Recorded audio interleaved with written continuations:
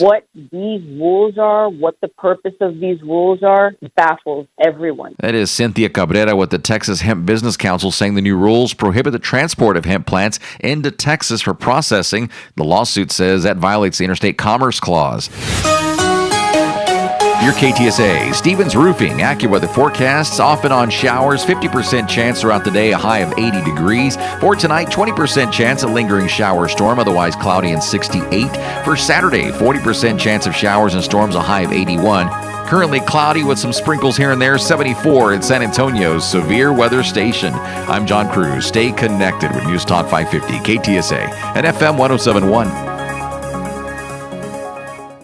If you're thinking of dental implants, have you ever called a dental implant center and asked for a price? A lot of them will offer a free consultation, but that often turns into a sales pitch. Most patients spend more time with the finance department than the doctor, and you're not buying a car, you just want to feel better. At River City Oral Surgery, they do things differently. They believe in health care built on trust, respect, and real patient care by a board-certified oral surgeon and medical doctor who lives here in our community. River City is not part of a corporate chain. There are no sales goals or quotas, no finance department. They even give their prices online at rivercityoms.com or over the phone. The goal is simple: to help patients achieve a healthier, natural, more confident smile. So if you're considering dental implants, you can trust River City Oral Surgery online at rivercityoms.com or 210-778-0002. For a local doctor you can trust River City Oral Surgery. All right, folks, as we approach Liberty Island, you'll see the iconic Statue of Liberty, standing tall at over 300 feet. The torch in her hand symbolizes a beacon of hope that's held up by her very wavy arm. If you have geographic atrophy, or GA, subtle changes in vision could mean it's progressing toward irreversible vision loss. Izervay, or avacincaptad pegol, is a prescription eye injection used to treat GA. It's proven to slow GA progression and could preserve your remaining vision for longer, so you can keep seeing the world around you.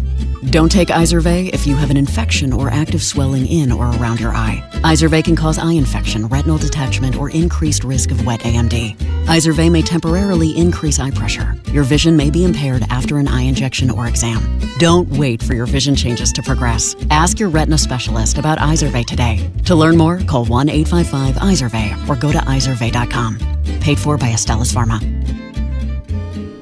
Wesley Financial Group is not a law firm. Ask yourself this question. Is it really worth holding on to that timeshare that you know you need to get rid of? Here's the truth. The average maintenance fee just went up over 17%. That could have been 117%, and there's nothing you can do about it. When you buy a timeshare, you give them a blank check for annual maintenance and assessment fees. I'm Chuck McDowell, founder of Wesley Financial Group. For 15 years, I've helped over 50,000 families cancel their timeshare. Not sell it, not transfer it, cancel it. Did you buy a timeshare because they told you it was a great investment and your maintenance fees would never go up? That's a lie. Are you ready to get rid of your timeshare once and for all? Simply call us and I'll send you our timeshare exit kit that explains all your options for cancellation. Call Wesley now for your timeshare exit kit. 800-979-3535. That's 800-979-3535. 800-979-3535. Meet Morgan Jones.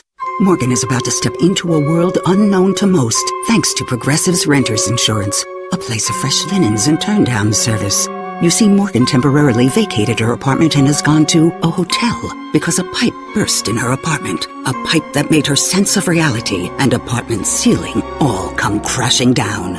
Luckily, Morgan checked into Progressive's Protection Zone. Get a quote at Progressive.com. Progressive Casualty Insurance Company, affiliates, and third-party insurers. For the ones who get it done, Grainger offers the professional-grade products you need to get the job done. With fast delivery you can depend on and access to technical product experts ready to help you meet any challenge. Call, click Grainger.com, or just stop by. Don't let tax refund worries hold you back. File now with TurboTax on Intuit Credit Karma. They'll find every credit and deduction to help you get every refund dollar you deserve, or your money back. Start filing today in the Credit Karma app. This is the KTSA Puppy Food Bank Radiothon, feeding the Lone Star Rescue Shelter pups while they await their forever homes. Donate now at KTSA.com. That's KTSA.com. Hey, it's Joe Pags, and this is either really good news or really bad news, depending on your perspective. You're going to have a double dose of me today.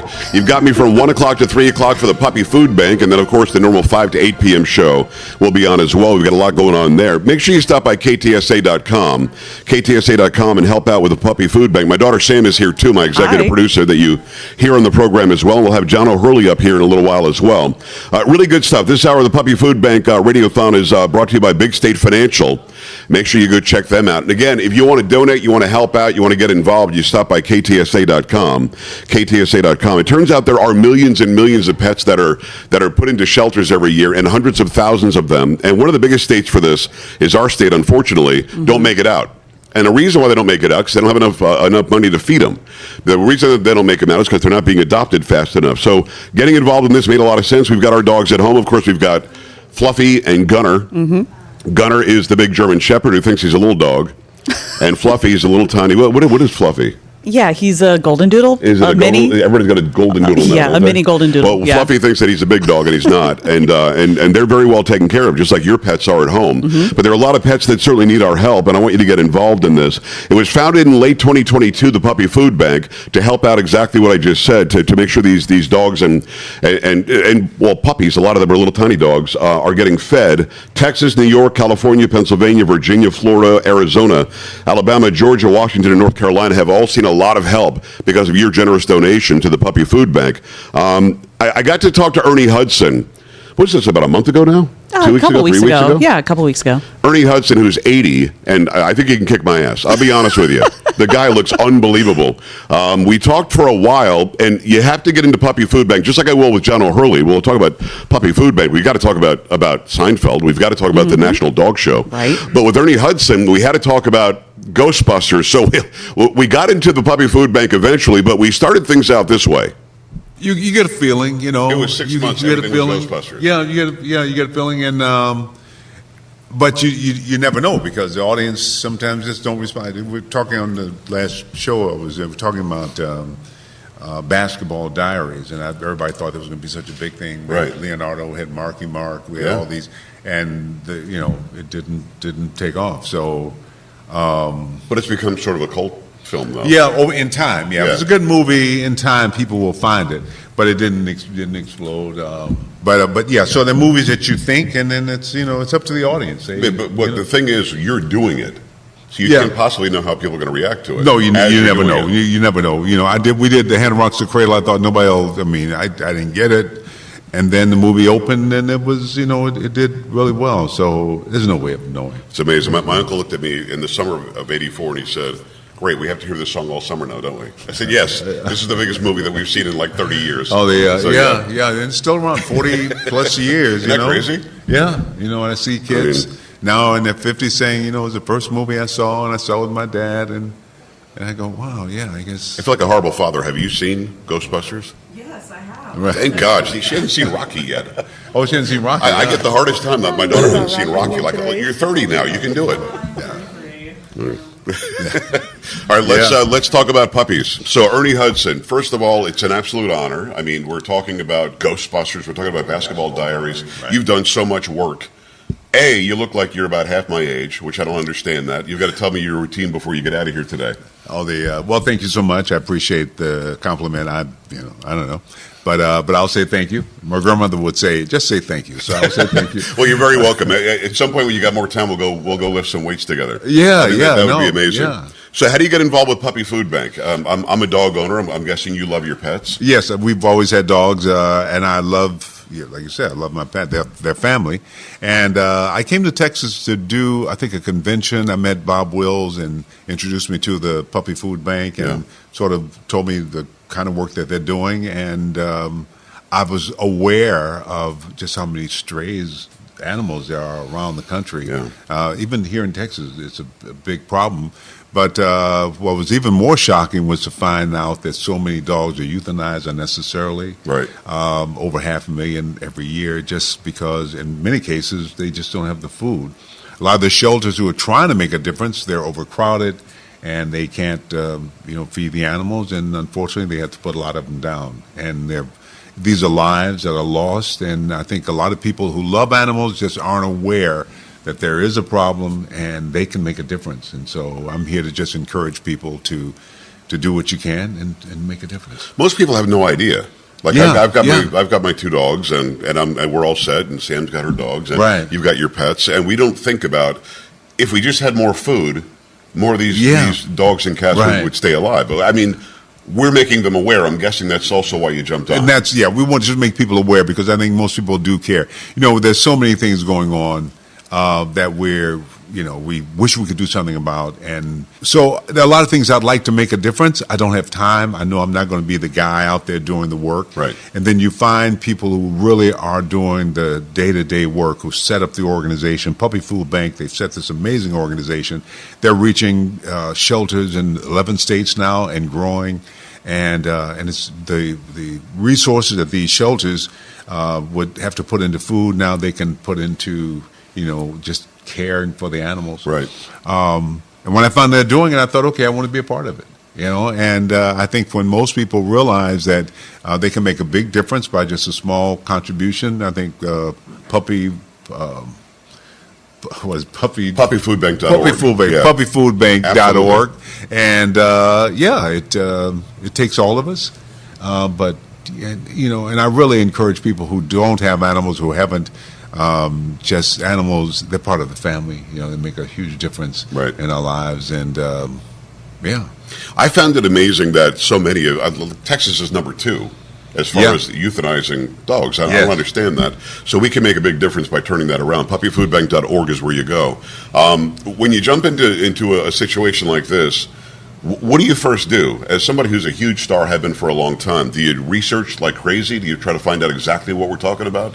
And then you say, yes, I will put my name on this. Right, yeah. I mean, some things you do, you'll hear about things that you're unaware of. I'm unaware that whales are at risk of something. Right. So that I have to do a lot of research. When we talk about dogs and cats and animals, all you got to do is look around and see strays there. I'm sure, I don't know how many, I don't have the stats, but over 500,000 stray animals here in Texas alone that aren't able to care for themselves. They're just out there, and coyotes are, so they're in danger. And when shelters bring them in, they don't have space for them. Right. So this is something that and you want to make sure that whatever organization you're supporting are doing the work, and all the money that comes in here goes to, feeding the animals and so I go, well, what can I do? And if it's not something that requires a lot, I think Puppy Food Bank is asking the basic donation of $15 a month. But whatever you can do, if you can give more, obviously, but it really does save animals' lives. Puppyfoodbank.org. Go there right now. It's such a pleasure to meet you. It's such a pleasure to have you here. Thank you. Come back often. We've got to go work out. Thank you. I look forward to it. Yeah, KTSA.com. That was Ernie Hudson. You know that he's old school because he calls Mark Wahlberg Marky Mark. It's been a long time since he's been Marky Mark in the Funky Bunch. John O'Hurley is on set here now with us.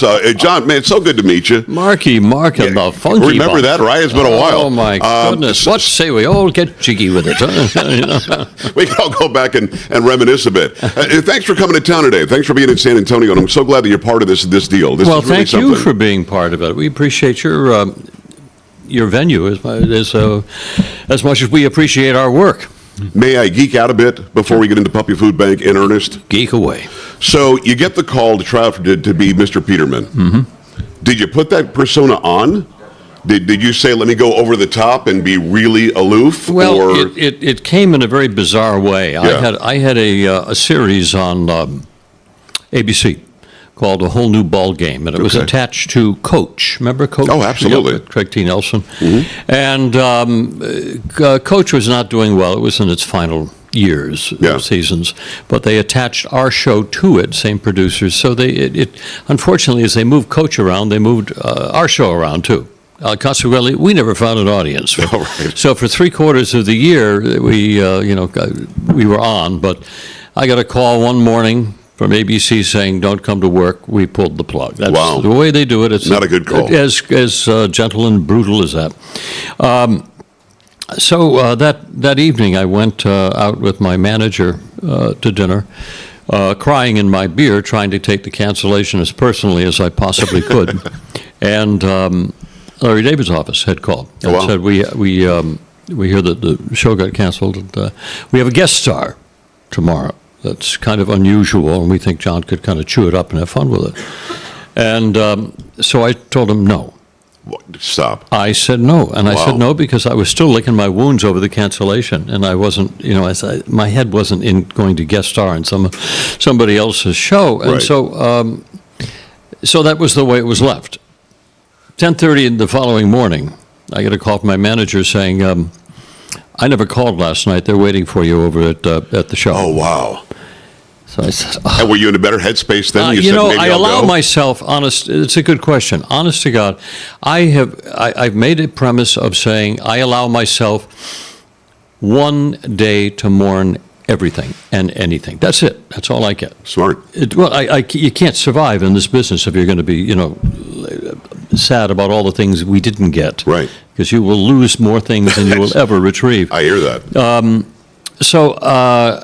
Anyway, I went over there, and it was just basically they were booking me for the show. But they handed me the J. Peterman catalog, which is the most unusual catalog you've ever seen written. It is a Hemingway novel about an Oxford button-down, and it's just so unusual. It's all pastel drawings. There's not a photograph anywhere, the text is what is so interesting. So as I was reading through it, they hadn't finished the episode. They were still the most disorganized show on television. They hadn't finished writing the script, so there was about half of it there. But they said, we just want him to sound the way the catalog is written, as though all of this verbiage is just tripping off of his tongue, and this is the way that he normally speaks. So I'm flipping through the catalog, and I'm just shaking my head going, what is this? Everything sounds like you're halfway through a Steinbeck meeting. Right, exactly. And so I just kind of tried on the character a little bit in my head, saying that I think he sounds a little bit like a 40s radio drama combined with a bit of a bad Charles Kuralt. That's exactly what it was. And it's exactly what it was. And so I went in there, and they just went nuts when I opened my mouth. So I said, bingo, got it. And the character came very easily to me. I mean, he was just this raving lunatic, a legend. Is that good that comes easy for you? Yes, I know. A legend in his own mind, right. And it contained, that first scene was maybe my favorite moment philosophically, and if Seinfeld had a philosophy to it. Right.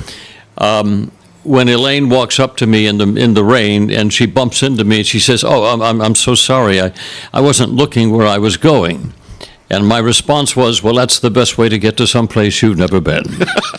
Which is, if you think about it, one of the most beautiful pieces of prose ever written. It's the best way to get to some place you've never been. There you go. It just is. It is John O'Hurley. We got to hit a break here. Hopefully we can continue with this one. No, that's it. That's it. I think I just. No, that's not the whole story. No, it's not, John. It's John O'Hurley again, Mr. Peterman, also the National Dog Show. Many iterations. I didn't know about the connection to Coach. We can get into that a little bit more as well. Plus, we'll talk about puppies. This hour is brought to you by Big State Financial. Go to KTSA.com and go support the Puppy Food Bank right now. It's Joe Pags. We're going to come back with John O'Hurley and talk a lot more about stuff and get your input as well. Make sure you go to KTSA.com and help these dogs out. We're back after this on the Puppy Food Bank Radiothon. When it comes to results, the numbers speak for themselves. Thomas J. Henry secured over $1 billion for clients in the past 4 years and successfully represented thousands of injured Texans. Thomas J. Henry, the name you know, the firm you trust. San Antonio, Texas. Well, it's done, and we love it. Hey, Trey Ware here for Texas Rhino Shield, and they have completed the project at the warehouse, and we absolutely love it. You know, Anthony came out. He spent several hours with us explaining the entire process, looking at our home, making all the measurements, and then talking about a few repair things that they needed to do. And then their guys came out, and man, when they hit it, they were great. The first thing they did was they gave the whole home a bath. They cleaned it up really well, did a few minor carpentry repairs, and then applied the Texas Rhino Shield. We love the color color. We love the contrast with the brick. We love everything about the Rhino Shield. You know what's the best part? It's guaranteed for 25 years. I won't ever have to do anything as far as paint is concerned to the warehouse again. I love that about Texas Rhino Shield. Right now, you can take $2,500 off when you mention Trayware when you log on to TexasRhinoShield.com. You're going to love the way your home looks and feels and is protected with Texas Rhino Shield at TexasRhinoShield.com. Rhino Shield. It's not paint. At the Institute for Functional Health, we're dedicated to helping you live life fully, playing with your kids, golfing, and feeling great without relying on pills. We're not about treating symptoms temporarily. We're about extending your health span, the years you live in good health. I'm Dr. Torres, and for over a decade, my team has transformed lives by tackling health issues at the root. Tired of medications without real answers? Take control of your health with us. Call 210-468-1891 for a free Discovery Day consultation or visit iffhealth.com. Improve your health span today. Looking for quality flooring? The Flooring Connection Outlet, formerly Green Carpet Company, has the same great service, in stock, and free home estimates. 1132 Arion Parkway behind Northside Ford. Different name, same great service. The Flooring Connection. The KTSA Puppy Food Bank Radiothon continues. Go to KTSA.com right now and make a tax-deductible donation so these fur kids can get healthy enough to find their forever homes. That's KTSA.com.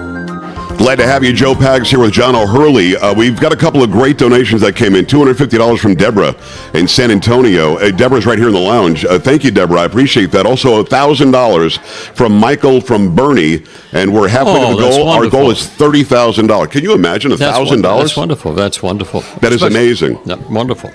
And I love Bernie. Oh, Bernie rocks, but it's spelled Born. People, my mother's boyfriend came to tell me, we're stuck in Bourne. So what are you talking about? It's Bernie.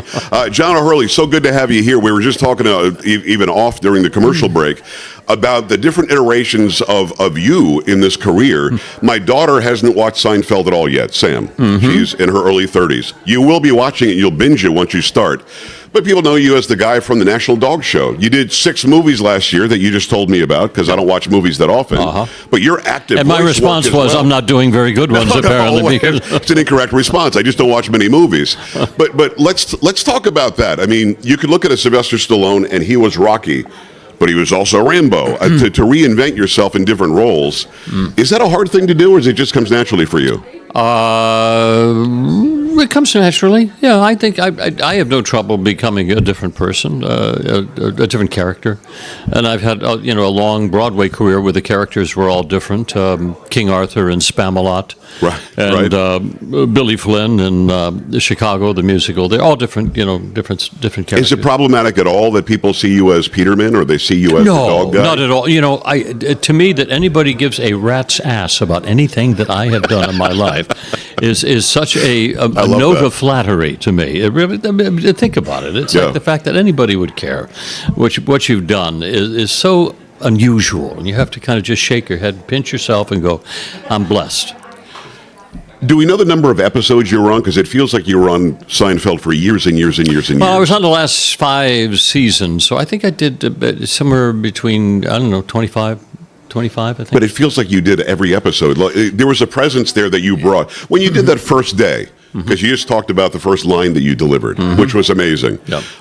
When you did that first day, it was like you were part of the fabric immediately. Did they expect to bring you back that much? Did they expect you to be recurring that much? Well, as I mentioned, they hadn't finished writing the script when I went for the read-through.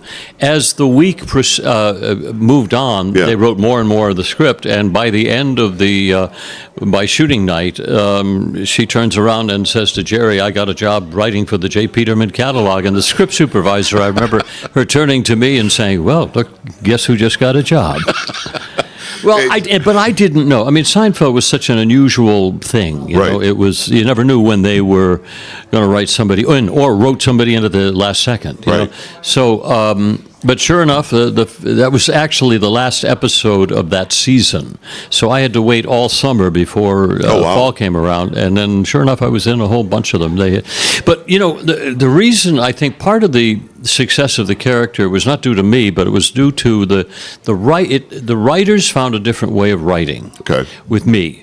because they could write in longer form. They wrote in these monologues that they would do. The Peterman monologues are hysterical. Unfortunately, most of them were cut from the show. Really? Because they were too long. So, and it wasn't about J. Peterman. It was about Seinfeld. Right. So they would... obviously, if they had to clip 10 minutes off the show, it's like, well, we'll start with a Peterman monologue, flying out. So I have all of this stuff in my head that I can't get rid of, so it still lives there. When you get the call from Larry David, does he already have an image of what he thinks you're going to be? And do you do what he thinks you're going to be, or do you do what you do, and he says, yeah, that's it? The character evolved from more of a straight-laced... kind of corporate poet to an absolute raving lunatic when I go off to Burma to find myself and recreate the Apocalypse Now episode. Right. And so he just became an absolute raving lunatic. But it gave, the writer said, more and more fun with the character and again, the monologues. But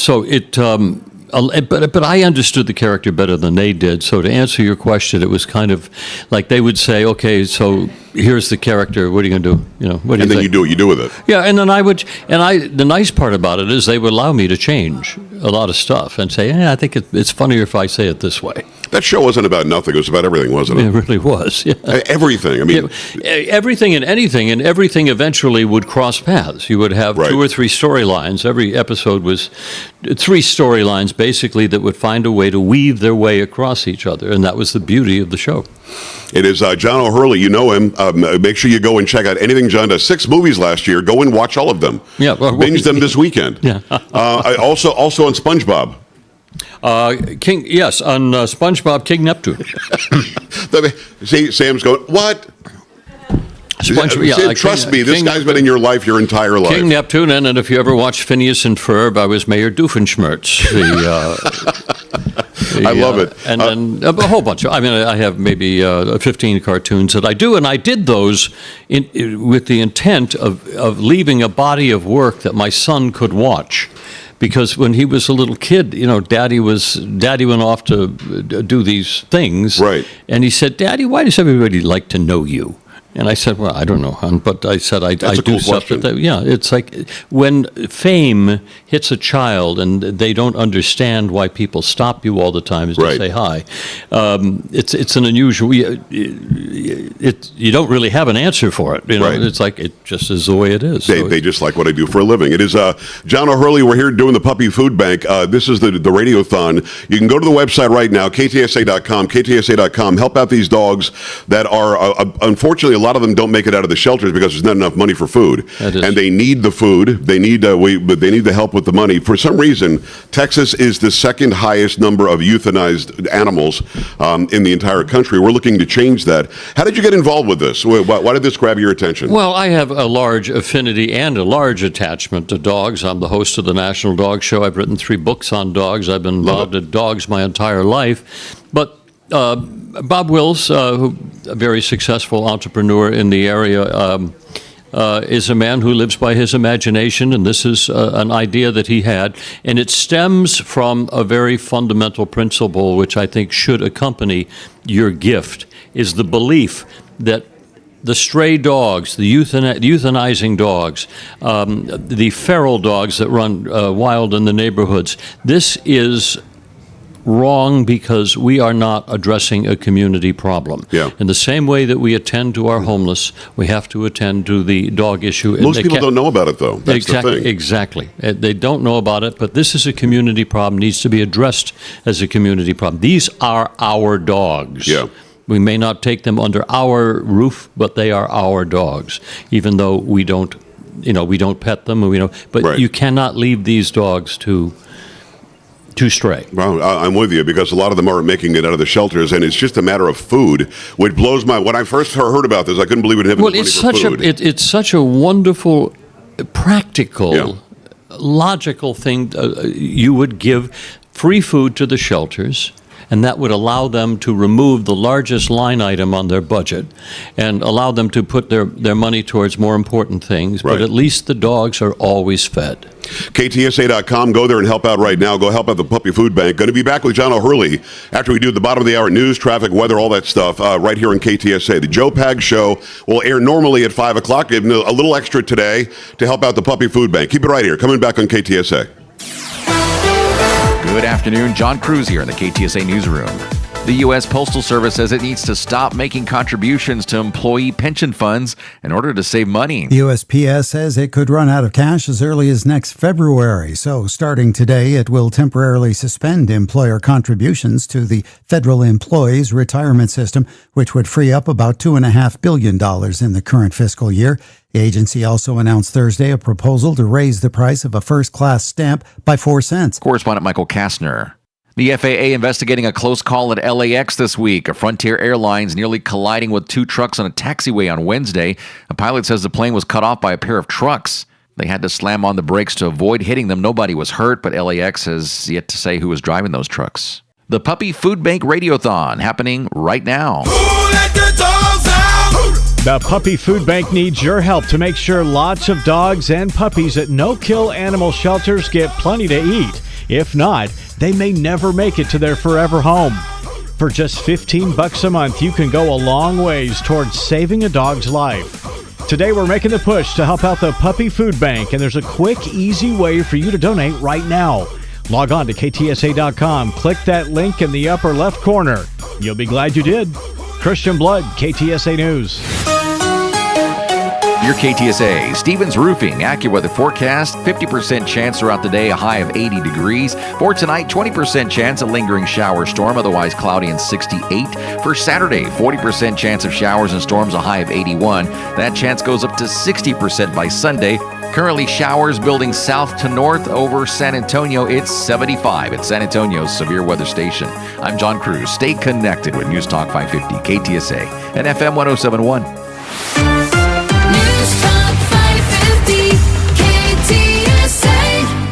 You wake up every day lucky enough to be a Texan in the greatest country on God's green earth, where we cherish our freedom and independence. Protect your financial independence and call Big State Financial for a free review. 210-373-6000. Ensure your retirement income with Big State Financial and their Safe Money retirement programs. No matter what the market does, you won't lose a penny. Call 210-373-6000 to schedule your free review.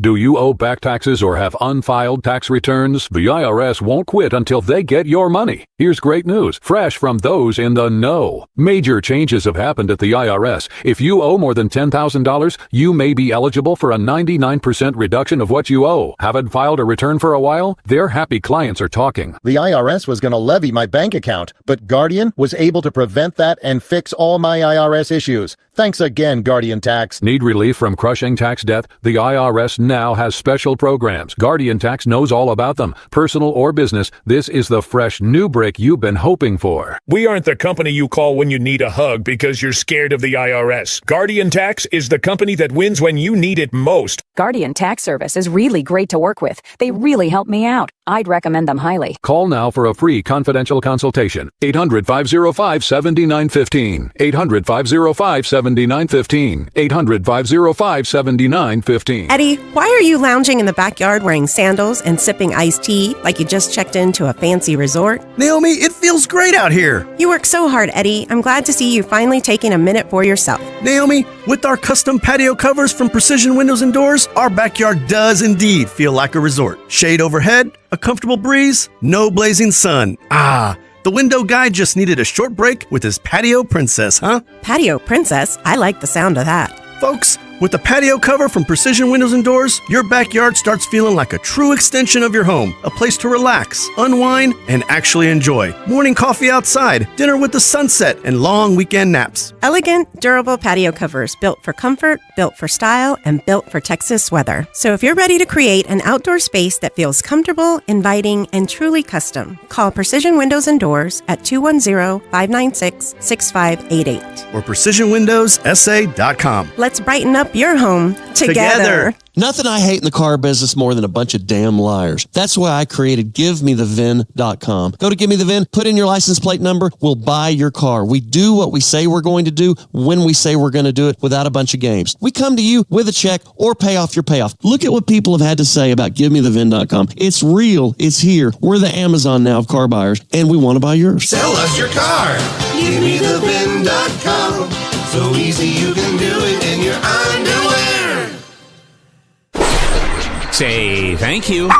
Say thank you. Good dog. That's for everyone who's given to the KTSA Puppy Food Bank Radiothon. Be among them right now and donate at ktsa.com. Feeding shelter pups so they can get a new start on life. Oh, okay, here it is again. ktsa.com. Honored to be sitting here with John O'Hurley. It is the Puppy Food Bank Radiothon on KTSA. Go to ktsa.com. Some of the stuff we're talking about in the breaks, we should probably save this, bottle it up, Sam, and run it later if we were rolling. I don't think we were during the break, but it's so good to see you. It's so good to have you. We talked a little bit about why you got involved with this, but I want to go back to what you do for a living, the acting stuff. It's, to me, things have changed exponentially. Some would say for the better. Some would say not as good. Like you said, you did 6 movies last year. I'm not a movie watcher, so I don't know them. I'm sure I would love each and every one. Go find out what John did last year. Go watch these movies. But we've changed it from the movie theater to the living room. Has that changed what you do for the better or for the worse? The downloadables. Yeah. I think it's, I think there's some wonderful content out there. I mean, I enjoy watching an 8 series, and if I really like it, I get very disappointed at the end when that's it. Right. And it's going to take another year to put it together. So we're all binging. Yeah. You're right. So it's good and it's bad. It doesn't have the continuity that I would like to see in the art form of television. Right. Do you find that people making movies are making them for the smaller screen now instead of making it's an art to make it for the gigantic silver screen and go sit there and watch it in a venue? Well, I think these large screens that we have at home, I think are pretty large, and I think in perspective, I think that's what they're making it for. But I think. I think there's some wonderful work being done in writing, especially.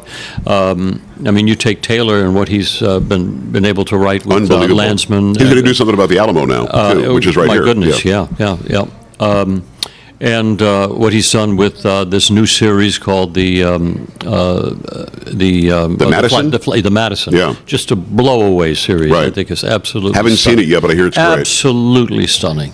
And then, again, Landman.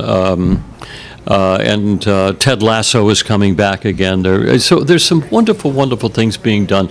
But we've lost our sense of the, that common, must-see Thursday, must-see TV. Oh, absolutely. Thursday. It was an event to wait and see that show. Yeah. It's stylized in a different way, and I think we have to go search for it now on our downloadables. But it allows a binge nature to what you're doing. So I find that I've got a whole audience of 14 to 20-year-olds that are watching Seinfeld for the first time. Isn't it amazing? It's amazing. And my son will come home saying, Dad, everybody's watching Seinfeld now. And, he's been watching, it's like, he goes, okay. But everybody, and it's developed a brand new audience again, too. Some of those monologues, as you said, didn't air. By the way, it's ktsa.com. Go help at the Puppy Food Bank. That's why we're doing this today. It's why John is in town. Some of those monologues didn't air. We haven't heard some of those monologues. Many of those monologues didn't air. We haven't heard a monologue from you in a very long time. Oh. Have you got anything in the memory banks? Oh, I can always give me a monologue. Come on, from Seinfeld. Right. This would be, I'll give you one, Rob Schneider. Right. Rob Schneider was playing my hard of hearing assistant. Okay. And I mistakenly thought that he and Elaine were having a little tete-a-tete on office time. So I decided I was going to play Cupid, and I strolled into her office late one afternoon. I slapped down 2 tickets to the Karamazov Brothers Circus, and I tell her that she and Bob and knock off a little early to get ready. Well, she looks at me as though I had grown a second head, and she said, Bob? And I said, and this was cut, I said, Elaine, don't worry. I, too, am no stranger to love on the clock. As a young lad, my father apprenticed me to a honey factory in Belize. The chief beekeeper was this horrible hag of a woman with gnarled teeth and a giant wart that she called a nose. Whoo, she was not attractive, even by backward standards. But love is truly blind, Elaine, and as the days went on, working closer and closer together, that sweet smell of honey in the air, I knew I had to have that horrible creature. And I did. So you and Bob have a good time tonight. That was unbelievable. Come on, a monologue about Elaine and Bob from Seinfeld. That was so incredible. You got this stuff stuck in your brain? It's good writing, never leaves. Wow, that is amazing. It's John O'Hurley. It's like Shakespeare. Be very jealous of where I'm sitting because I'm enjoying it. It's better than Shakespeare because it's hilarious. When you deliver something like that, first of all, when you read it, are you laughing as you read it, or are you trying to figure out what you're going to do with it? I couldn't get through it. It would take 4 or 5 takes before I would, that little curl in my lip would go away, because it was just too funny. And of course, if I go, Julia's gone. Yeah, I mean, she's the first one off. She has no concentration at all. That is unbelievable. It's John O'Hurley. Do me a favor, stop by KTSA.com. KTSA.com. Help out the Puppy Food Bank. This hour brought to you by Big State Financial. You mentioned Rob. He's in the fray now politically. He's out there unafraid to say what he wants to say. We were just at CPAC last week. He was there as well. Do you find, because you're a conservative guy, I think people know that. If they don't know that, you are. Nothing wrong with that. There's nothing wrong with enjoying the Constitution and being conservative about it. Do you find that's a hindrance at all? You did 6 movies last year. You're doing voice work all the time. You're not lacking for it's like people aren't blacklisting you, it doesn't appear. Yeah, they have. Really? Oh, sure. Yeah, I've lost many jobs because of my political stature. Will they say that? Because you feel this way, that's why? Yeah. Oh, they'll say, and I've lost many friends, many very well-known friends, that basically have just said, that's it, we don't like his politics. That doesn't make any sense. No, it doesn't make sense. Because what you do, yeah, you're acting like somebody they want you to be. Yeah. It doesn't matter what you think about politics. Yes, this makes sense to you and I. That's right, because we're conservative, smart people. When that happens, they're unafraid to say that. But if we conservatives said that about the other side, we would be something-ist, something-ophobic, something whatever. Yeah, it's a double-edged... There would be an appropriate label attached, yes. Exactly. It is John O'Hurley. Were you apprehensive about letting people know your thoughts about values and the country and the Constitution? It was a little off-putting in the beginning because politics were explanation for my political foundations never seemed important to me. Right. It was just the way I felt, and I didn't think anything should be or could be made of it. Right. And I found, pretty soon that the more I was attached to the people on Fox News and what have you, and the more I appeared on Fox News, the more people were going, Wow. We don't like his politics. Is there a reason why Hollywood went so far left? It didn't used to be that way. In fact, there's a piece of video that's very famous of Bob Hope making fun of liberals and Democrats. Why did it go that way, do you think? I think there's a little bit of the, like lemmings to the sea, where people don't really have an established foundation for what they believe. They just believe that that's the way everybody else who is successful believes, so I better stay in rank. Yeah, well said. And to me, that's the only reason that people would be so nonsensical. Is it easier now with people like Mark Wahlberg? Is it easier now with people like Nick Searcy's a friend? Sure, I would say so. And I think also because of the profundity of Trump, whether you like him or not. Right. But he is a profound man in terms of you can't stop him. Right. He is going to build. I mean, I've always said I've never stayed in an Obama, I've never stayed in a Hillary, I've never stayed in a Biden. But boy, I've stayed in some Trumps, and wherever they are, they're the best hotel in town. There's a man that's addicted to quality and addicted to getting it done. It's the reason that I like Bob Wills, who did this wonderful thing called puppyfoodbank.org. Right. Because he imagined this, and because he accomplishes what he imagines, then I'm on board with that, because we need more people like that, and not people that just say, well, I kind of feel like this way, and you're a racist for feeling any way different. Dumb? Yeah. It's just so dumb. They can call you any name they want, but they can't back it up with any evidence at all. I love that you've got a backbone that you've got. And you're right. The profundity, I don't think I've ever used that word, but he is profound. He's a gigantic presence. Have you met the guy? Oh, I know him very well. Do you? Yeah. We used to go to church together and I introduced him to Marla. You introduced him to Marla Maples? Wow. Okay. Yeah. Does he still talk to you? No, I'm just kidding. No, we're actually. I'm kidding because of the Marla thing. He loves my wife. He loves my wife because she's a profoundly good golfer. Oh wow! And so I know him through golf. People don't believe me. I've interviewed him 15 times, including at the White House. He's a really, really nice guy. Off camera, away from he's just a nice man. I remember people don't believe me. We'd sit and have lunch together, and he'd reach into his pocket and he goes, here, call me. So he hands me his card with the 00000 on there to call him and when I'm in New York. And so I've had on a couple Would people be surprised by the kind of guy he is away from the camera? Gracious and funny. He is. And he will give everybody the time of day. Everybody the time of day. He doesn't poo-poo anybody. I tell the story often. You've met my daughter Sam, who's my executive producer. She was at the White House with me. He sits down across from me. We're about to do the interview.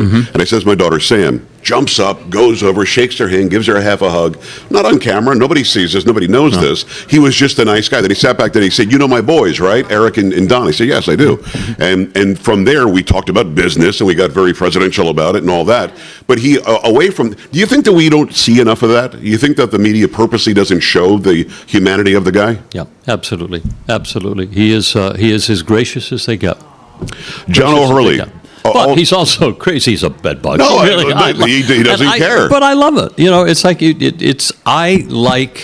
it doesn't bother me that he is the way is as ostentatious as he is. So the Easter morning that'll give you something to go along with profundity. It's exactly the ostentatious. Right. The Easter morning open the effing straight didn't bother you, I guess. Absolutely. He doesn't care in the best possible way because I think that the backdrop is always he loves the country. He wants to do best for the country. Yeah. It's John O'Hurley. He's here in town in San Antonio on KTSA with me. It's Joe Pags. Will be back at 5 o'clock today with the regular show. We've got donations coming in for the Puppy Food Bank. And when we come back, we'll talk more about that, exactly how you can get involved, why this is so important, why somebody who's such a big name as John is here attaching himself to this. And you mentioned Bob Wills. Bob seems to be able to get anything done he wants to get done. It does, and he also commits to it. What he imagines, he does. And that's one of the qualities I love in a person, is that they don't just talk about, oh, maybe I should do this or maybe I should do that. It's when they imagine something, they go, because I imagined it, I must do. Yeah. And believe it, I always say that's the only way God talks to you is through your imagination, not through your rational mind. Your rational mind will lie to you all day long. Its job is to keep you standing upright and safe, and that's it. Right. Its job is over once it does that. Your imagination takes you from there. It provides you the image of who you are and what you're supposed to be. I love that you said that because everybody's got an imagination. Most are afraid to do anything with it. Absolutely. And you know what? And the more you ignore your imagination, the more you take another step towards an ordinary life. Let's hit a break here. John O'Hurley is in studio. It's ktsa.com to donate to the Puppy Food Bank. We're doing this for the Puppy Food Bank, and I want you to make sure you jump in. We're looking to raise $30,000, and we're well on our way. Let's make that happen. ktsa.com. We're back after this on News Radio, News Talk 550 KTSA. Keep it here. My name's Bob. I love working on my ranch, but I didn't like going to the doctor and feeling bad. My lower back pain and joint pain was always hurting, and I just couldn't do the things that I wanted to do. Taking care of my ranch is demanding work, and I didn't want to just grow old and give it up. I heard of Dr. Torres and the Institute of Functional Health and decided to make a call and get an appointment. It was the best decision I ever made. Dr. Torres helped me understand why I was in pain. He understood my situation, did a thorough evaluation, and changed my life. I'm now 27 pounds lighter. I have no pain. I have more than enough energy to do the work on my ranch. I feel younger, healthier. I'm glad I met Dr. Torres, who helped me take control of my life. Call Dr. Torres at the Institute for Functional Health for a free consultation. 468-1891. That's 468-1891. The Institute for Functional Health. 468-1891. Hi, Trey Ware here. You know, one thing I've learned over the years is when it comes to your home, it pays to work with people you know and trust locally. And that's exactly why I recommend Alamo Water Softeners. They're a local company right here in our community, helping families across San Antonio and South Texas deal with our tough, hard water. And right now, they're running a great special. When you purchase a select water care system, Alamo will include a free reverse osmosis drinking water system. That means cleaner, great tasting drinking water right from your kitchen tap. These water care systems are designed, assembled, and tested in the USA, built specifically for hard Texas water and backed with a strong warranty. Hard water can be tough on your home, damaging pipes, wearing out appliances, and leaving spots on everything. A whole home system from Alamo helps protect your home and gives your family better water every day. So if you've been thinking about improving your water, start with a free water analysis. Call my friends at Alamo Water Softeners or visit alamowatersofteners.com. Alamo Water Softeners, your local trusted water care dealer. Water you can trust for the people you love. Domestic violence is one of the most widespread crimes in Texas, yet one of the least reported. When someone walks through the doors of the Battered Women and Children Shelter, they're looking for safety. Help exists, and it's closer than you think. Christie's Hope supports the shelter with housing, trauma recovery, and long-term aid. Thomas J. Henry stands with us in our commitment to end domestic violence. If you or someone you love needs help, visit christieshope.org. This is the KTSA Puppy Food Bank Radiothon. Donate now, please, at KTSA.com. Make it happen, KTSA.com. It's Joe Pags along with John O'Hurley, and it's just an absolute honor. I love sitting here talking with you. The stories are amazing. The fact that you ripped off a monologue from the top of your head was unbelievable, and you sold it as well as you did in the day. Is this a dumb question? Is there a favorite thing that you've done?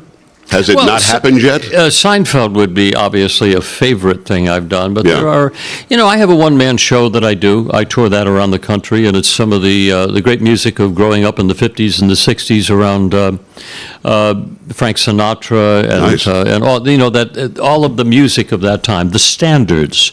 The show is called A Man with Standards, and because I bring back the music of that time. I love it. And I also say I was lucky enough to grow up in the shadow of men and women who had standards.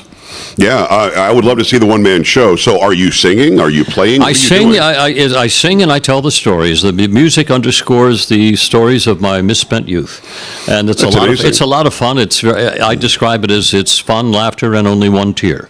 When you say standards, I'm a saxophone player. I think about 5 saxophones, 5 trumpets, 5 trombones.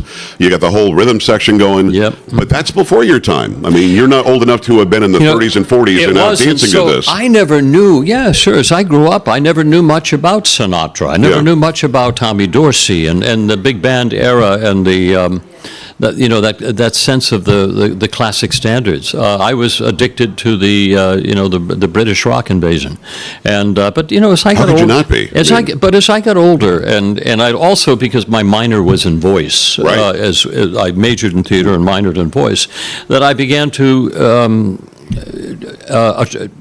kind of absorb the wonder of Sinatra, the wonder of some of these wonderful singers back then, and that's kind of where I went more in that direction. And then, of course, Broadway as well. I had a long career on Broadway, I still do. So I've kind of let the rock and roll go bye-bye. It's interesting because Tommy Dorsey, clarinet, Glenn Miller, trombone, real musicians playing real music, and the complexity of the harmonies that they were pulling off in the 30s and 40s with really horrible recording devices back then. I would love to see somebody remake that. I love that you're bringing it to a different audience. What's the reaction? Is it older people? Do younger people want to learn? People love it. The reaction I get is the shock, the surprise. They go, Those stories. How good it is. I said those stories are, and I said, I said I love the stories of my life, and I find that music supports it. The peak of the show that I do is telling a story about Frank Sinatra, who got me to sing again when I stopped for a while, and I ended up. I won't tell the entire story because you really should come see the show. Definitely. But I ended up singing at 2 o'clock in the morning at Sinatra's house in Palm Springs. Stop it. I ended up singing Sinatra to Sinatra. No, you didn't. Yes, I did. I broke the golden rule. Are there which is recordings of this? You know. There also weren't any applause either. I broke the only rule, which is you don't sing Sinatra to Sinatra. When you said Sinatra got you to sing again, I thought you listened to his music, and you said I should probably sing. No, you're at his freaking house in Palm Springs? Yes, I was there too. But no, true story. I was at the Frank Sinatra Celebrity Golf Tournament. Wow. Back when I was Mr. Daytime Television. I was on all the soaps. What does he say? Hey, kid, come to the house. I mean, how does that work? No, everybody who went to, all of the celebrities at the end of the gala, the formal gala of the Frank Sinatra Celebrity Golf Tournament, came back. The tradition was you come back to his house. He had a hand-selected group of people that he invited, and you did a little. Everybody got up and entertained. Robert Goulet got up and did 45 minutes of ballads. And Frank's sitting there sipping some wine, just enjoying it. Yeah, and he's sitting there in the big overstuffed chair right by the piano, right, and knocking back his JBs, and it was Johnny Walker's rather, and so you sang. So about 2:00 in the morning, the pianist looks at me and goes, "Hey, let's go. It's your turn." And I went, "Oh my God!" And I want to crawl into my glass of Chardonnay at that point like that. And I walk over to the piano and I lean in and say something to him, and he looks back at me as though I had just licked his ear. And he said, "Okay." And I proceeded to do the stupidest thing I've ever done in my career. I sang Sinatra to Sinatra. Can I know which song you chose? The song I sang was "You Will Be My Music," which was the song, as he said to me. He goes, that was the song that Joe Raposo wrote for me, sing to my wife. Were you singing to my wife? I said, "No, sir." The answer is an emphatic no. No. No services. What kind of dude was he? Was he as again away from the cameras? Was he a nice guy? Everybody. Oh yeah, everybody loved him. That he was just he was a god. You know, and everybody respected him as that. But I can't say I knew him other than that. I mean, really, you were just at his house singing to his wife. But I did walk past. I did walk past him after I finished singing to his wife. Right. And he reached down and he touched my knee in a spot that I have not washed ever since. Well, there you go. And said, "You sounded good." Wow. That's all I ever heard. That's all you need to. That's all I ever needed to hear. It's John O'Hurley. You are coming back to Texas to do the one-man show, I am. Right? I'm doing a tour. Is it in the fall? I'm doing a Texas tour in October. I'll be here over at Jazz Texas at the Pearl, which I performed at frequently. I love that. Doc has got a wonderful spot over there. It's one of the great jazz clubs anywhere in the country. I will tell you that because I performed. Quite a bit, and it's a great spot, and I'll be there on the 17th of October. Make plans to go and check it out. It is John O'Hurley. Go to KTSA.com, help out the Puppy Food Bank. It's why he's in town today. We're looking to raise $30,000, which I think we should do rather easily if you get involved All right now. we need is $15 a month. Right. Just a pledge of $15 a month, and that gets us everything that we need to do, because we have 500,000 cats and dogs that enter shelters in Texas every year. Isn't that an unbelievable number? That is stunning. And it's all because people are not responsible pet owners. They sometimes will try the idea of having a dog. And if they'll say to themselves, well, if it doesn't work, I can always drop it off at the shelter. Well, that's why we have 500,000 dogs a year at the shelter, and they've got to be fed 3 times a day. A lot of them don't make it out of the shelter, which is what we're trying to avoid. Mm-hmm. Go right now, KTSA.com, and make that donation possible. Before we hit the top of the hour, John, if you don't mind, when you're doing Shakespeare, that's almost always serious. There's some humor in there, too, obviously. When you're doing Peterman, it's always humorous. Is there something in your brain that you can switch that says, do Peterman now or do Shakespeare? Because you deliver both of them very similarly, I would imagine. Well, yes, but the Peterman always, I like it because it has a serious tone, and it isn't funny unless you do it seriously. Right. If you did it tongue-in-cheek, it wouldn't have worked. It wouldn't work. Right. No, you've got to do, and that's what Seinfeld was. You've got to do. Seinfeld is not joke funny. Right. There's no jokes in there. You take the scene and you play it like Streetcar Named Desire. Right. And then the scene is funny. That's what made that thing a funny show. Is there a switch, though, when you're doing Shakespeare? Is it the exact same delivery? Well, I would say that, let's go back to the word ostentatious. Okay. Yeah, I think Peterman is a little more ostentatious. I think that's what he likes to be big, large. Could we say profundity? Profundity, and also profound. Yes, he's definitely profound.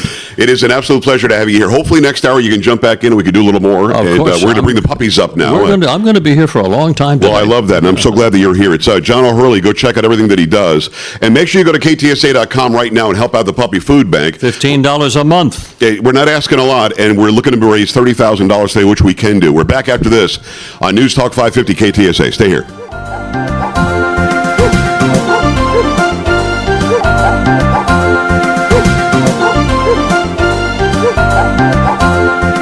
This is San Antonio's news, traffic, and weather station. KTSA. It's 2 o'clock at KTSA, San Antonio. I'm John Cruz. Scattered storms today and into the weekend. Some could qualify as strong to severe by Sunday. Your full forecast coming up in AccuWeather. San Antonio police still investigating a body found along Leon Creek Greenway on the northwest side. That body found just before 9 o'clock this morning off the Prue trailhead by two bicyclists. We now know that body was of a woman. That fire had spread to nearby trees, causing smoke. That's what alerted the bicyclists. We'll keep monitoring this story and give you the latest right here on air and online at ktsa.com. New this hour, a man who led deputies and DPS on a chase that began near Gonzales is now under arrest here in Bexar County. Well, that chase began around 9:30 this morning. He ended up near Southeast Loop 410 and also ended up swiping an East Central ISD school bus. Thankfully, none of the kids on board were hurt. They were evaluated by medical staff later on. The suspect, who had active warrants out of Victoria, went into a Walmart after that collision, and he was arrested shortly after. The Puppy Food Bank Radiothon happening right now. It's the perfect time to help out no-kill pet rescues here in San Antonio, Austin, DFW, and Corpus Christi. These are our dogs. These are our shelters. It's part of our community. It's a little bit like saying, well, I look over the shoulder and I don't care where my rubbish goes as long as it's just not there. Actor John O'Hurley began the Puppy Food Bank in 2022 and says the growth has been staggering. Learn more about how you can help on the front page at ktsa.com. Your KTSA, Stevens Roofing, AccuWeather forecasts, off and on showers, 50% chance throughout the day, a high of 80 degrees. For tonight, 20% chance of lingering shower storm, otherwise cloudy and 68. For Saturday, 40% chance of showers and storms, a high of 81. That chance goes up to 60% by Sunday. Currently light rain and clouds. It is 76 at San Antonio's Severe Weather Station. I'm John Cruz. Stay connected with News Talk 550, KTSA, and FM 107.1. News Talk 550, KTSA. Too good, too good. Skip the ordinary and shop the extraordinary at Too Good to Be Through. Whether you're looking to refresh your wardrobe or elevate your space, Too Good to Be Through is San Antonio's first and finest consignment store. Visit their beautiful showroom on San Pedro near Bitters, where you'll discover an ever-changing collection of name brand fashion, high-end furniture, and distinctive decor. Every piece is carefully selected for quality, condition, and style. Whether you're a homeowner refreshing a room or a designer sourcing your next project, you'll find inspiration here. From statement tables and timeless seating to unique accents and new market pieces, Too Good to Be Through, where beautiful living begins. Visit today and see what's new. Inventory moves quickly and the perfect piece may be waiting for you. Skip the ordinary, shop the extraordinary. Too Good to Be Through, elevated style without compromise. Online at toogoodsA.com or shop in person. Transform your space with confidence at Too Good to Be Through. Too good to be through.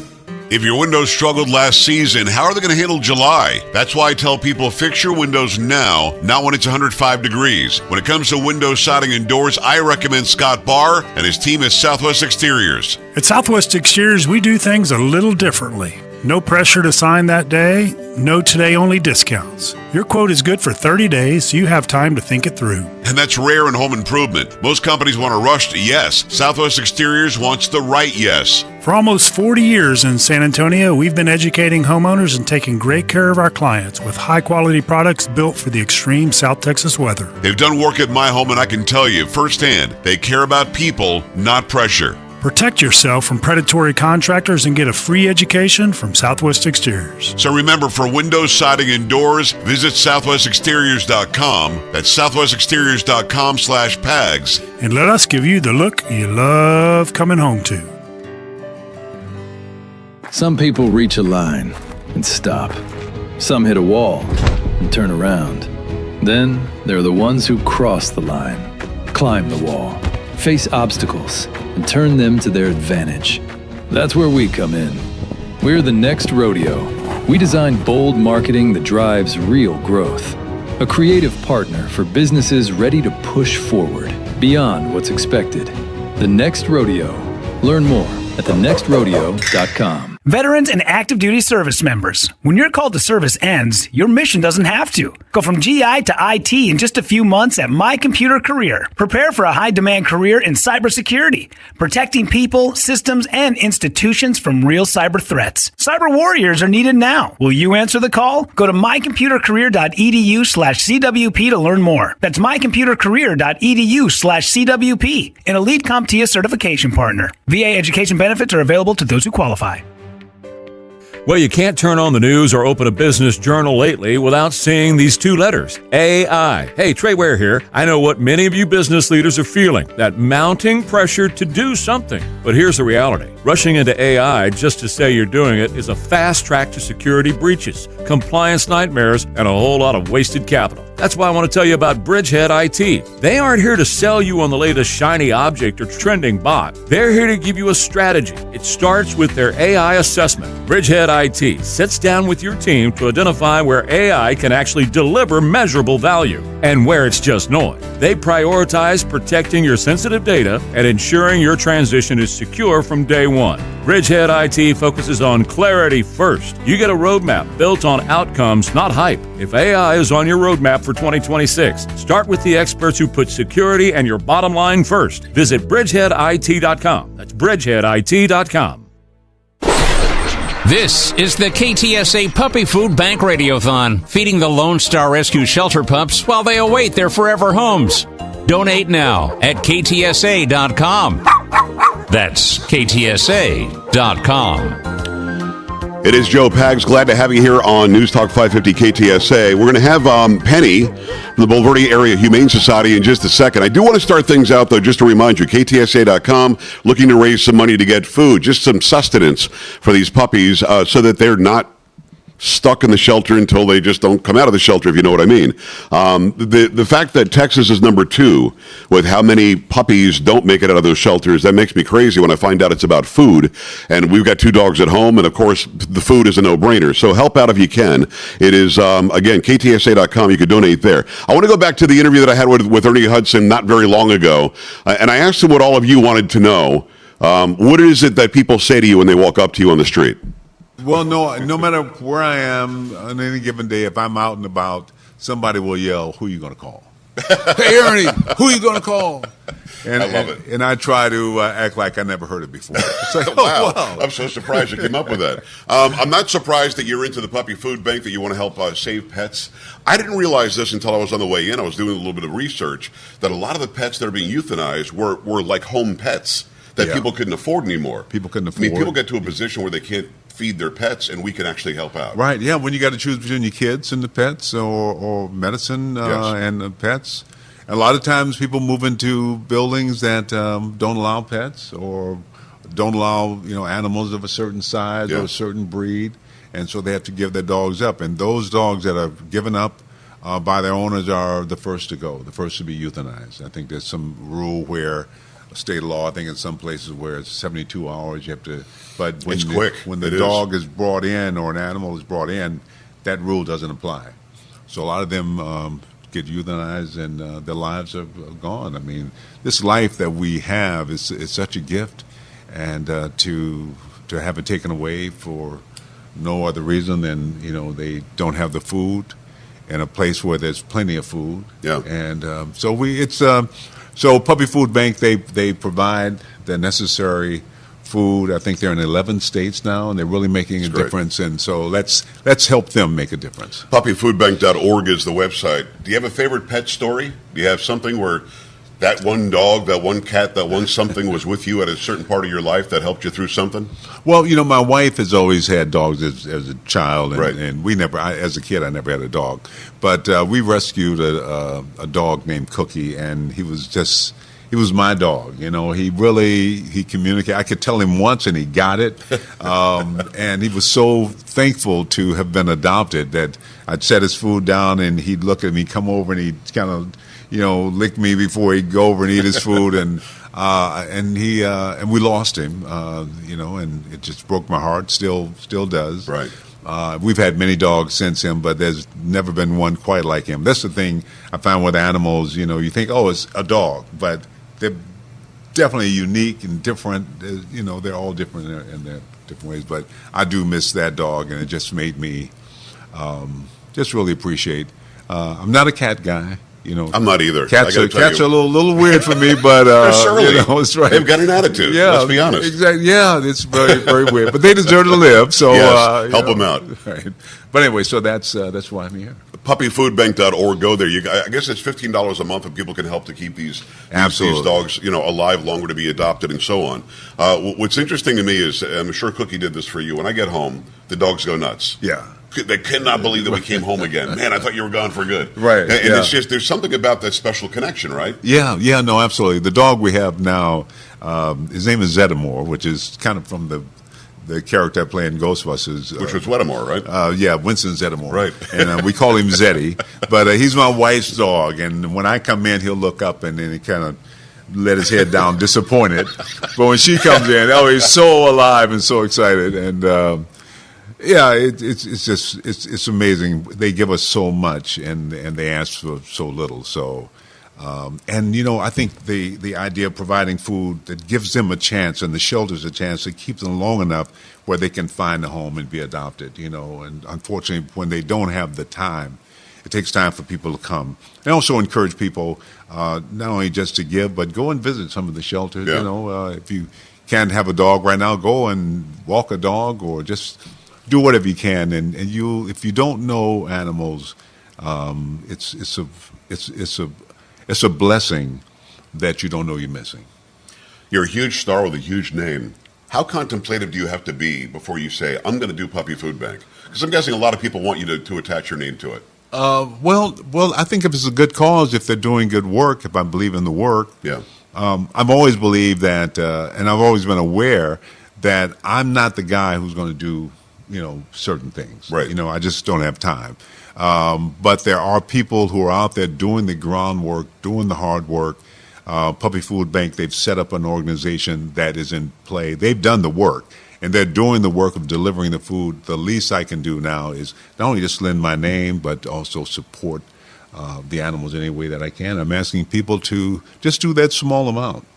Because it makes a big difference. You think it doesn't make a difference? It makes a big difference. Yeah, it makes a huge difference. Puppyfoodbank.org. I can't tell you how excited I am that I got to meet you today. Oh, well, I got to interview presidents and everybody else, but this is a really, really big deal for me. Oh, well, thank you. Presidents, well... They come and go. But compared to a Ghostbuster, I don't know.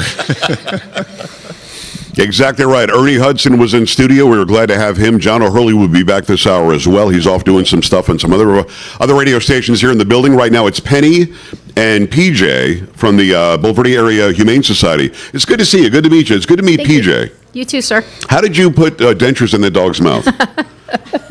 It looks like false teeth perfectly. I know. She's got the best underbite. That's a cute doggy. So tell me PJ's story. PJ was found at a school off of Marbach, and she had puppies, and the kids were trying to get her, and she was, of course, protecting her puppies. So one of the teachers there, they trapped her, and they needed help with both her and her puppies. So she's the mom? She's a mom. Okay. But she was only 8 pounds when we got her, so the puppies were kind of killing her, trying to feed. Yeah. So we took the puppies, got them into a foster, and I'm currently fostering her at home. So she came in at 8 pounds. She's 11 pounds now, and hopefully get her up to 15.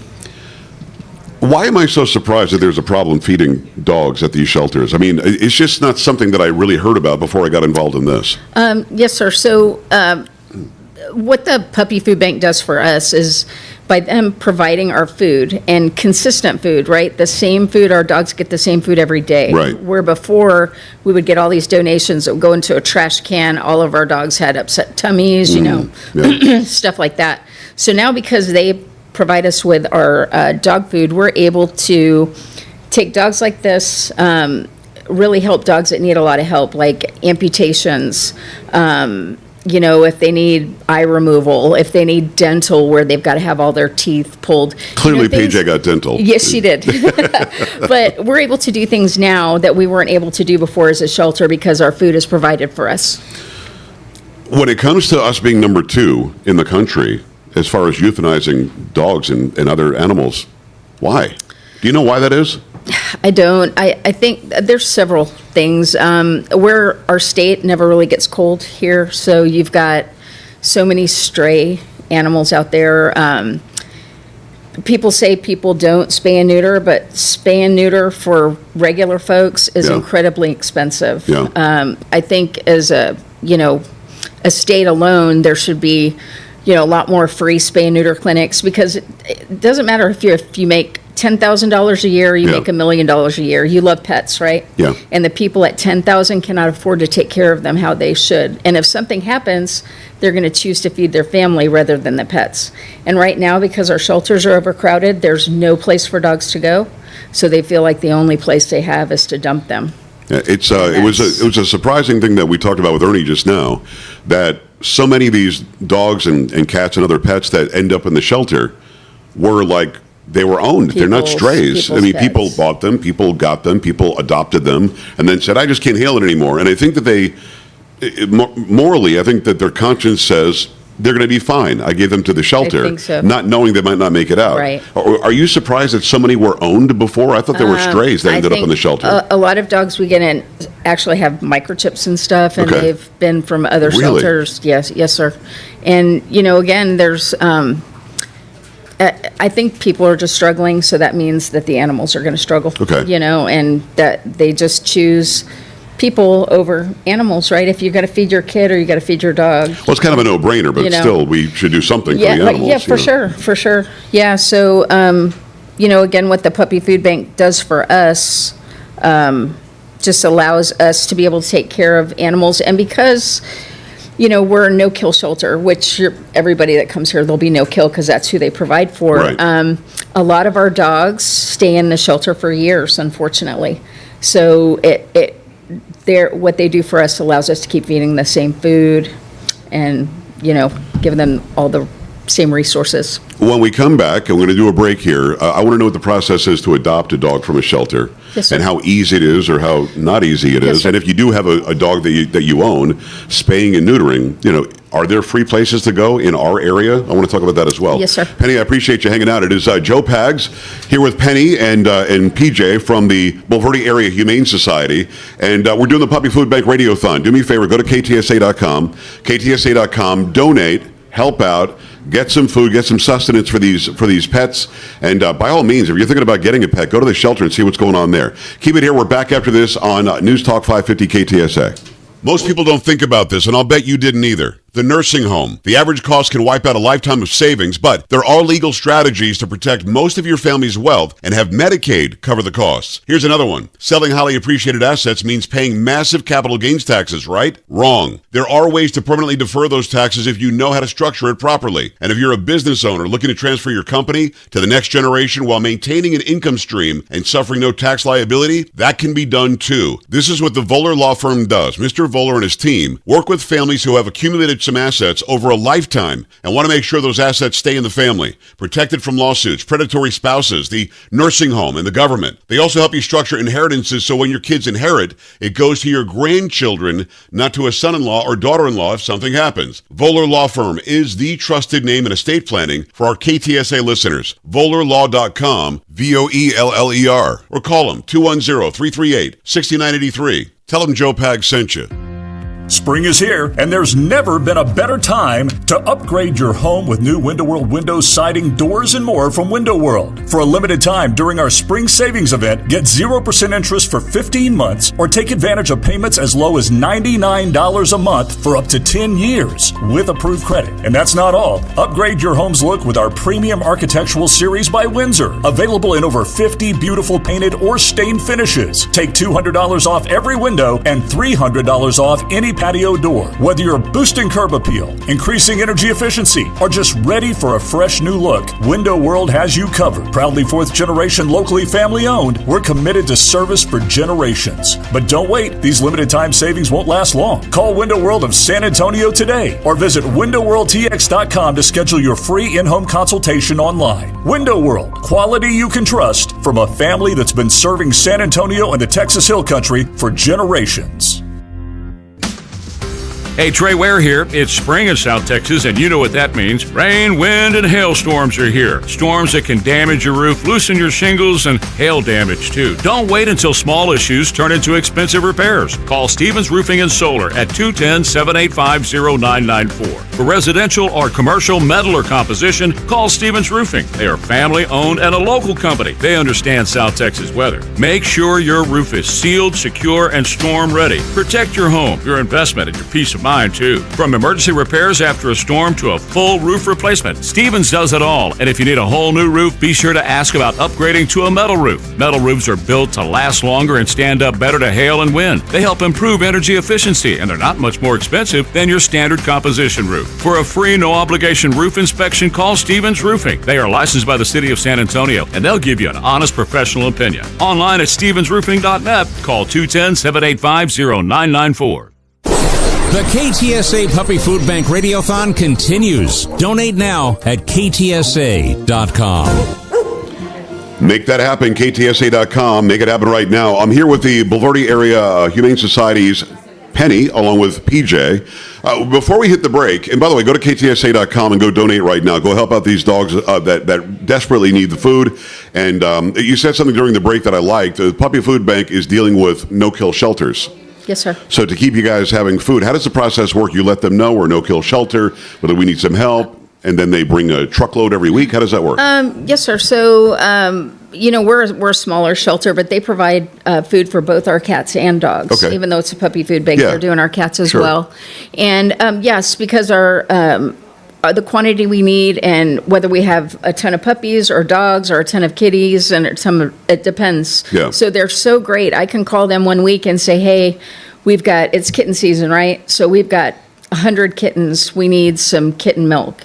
And I'll get that week. Wow. If I've got a ton of puppies, I'll say, hey, I need 8 bags of puppy food. Can you lower the adult dog food? And they're very responsive. I have Rissa's number, and it's taken care of that week. And it actually gets delivered to my house because it's easier because we're not there all the time, and I just take it to the shelter. Do you find that cats that are getting the milk from the Puppy Food Bank are less surly? Cats have an attitude. Let's be honest with it. I like cats, but they don't like me very much. It's kind of interesting, isn't it? I mean, this is such a docile, fun. PJ is awesome. If that were a cat, I'd be getting a dirty look right now. Let's be honest. They always say the best cats act like dogs. Oh, there you go. I like that. How does it work if somebody wants to go to the Bulverde Area Humane Society or any shelter that is a no-kill shelter and adopt a pet? What do they do? What's the process? So you just walk in. Various ones have different processes, but like for ours, you can come out to our shelter during our hours of operation. You can email us, you can call us, tell us what animal you're interested in. If you have other dogs, we require a meet and greet, and we'll do that. Let's say everything goes great. Right. Then our adoption fee is $200 for adult dogs and puppies, and the adult dogs that have been there less than a year. Any adult dog that's been there over a year, it's only $100. Okay. And you're looking at a fully vetted animal. So we've spay and neutered, microchipped. Puppies have all 3 puppy vaccines, Bordetella, rabies, everything for $200, which would cost you just enormous amount more. Well, people are spending thousands and thousands of dollars on pets. Yes. So it's a great savings. Yes. And do you find that people will get a hold of you and say, listen, I just can't feed the dog anymore? Can I bring the dog in, or do they just stop by? How does it work? You mean to surrender their animal? Yes. So we actually try to help people not to have to surrender their animal. So we give food to other people because we get a ton of food donated that's not what we normally use. Right. So we supply Meals on Wheels with food, provisions, and Is Meals on Wheels for pets? Well, yes. So the people that can't afford their own food, they have pets too. So they get the food that Connect we don't with them. use. Yeah, right. Yes, sir. And then we just, people come in and say, hey, I can't afford to feed my dog, so we'll give them food every week. We try our best to keep dogs in their homes because there's no place for them to go. Right. Everybody's full. I mean, we've got a wait list just for dogs alone at our shelter. I've got 30 dogs on a wait list. Oh, wow. And I've got dogs that have been in our shelter for 3 years. So not every kennel is rotating out. You hate the stories about I took the dog for a ride. You don't want to hear people doing that either. Is there a stray dog and cat problem in San Antonio and the surrounding areas? Yes. A large, and I think it's any place, any state that's warm all the time. Yeah. People are not spay and neutering.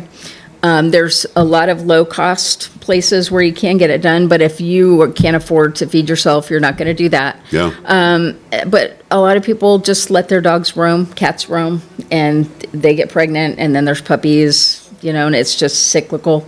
Yeah. It keeps going and going. KTSA.com. Go there and help out right now, the Puppy Food Bank. We're doing the Puppy Food Bank Radiothon on News Talk 550 KTSA. What about spaying and neutering? That's really important. You don't want a bunch of unwanted dogs and cats in town. Yes, sir.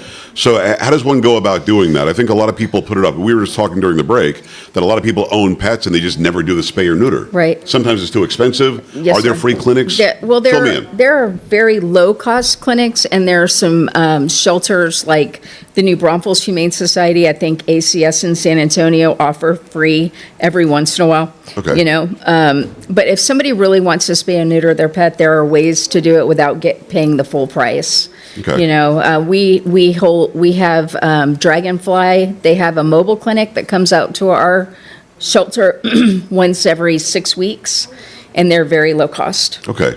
Because the normal cost is a couple $100. Oh, no, it's way more than that. Oh, is it really? Yes, sir. Like, let's say a 60-pound female dog can cost, at a regular vet, between $600 to $900. Oh, wow. And that's why people can't afford Well, it. that's a lot of money. It's a lot of money. And so we need to somehow lower that and make it so everybody can spay and neuter their pets. How can people find where you can get spay and neuter services for online, lower? Just type in low-cost spay and neuter. And like Hill Country Animal League will show up.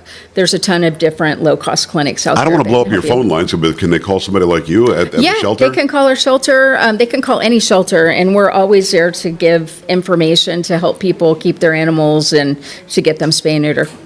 It is Penny from the Bulverde Area Humane Society, along with PJ. And PJ is healthy now. PJ, you brought her back, and she's good. We're getting her up there. She should be about 15 pounds. She's 11 now, so she's getting there.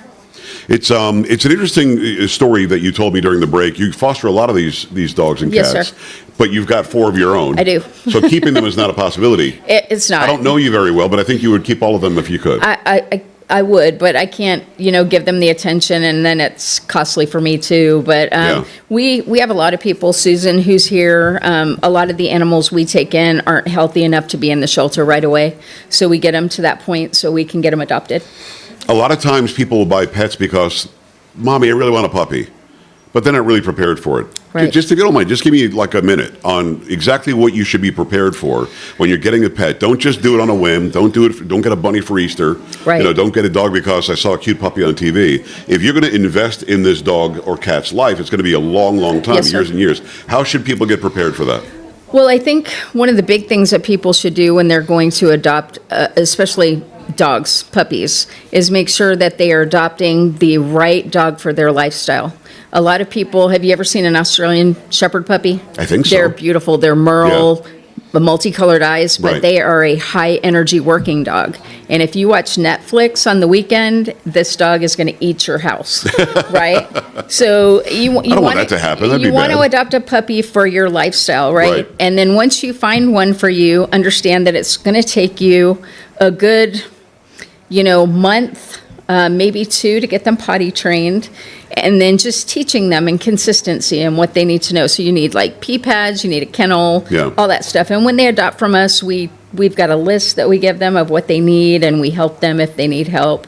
But a puppy is a big, big decision, and you definitely want to make sure you have time, because you can't just kennel a puppy and go to work, right? Right. They need socialization and all of that when they're young. Talk about socialization when you've got them at the Humane Society. Is it a matter of they become very good friends with each other? You say some of them have been there over a year. It depends. You keep them separate. Do you not want them to be very social because it might be harder to adopt them? No, we want to. We want to know about the dogs. So the more we can have the dogs interact, then we can, when we post about them and say, hey, this is Peach and she's great with all dogs. Yeah. Some come to us not dog friendly, and we can't take them anymore because those are the dogs that are in our shelter for like 3 years. Right. So now when people tell me they want me to take their dog, they have to send me a video with the dog interacting with other dogs. Really? To be able to, so we can adopt them. Okay. We've got great dogs in our shelter that are dog and cat friendly that we can't adopt out.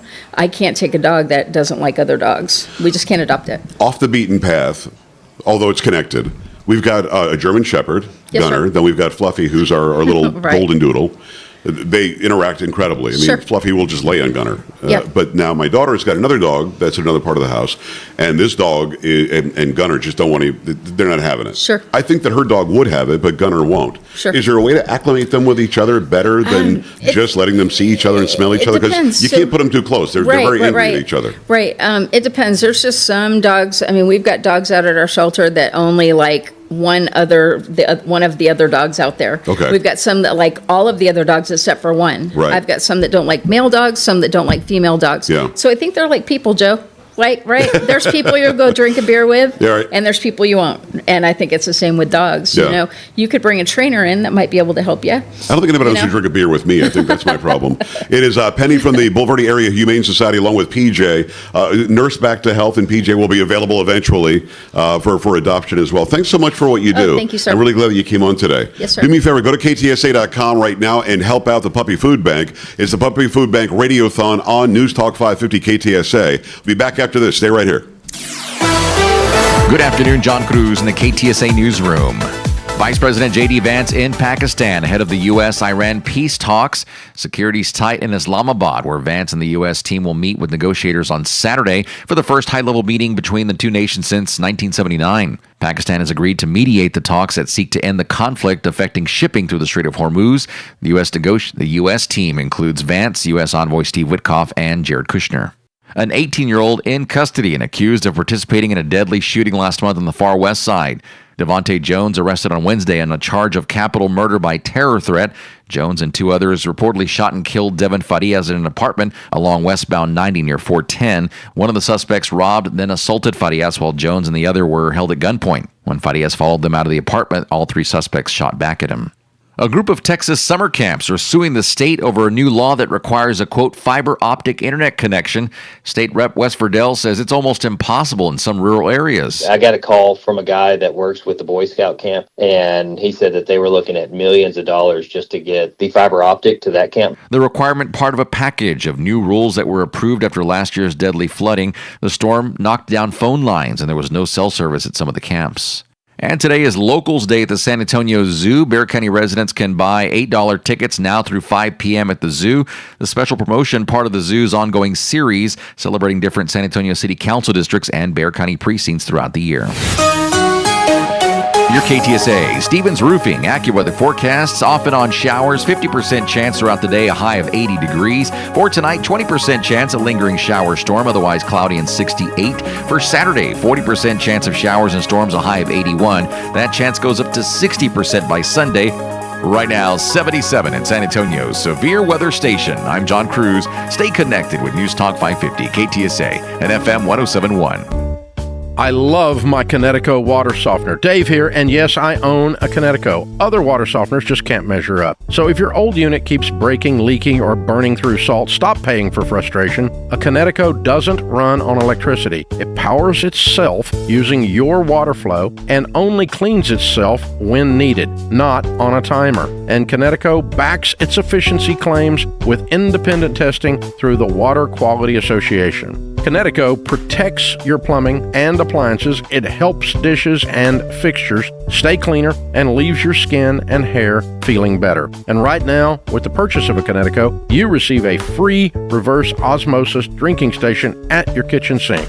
For clean, pure water 24/7, call Kinetico of San Antonio and the Hill Country, 210-656-PURE, and tell them Dave Ramsey sent you. KineticoSA.com. License number 38961. Hey, Trey Ware here. It's spring in South Texas, and you know what that means. Rain, wind, and hailstorms are here. Storms that can damage your roof, loosen your shingles, and hail damage, too. Don't wait until small issues turn into expensive repairs. Call Stevens Roofing and Solar at 210-785-0994. For residential or commercial metal or composition, call Stevens Roofing. They are family-owned and a local company. They understand South Texas weather. Make sure your roof is sealed, secure, and storm-ready. Protect your home, your investment, and your peace of mind, too. From emergency repairs after a storm to a full roof replacement, Stevens does it all. And if you need a whole new roof, be sure to ask about upgrading to a metal roof. Metal roofs are built to last longer and stand up better to hail and wind. They help improve energy efficiency, and they're not much more expensive than your standard composition roof. For a free, no-obligation roof inspection, call Stevens Roofing. They are licensed by the City of San Antonio, and they'll give you an honest professional opinion. Online at stevensroofing.net. Call 210-785-0994. The largest gun show in San Antonio is at the Shriner Auditorium this weekend. Texas Gun Shows is open today, 4 to 7 p.m., 10 a.m. to 5 Saturday, and then 10 a.m. to 4 Sunday. Texas Gun Shows is at the Shriner Auditorium on 1604 today through Sunday. Join Lifestyles Unlimited for the Investor Skills Intensive in Houston, April 11th and 12th, and San Antonio on April 18th and 19th. Then May 2nd and 3rd in Houston, Texas. Online virtual 4-day option also available. Text radio to 88007. Hi there, I'm John O'Hurley. You know our pets are beloved family members. But sadly, though, there are so many dogs that get euthanized every day due to the lack of funding. To give them a chance at adoption, I invite you to support Puppy Food Bank. Thanks to generous donors like you, all of the food sent to pet shelters from Puppy Food Bank never comes with a bill. So please go to puppyfoodbank.org and make a generous, caring $15 donation every month. Your donation will absolutely save pet lives. Say thank you. Say thank you. Good dog. That's for everyone who's given to the KTSA Puppy Food Bank Radiothon. Be among them right now and donate at ktsa.com. Feeding shelter pups so they can get a new start on life. Oh, okay, here it is again. ktsa.com. Exactly right. KTSA.com. It's your boy Joe Pags here on News Talk 550 KTSA. Glad to have you along for the ride. We've had some incredible people coming to town to talk about Puppy Food Bank. Ernie Hudson, you heard from him earlier, had Giancarlo Esposito, who told me it was Esposito. He went to Naples, and they said you're pronouncing it wrong, and we had him on as well. We're going to play some of that coming up. We've also got John O'Hurley here, who's it's an honor to talk to him. And here's some of the stories from Seinfeld, some of the stories from SpongeBob, some of the stories from, he's at Frank Sinatra's house, for God's sakes. We'll get into all that and then some. Right now, let me give you a little piece of what I talked to Giancarlo Esposito about when he was here. Just basically said, why are you involved with the Puppy Food Bank? Well, I have dogs as well, but I want to say you're not allowed to take ownership of your daughter's dogs. Soon you will be, because they're going to be on the road. That's right. And, Papa, you just take my puppies, please. Yeah, absolutely. I've been a dog person for many, many years since I was a teenager, and my mother. I got my first dog when I was probably around 10 years old, 11 years old, Rama. And sadly, Rama, was hit by a motorcycle because she was just fearless. I learned something from that whole experience. And then we got Mr. Puppy and Queenie, and then Queenie had Mr. Puppy. Mr. Puppy became my dog. And when I was about 13, we had a house fire in the middle of the night. I had a bedside lamp that was strung against the mattress of my, between the mattress and the wall of my room. And I woke up in a bed of flames. I woke up only because Mr. Puppy, who had jumped into the bed with me and started biting me, woke me up, saved my life. Wow. And saved the house. Stunning. And so, I realized the essence, even prior to the fire, of the connection and the love that animals, give us and share with us. And, I think that, that cliche, which is so true, is that, dogs are man's best friend, is really the truth. So I grew up with animals and raised my children with animals. And I made that joke about your daughters because, but my third daughter has had 2 dogs, but they're now mama's dogs. Of course they are. Of course they are. Yeah, it's funny. When we couldn't think of a name for a dog, we also had a puppy. Just called the dog Puppy. Hey, there's Puppy. No, you had Mr. Puppy, so you had a little bit of sophistication to it. We couldn't find a name for this dog, and he was the puppy of Queenie, and so he became, that was his name, Mr. Puppy. Right. So, I was talking to Bob. I came down to do a Comic-Con for Bob here in Texas, and we happened to start talking, and he, about backgrounds and where we come from, and we realized there were some similarities. Yeah. And then we got around to dogs.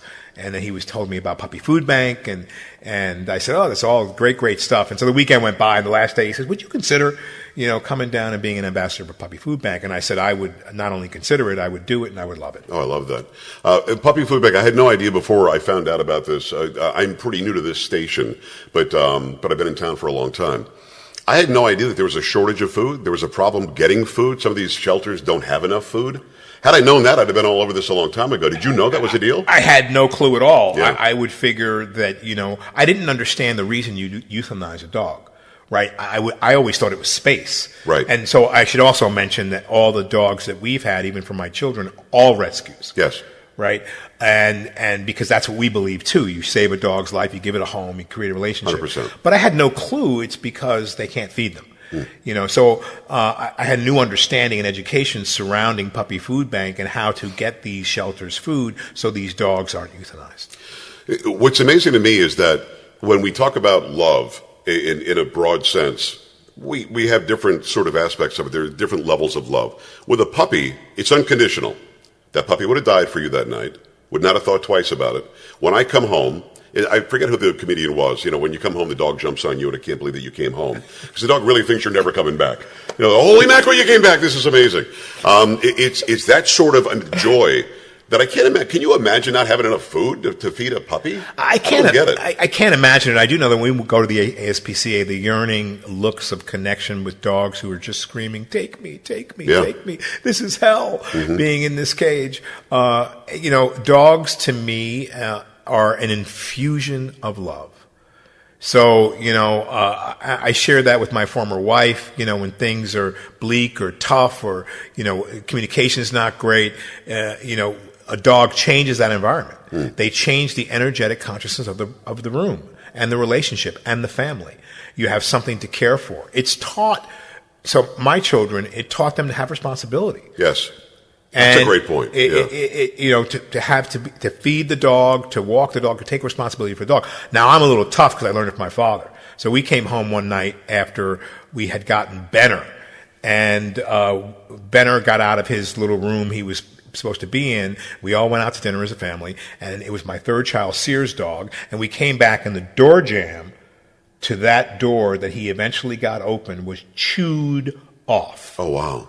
Chunks of the door. And I, as my father would, blew a gasket. And where's the newspaper? What do you mean? Where's the newspaper? Yeah. My wife gave me some newspaper. No one knew what I was going to do with it. I rolled the newspaper up. I know what you're going to do with it. Right? Yeah. And because that sound, that rattles a dog. Yeah. And I learned that, and I'm thinking I'm being really innovative, and I start taking this dog around the house, and my third daughter says, no, Papa, no. And I'm chasing this dog for 20 minutes, finally get the dog, and she looks at me and says, why does everything have to be solved with violence? This was a huge family fight. Wow. Right? 10 o'clock at night after dinner. Right? And I'm starting to whack this dog, and she says this to me, and tears came to my eyes. We wound up in her room, the dog in a corner, her blocking the dog. I can't be a father. I can't teach her anything. And I learned something about myself. Yeah. Right? Yeah. And wound up in tears, wound up hugging her, wound up apologizing, and her thing was, it's my dog. And I was like, well, then you leash your dog. Yeah. You control your dog. I mean, it's the military part of Oh, the absolutely. military school. Oh, you yeah. know, and I just thought, be forceful. But it changed my idea of how to discipline. So I bring this dog into the house to help them find some discipline within their lives. And then I'm taught years later that maybe my discipline's not the only discipline. Yeah, but what you did initially is what actually brought her there. Now you've got this unbelievably responsible daughter protecting the dog and looking out for the dog from you, the guy that set her up for that responsibility, which I think is actually pretty good. It's full circle, isn't it? It really is full circle. I mean, when you're open enough and vulnerable enough to listen, not only to yourselves, but to your children and to the animal that's in the mix of it all. Yeah. That's what gave me a deep love for animals, particularly for dogs. So the Puppy Food Bank has allowed me to express that love. Giancarlo Esposito. I said Esposito, and he said, no, I went to Naples. It's Esposito. Just a really great conversationalist, and I say that in the kindest possible way, telling stories, just going through how he became the characters that he is when he's out there acting, and talking about these stories of when it came to dogs. Just really, really. We ended up talking. I was telling John O'Hurley, who's here with us now. Thank you so much for coming back on. Sure. I was telling you, we talked for about 45 minutes, and people were like, he has to go. Why are you still talking to this guy? You know him. I do. You've spent time with him. Just a really nice dude. Forget his politics, but a really nice dude. I allow anybody their politics. He's a wonderful guy. We did a series together back in the mid to late 80s. A series that was called The Group, and it was an improvisational support group. That met and it was all improv. It was all improv, and it was just wonderfully. It was a really provocative series. It was. I enjoyed it, and he was wonderful in it. Talk to me about improvising versus what you just did. You just, again, for the audience, you just gave a monologue from 30 years ago. Mm-hmm. So clearly your mind is a steel trap when it comes to remembering the lines and then delivering them the way that you want to. Mm-hmm. Is there a big difference for you when you've got to react? Because you're still reacting even when you're reading lines. If you don't react, we don't believe you. Mm-hmm. But is there a difference when it's improv versus written? Well, yes. Because you're speaking somebody else's words when you're reading a script or when you're delivering a script. Improv has certain rules to it, believe it or not. They're unwritten rules. Okay. Yeah. If I say something, you don't deny what I say. You accept what I say and you add to it. Okay. So you're constantly moving up. Everything is moving up and up and up and up and up. In that regards, it's almost like a game of Mad Libs. Okay. If you know what I mean. So you're always adding a surprise to it. So that's basically what improv is. Well, if you don't do that, wonderful. You'll seem disconnected. Like and if you deny anything, well, then you've tumbled back down. You got to start again. So everything is information. And so you build upon the information. So that's basically what improv is. If you understand that rule, it isn't that difficult. It sounds like it's difficult. Well, it's not unlike playing the saxophone and improving. if I do this on this key and on this measure, and I change completely to something different, it doesn't make any sense. But exactly. Perfectly put. You're building upon something that you've already laid out. Do you have a preference between improv or written? No, I've written because I like good words. I like to find the good words, and when I can find good words, I have a good time. You said something as we were listening to the interview with Giancarlo that really blew my mind. You write, and you write very well. You've been a #1 top-selling author for a long time. But you write it and then you say it. Why? I write it to read it because I know I'm going to be doing the audio book. But I also I like to hear the rise and the fall of each sentence, and to make sure that it's the correct verb, the correct adverb that I've chosen. And I'm a stickler about that on myself, so that when I write, I read it out loud, so that it passes muster upstairs there when I listen to it. I use my voice for a living, so I inflect for a living, but I've never thought about writing something with inflection. Mm-hmm. That's what you're talking about, mood or inflection. Essentially, and Peterman, I would always rise. Peterman had a rise and fall, yes. and you had to kind of determine where that rise was. When you're doing the dog show, which is, you're a staple now. I mean, again, there's a generation that knows you from that to begin with. 25 years. Can you imagine? That is amazing. I can't imagine not killing a show sometime within 25 years. We're on the way in, and my daughter Sam, who again is going to binge Seinfeld, we're going to make that happen. I said, tell me exactly when the dog show happens again and how long he's been doing this. And we're just riding in, and she said, what are you talking about, Dad? I said, he's the guy from the dog show. Well, what do you mean? He's the voice. That's him?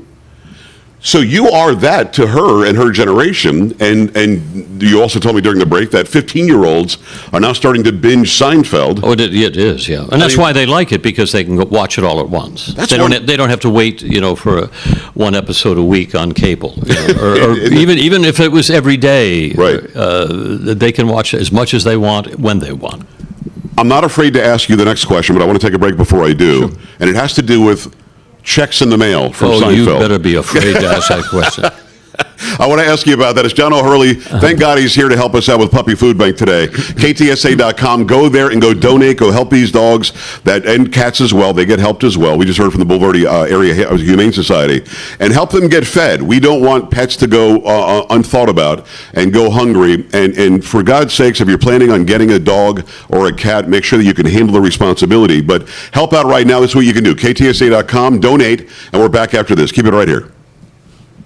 Hey, it's Sean. If you want to prevent an AC breakdown at your home, start with the $89 AC tune-up from John Wayne. This tune-up includes a full 35-point inspection to keep your AC running factory fresh. Now, they don't just glance at it. They go through the system step by step. John Wayne will remove the top of your condenser fan to clean the inside of your unit properly from the inside out. That deep cleaning helps remove debris that can rust out the base of your unit. A tune-up can also help your system run better, longer, and more reliably when the heat hits. And if your system is older and you're ready for an upgrade, ask about their new AC system options. John Wayne has a cooling coupon for up to $3,000 off new qualifying AC systems. See their current offers online at johnwayne.com. Call my friends at John Wayne or book an appointment online and get it knocked out before the next heat wave. Call them up today, 210-293-6700, or look them up online at johnwayne.com.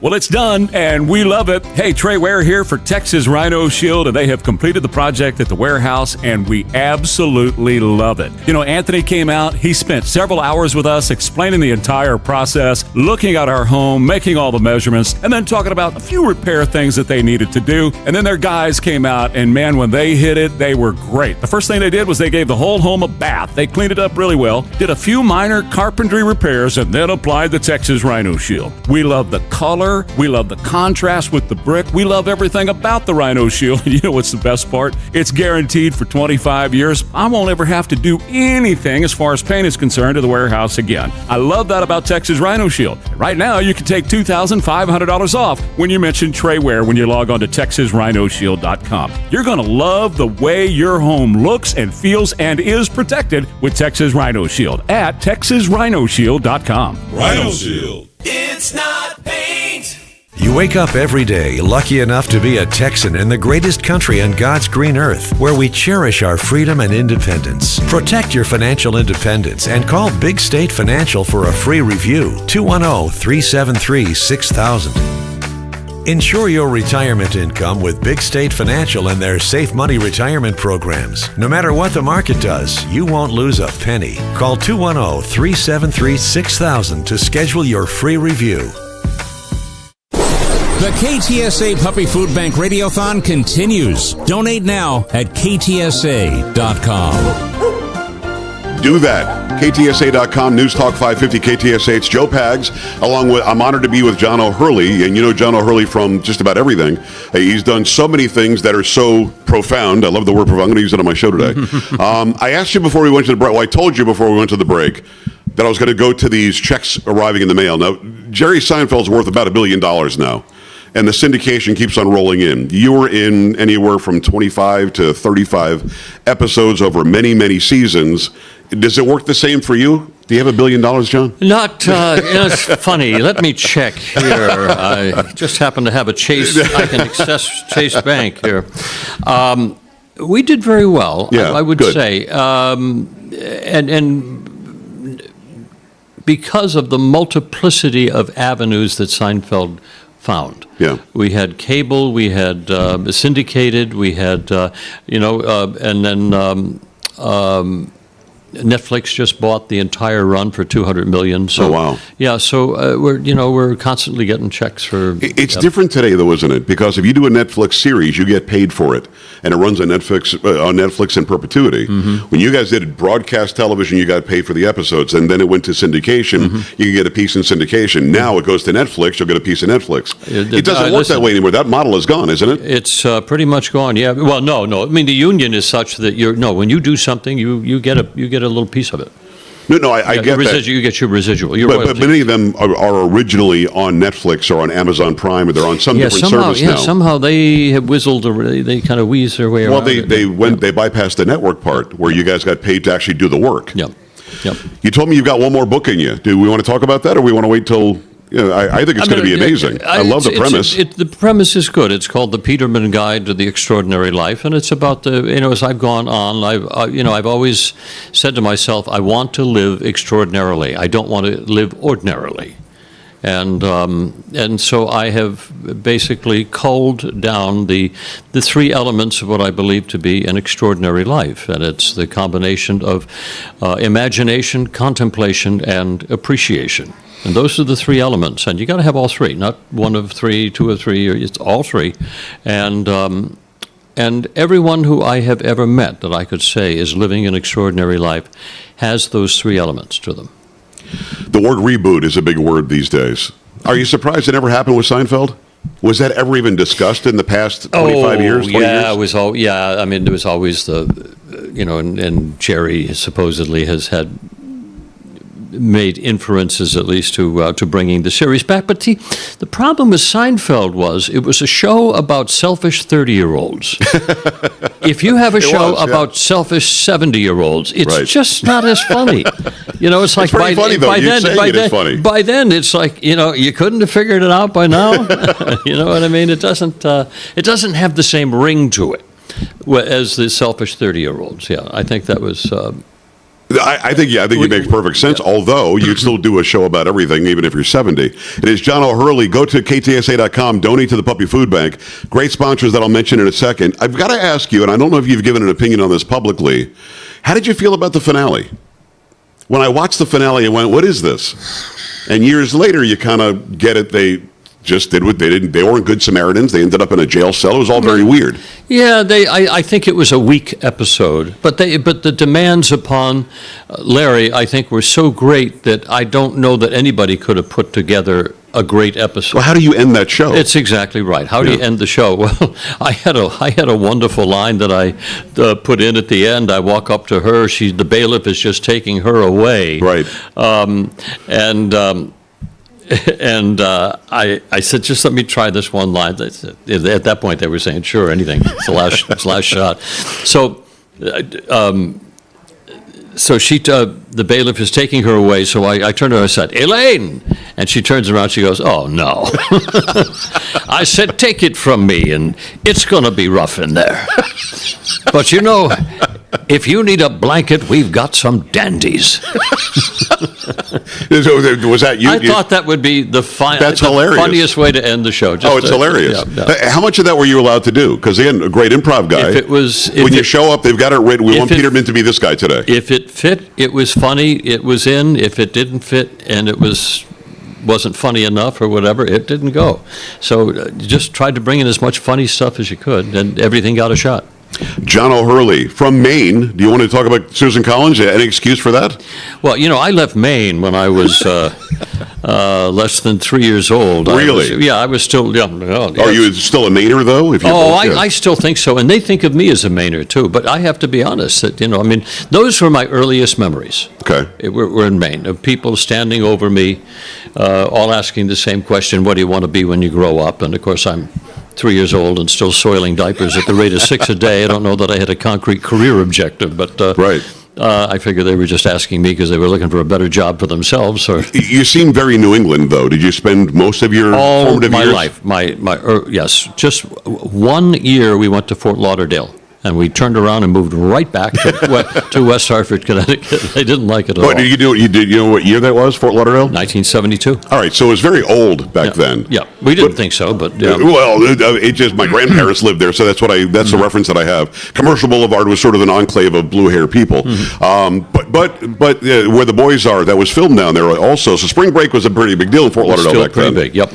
And the nice thing about Fort Lauderdale was everybody had a boat in their backyard. Everybody. Oh. Gosh, we had a canal that led to the intercoastal. World, the intercoastal was your playground. Exactly right. Let me mention the sponsors: Thomas J. Henry, Window World, Connecticut, Mr. W. Fireworks, Big State Financial, Institute for Functional Health. Thank you for helping us out with this radiothon for the Puppy Food Bank. Let's finish up. Do you have dogs now? I do. I have 2 dogs that are rescues.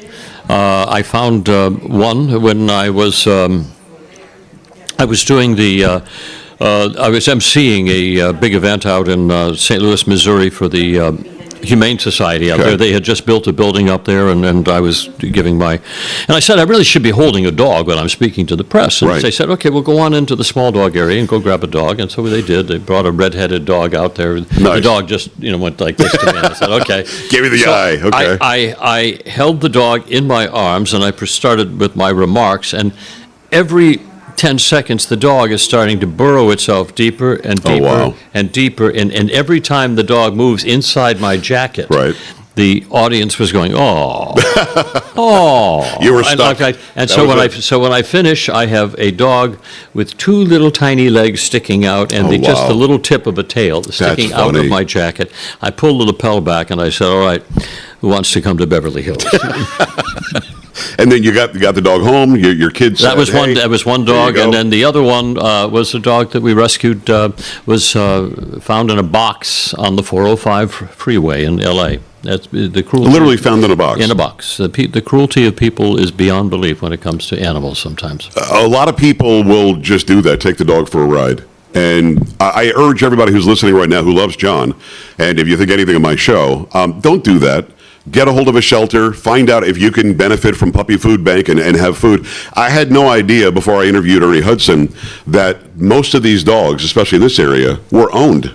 These aren't necessarily strays, and people are just releasing dogs, and many of them were released following the pandemic. But people were flooding the shelters because they wanted to have companions because they were locked in their households. Well, pandemic ends, and people have to go back to work, and also they didn't have the money that they did. Things got very expensive, and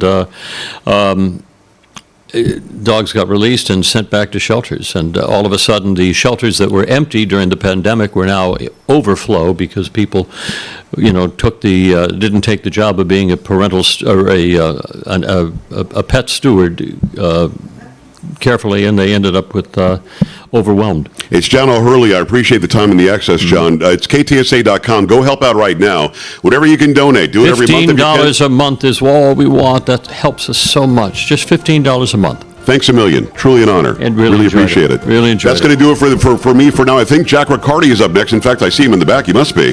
Keep it here on News Talk 550 KTSA.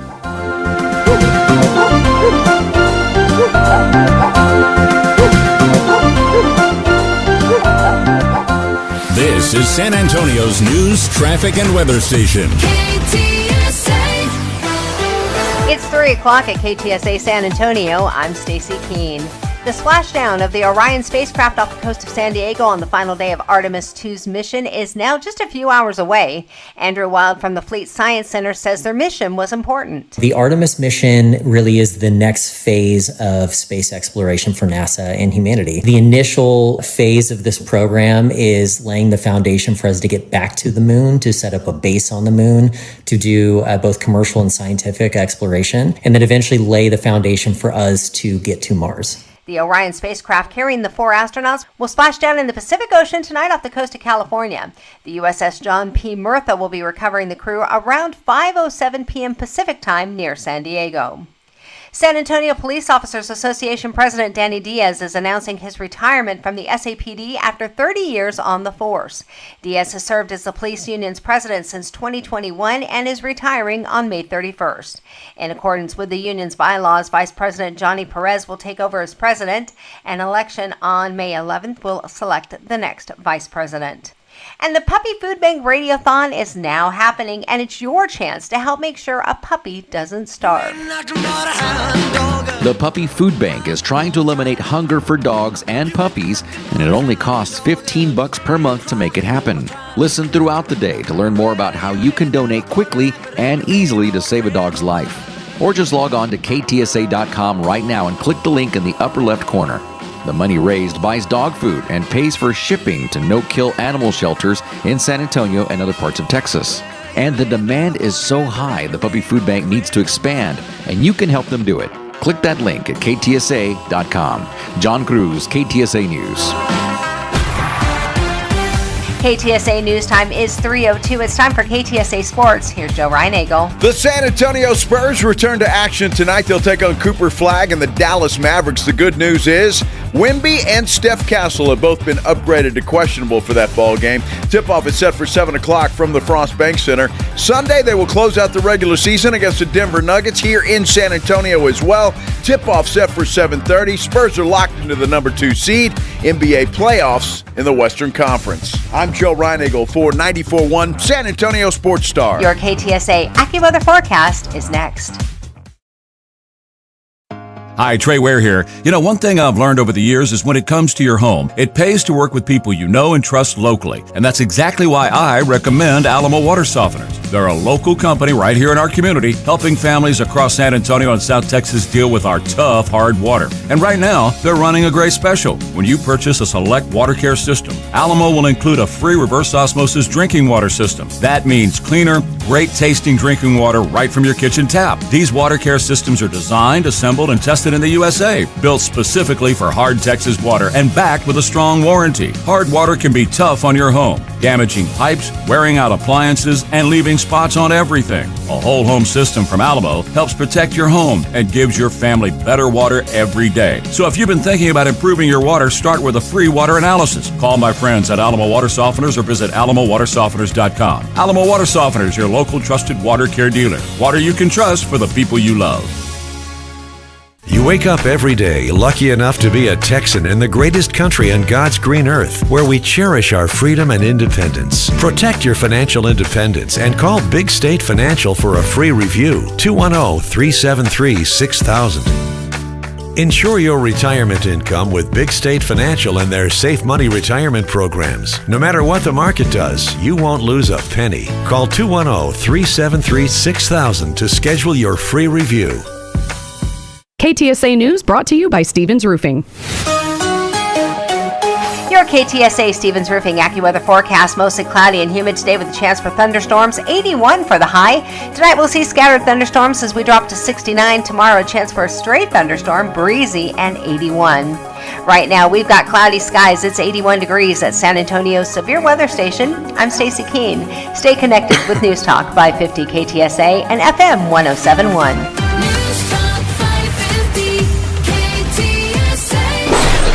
This is the KTSA Puppy Food Bank Radiothon, feeding the Lone Star Rescue Shelter pups while they await their forever homes.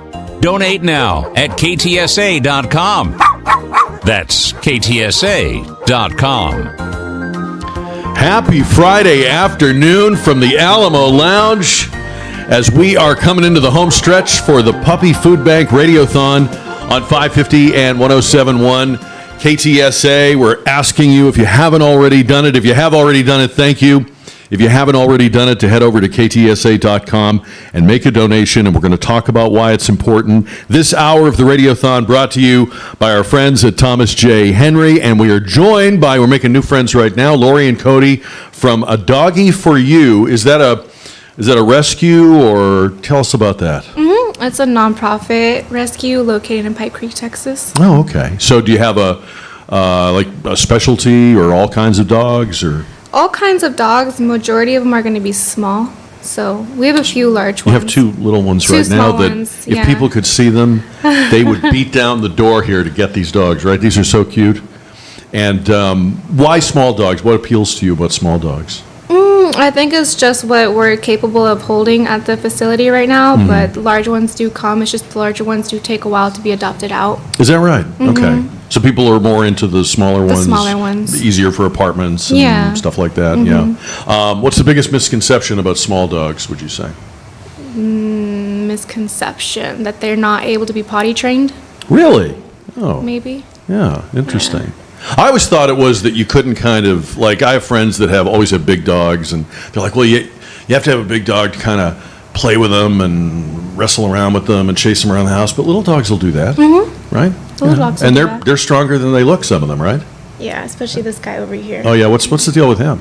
Now, I saw him in the back of the room. He was sitting like the king of England. Yeah. He had such a distinguished look on his face. Very sophisticated. Now he looks kind of sleepy because he's hearing me. Yeah. But that's great. So tell me a little bit about how addition of Puppy Food Bank to your rescue group has made a difference? Like, what was it like before, and what is it like now that you have that? Yeah, for sure. I think that keeping them all on the same diet is easy, and as well as, when they come in with any type of GI upset, so keeping them on the same diet versus donated bags that they would just be transitioning through different bags if an upset stomach. But not only that, but as well as now with the food bank, we don't have to worry so much on purchasing dog food, so we can actually use those funds for other things like veterinary needs and other things that to take care of the dogs. We've heard a lot of rescue groups today say that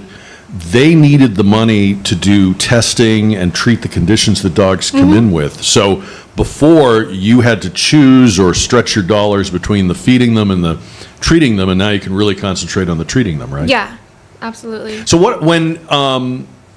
with Puppy Food Bank, what would you say to people who are like on the fence about this or trying to figure out, do I want to give to this? What would be your pitch to them? The Puppy Food Bank helps a lot of rescues with the different times when it's kitten season or puppy season, and if we're running low on dog food, they are quick to you can change your order, right? Yeah, exactly.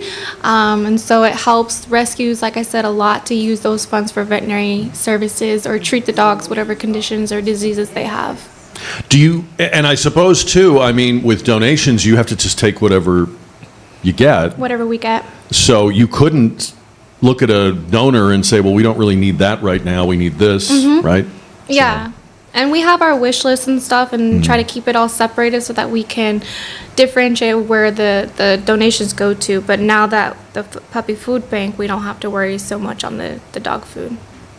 So if you're looking for a small dog, it's called a Doggy for You. A Doggy for You. In Pipe Creek.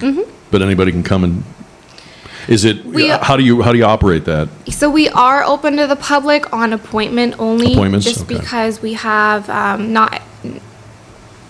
It just depends on what we have that day in the yard. Right. Because we have a kennel techs working as well, so putting the dogs in the yard. Right. So we set up on appointment only. So you make an appointment and kind of hang out with some dogs and see what... Yeah, and the dogs pick the people, really, right? Yeah, exactly. That's how it works, right? So normally, anyone interested in adopting a dog will apply online, or a dog that they see, and they would just message us and see if they're a good candidate based off their application, and then go from there for a meet and greet. That sounds great. What's the website? adoggyforyou.org. All right.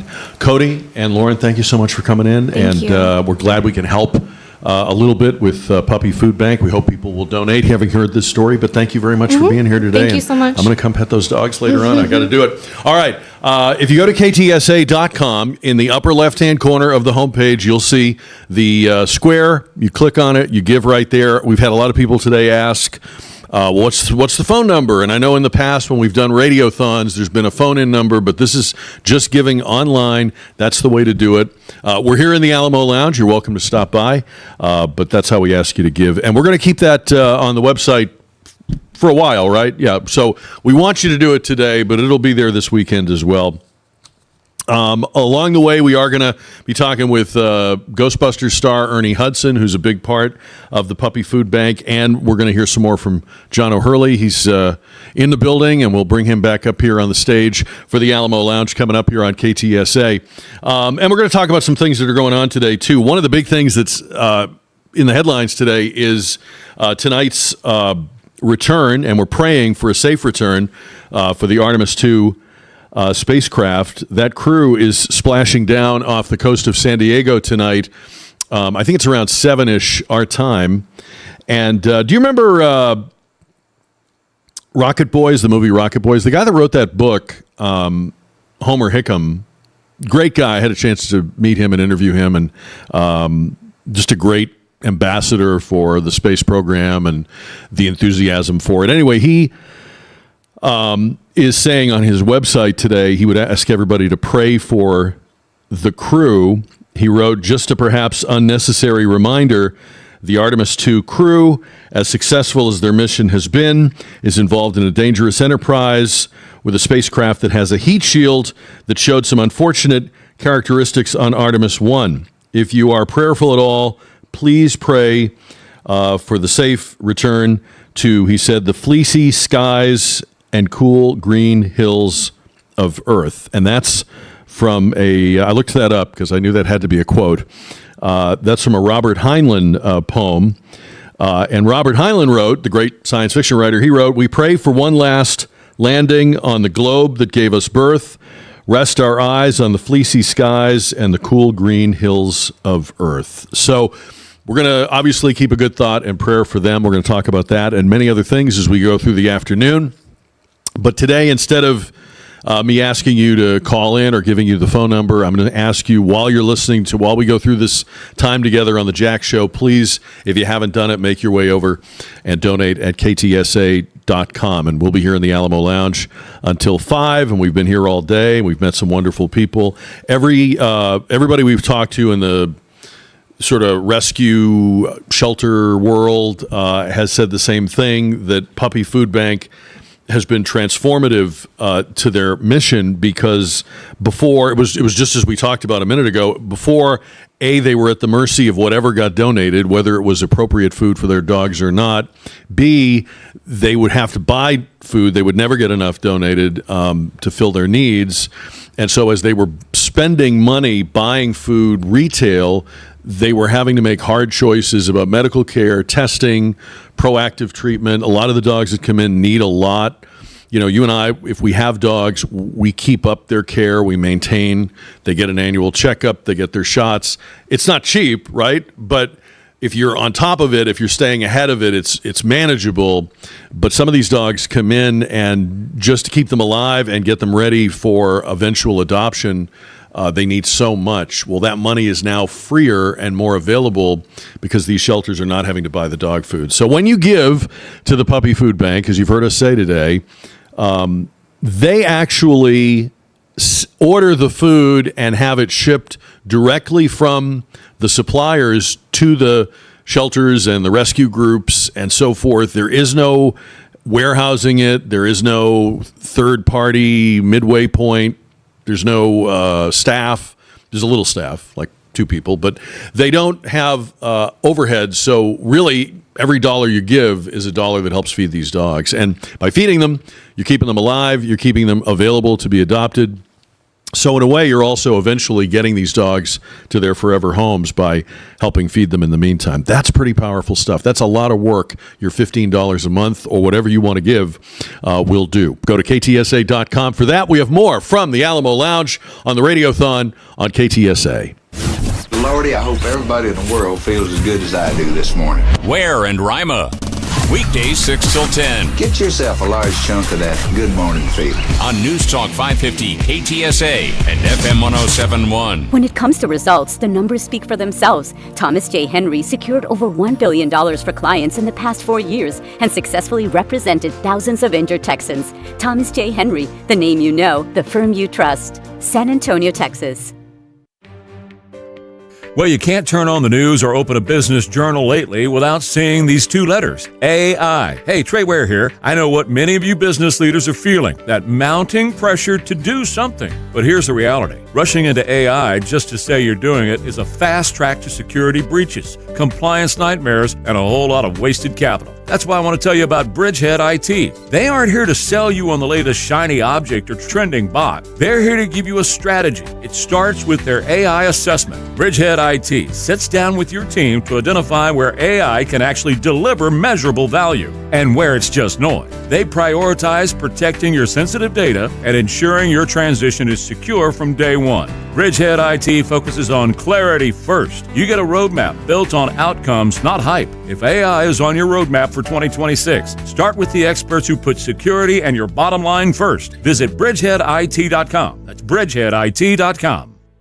Well, it's done, and we love it. Hey, Trey Ware here for Texas Rhino Shield, and they have completed the project at the warehouse, and we absolutely love it. You know, Anthony came out. He spent several hours with us explaining the entire process, looking at our home, making all the measurements, and then talking about a few repair things that they needed to do. And then their guys came out, and man, when they hit it, they were great. The first thing they did was they gave the whole home a bath. They cleaned it up really well, did a few minor carpentry repairs, and then applied the Texas Rhino Shield. We love the color color. We love the contrast with the brick. We love everything about the Rhino Shield. And you know what's the best part? It's guaranteed for 25 years. I won't ever have to do anything as far as paint is concerned to the warehouse again. I love that about Texas Rhino Shield. Right now, you can take $2,500 off when you mention Trayware when you log on to TexasRhinoShield.com. You're going to love the way your home looks and feels and is protected with Texas Rhino Shield at TexasRhinoShield.com. Rhino Shield. It's not paint. Ryan Reynolds here from Mint Mobile. I don't know if you knew this, but anyone can get the same premium wireless for $15 a month plan that I've been enjoying. It's not just for celebrities, so do like I did and have one of your assistants switch you to Mint Mobile today. Visit mintmobile.com/radio. Upfront payment of $45 for 3-month plan, equivalent to $15 per month required. Intro rate first 3 months only, then full price plan options available. Taxes and fees extra. See full terms at mintmobile.com. This is the KTSA Puppy Food Bank Radiothon, feeding the Lone Star Rescue Shelter pups while they await their forever homes. Donate now at ktsa.com. That's ktsa.com. Well, we hope that you first heard about the Puppy Food Bank on KTSA, and a lot of people did, and you often do. But you may also have seen the TV commercials that run all the time, and some of those are done by Ghostbusters actor Ernie Hudson, who has become a great ambassador for this organization and this whole effort, and talks a lot about it, and is a dog owner and a dog lover himself. We had a chance to talk with him recently here on the Jack Show and asked, what got you interested, Ernie Hudson, in this charity? Well, yeah, I've always been aware of just how incredibly special animals are, what a difference they make in your life. I've always had animals, just part of the family. I became aware of the number of stray animals that are all across the country, especially in Texas, a lot of strays, and how many animals are euthanized unnecessarily because there's just no food. And I met Bob Wills, who's one of the founders of Puppy Food Bank, and found out the incredible work they're doing feeding, providing food to shelters in, I think, 11 states now and growing. And I've always been one of those people who realize I'm not going to have time to do a lot of the work to make the difference. But when I find people doing the hard work that's already in place, they've already set the organization up, then let me do my part. Let me help out in any way that I can. I think it's important.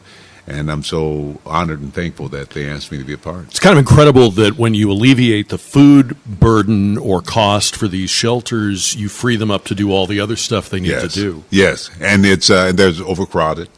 And when they don't have to take their resources to provide the food, then they can, take care of the other needs. One of the things that so many animals are, I think, I saw a statistic, I don't know if it was just here in Texas, like 600,000, it must be worldwide, nationwide, animals are euthanized. It doesn't allow the shelters time to give the animals time to be adopted. Mm-hmm. And, and for people turning the animals in, they're the first to go.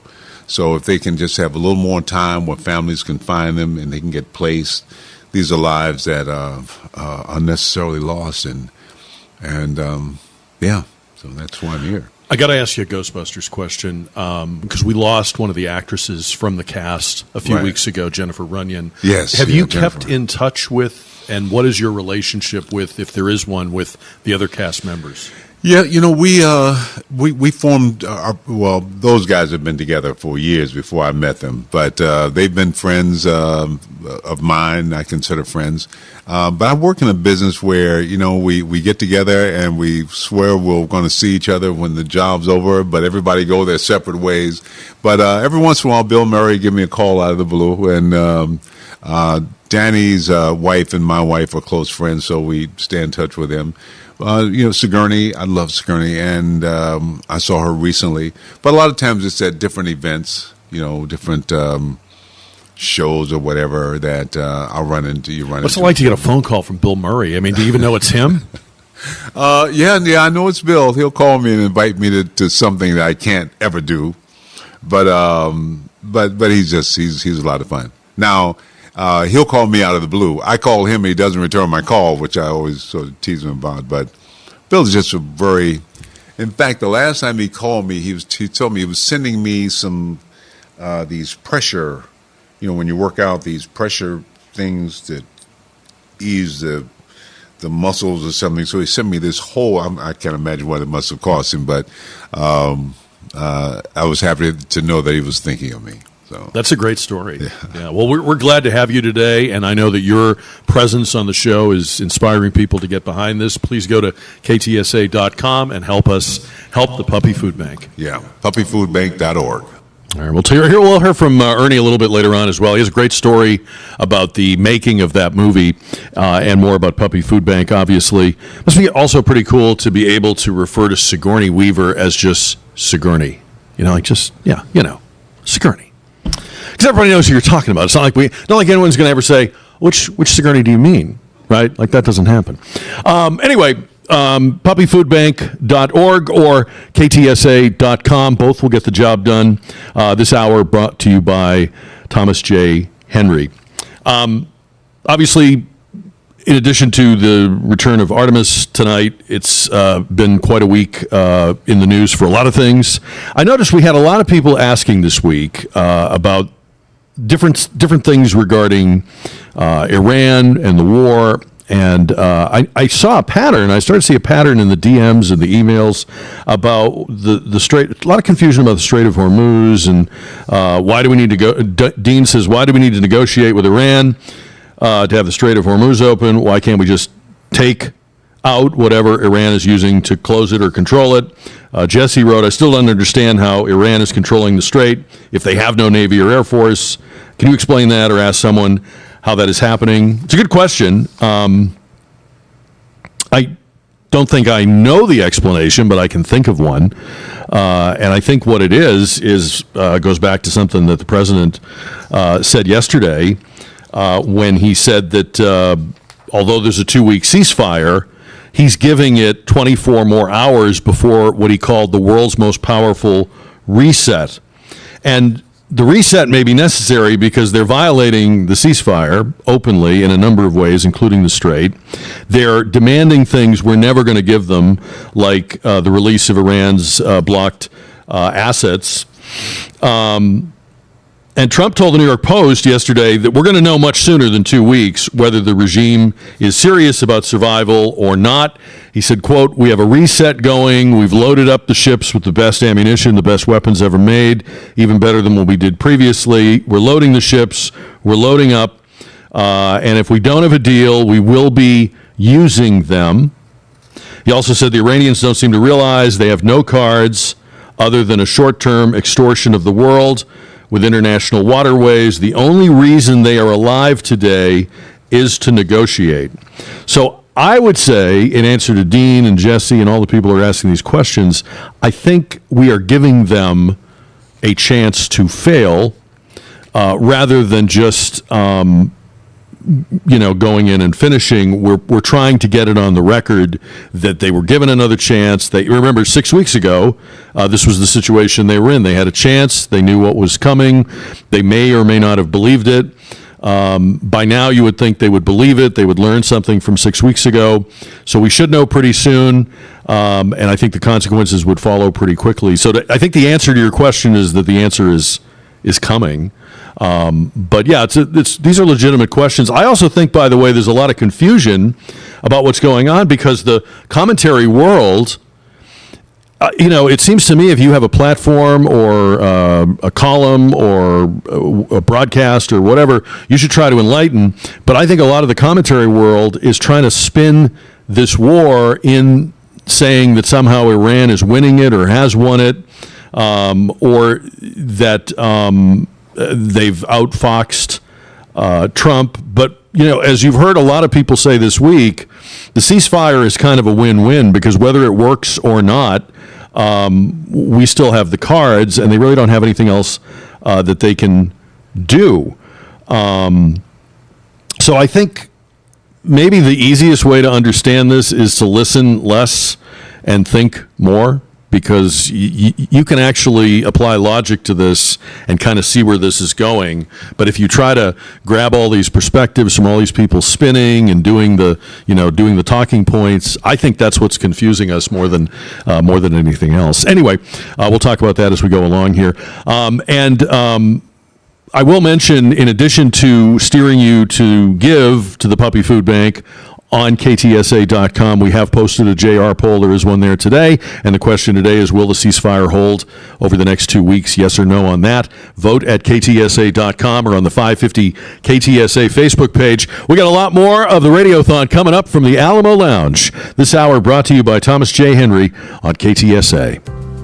Hey, Trey Ware here. You know, there's one thing we all know. Getting your health right is so important. And if you're dealing with pain on a consistent basis and limited movement, I want you to know about my friends at Evolve Medical Group. They offer non-surgical treatments for chronic pain, joint issues, and sports injuries too. With the body's natural healing processes, no surgery. They can help repair tissues like cartilage and ligaments and tendons, helping to reduce pain and improve function without surgery. If you have arthritis in your joints, tendonitis, and so much more. Before you go under the knife, see my friends at Evolve Medical Group. They can help you look better and feel better than you ever have with PRP, stem cells, hormone replacement, weight loss with or without GLP-1 medications, skin rejuvenation, and so much more. They even do primary care with a 24-hour teledoc line. It's all from my friends where I go. That's Evolve Medical Group. If you have pain and limited movement and you're not able to do what you love to do, check them out right now. EvolveMedGroup.com.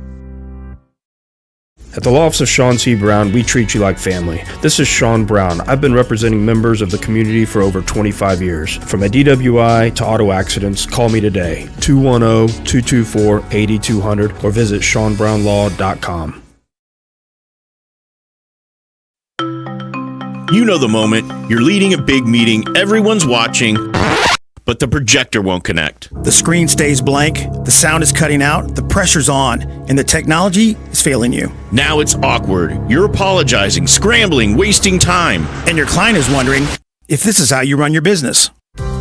At Bjorn's, we eliminate that problem with business AV solutions that are professional, seamless, and built to perform. Our systems are easy to use with wireless control, dependable sound, and flawless video. Whether you're meeting in a small room or a large conference space, we make sure your tech is ready to go every time. So you look sharp, feel confident, and stay focused on what matters, your message. We design, install, and support everything you need to turn frustrating meetings into smooth, impressive ones. Don't let outdated equipment cost you your next deal. Upgrade your conference room today. Because if it's technology, it's at Bjorn's. Just Bjorn's.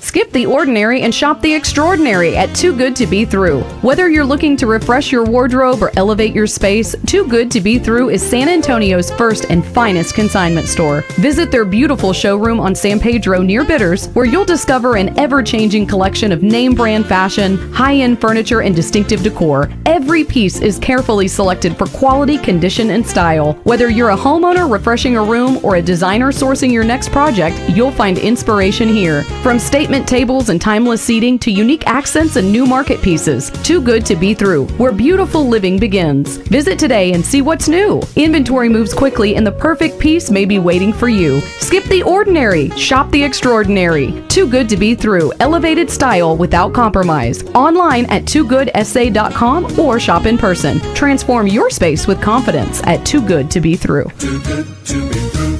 The largest gun show in San Antonio is at the Shriner Auditorium this weekend. Texas Gun Shows is open today, 4 to 7 p.m., 10 a.m. to 5 Saturday, and then 10 a.m. to 4 Sunday. Texas Gun Shows is at the Shriner Auditorium on 1604 today through Sunday.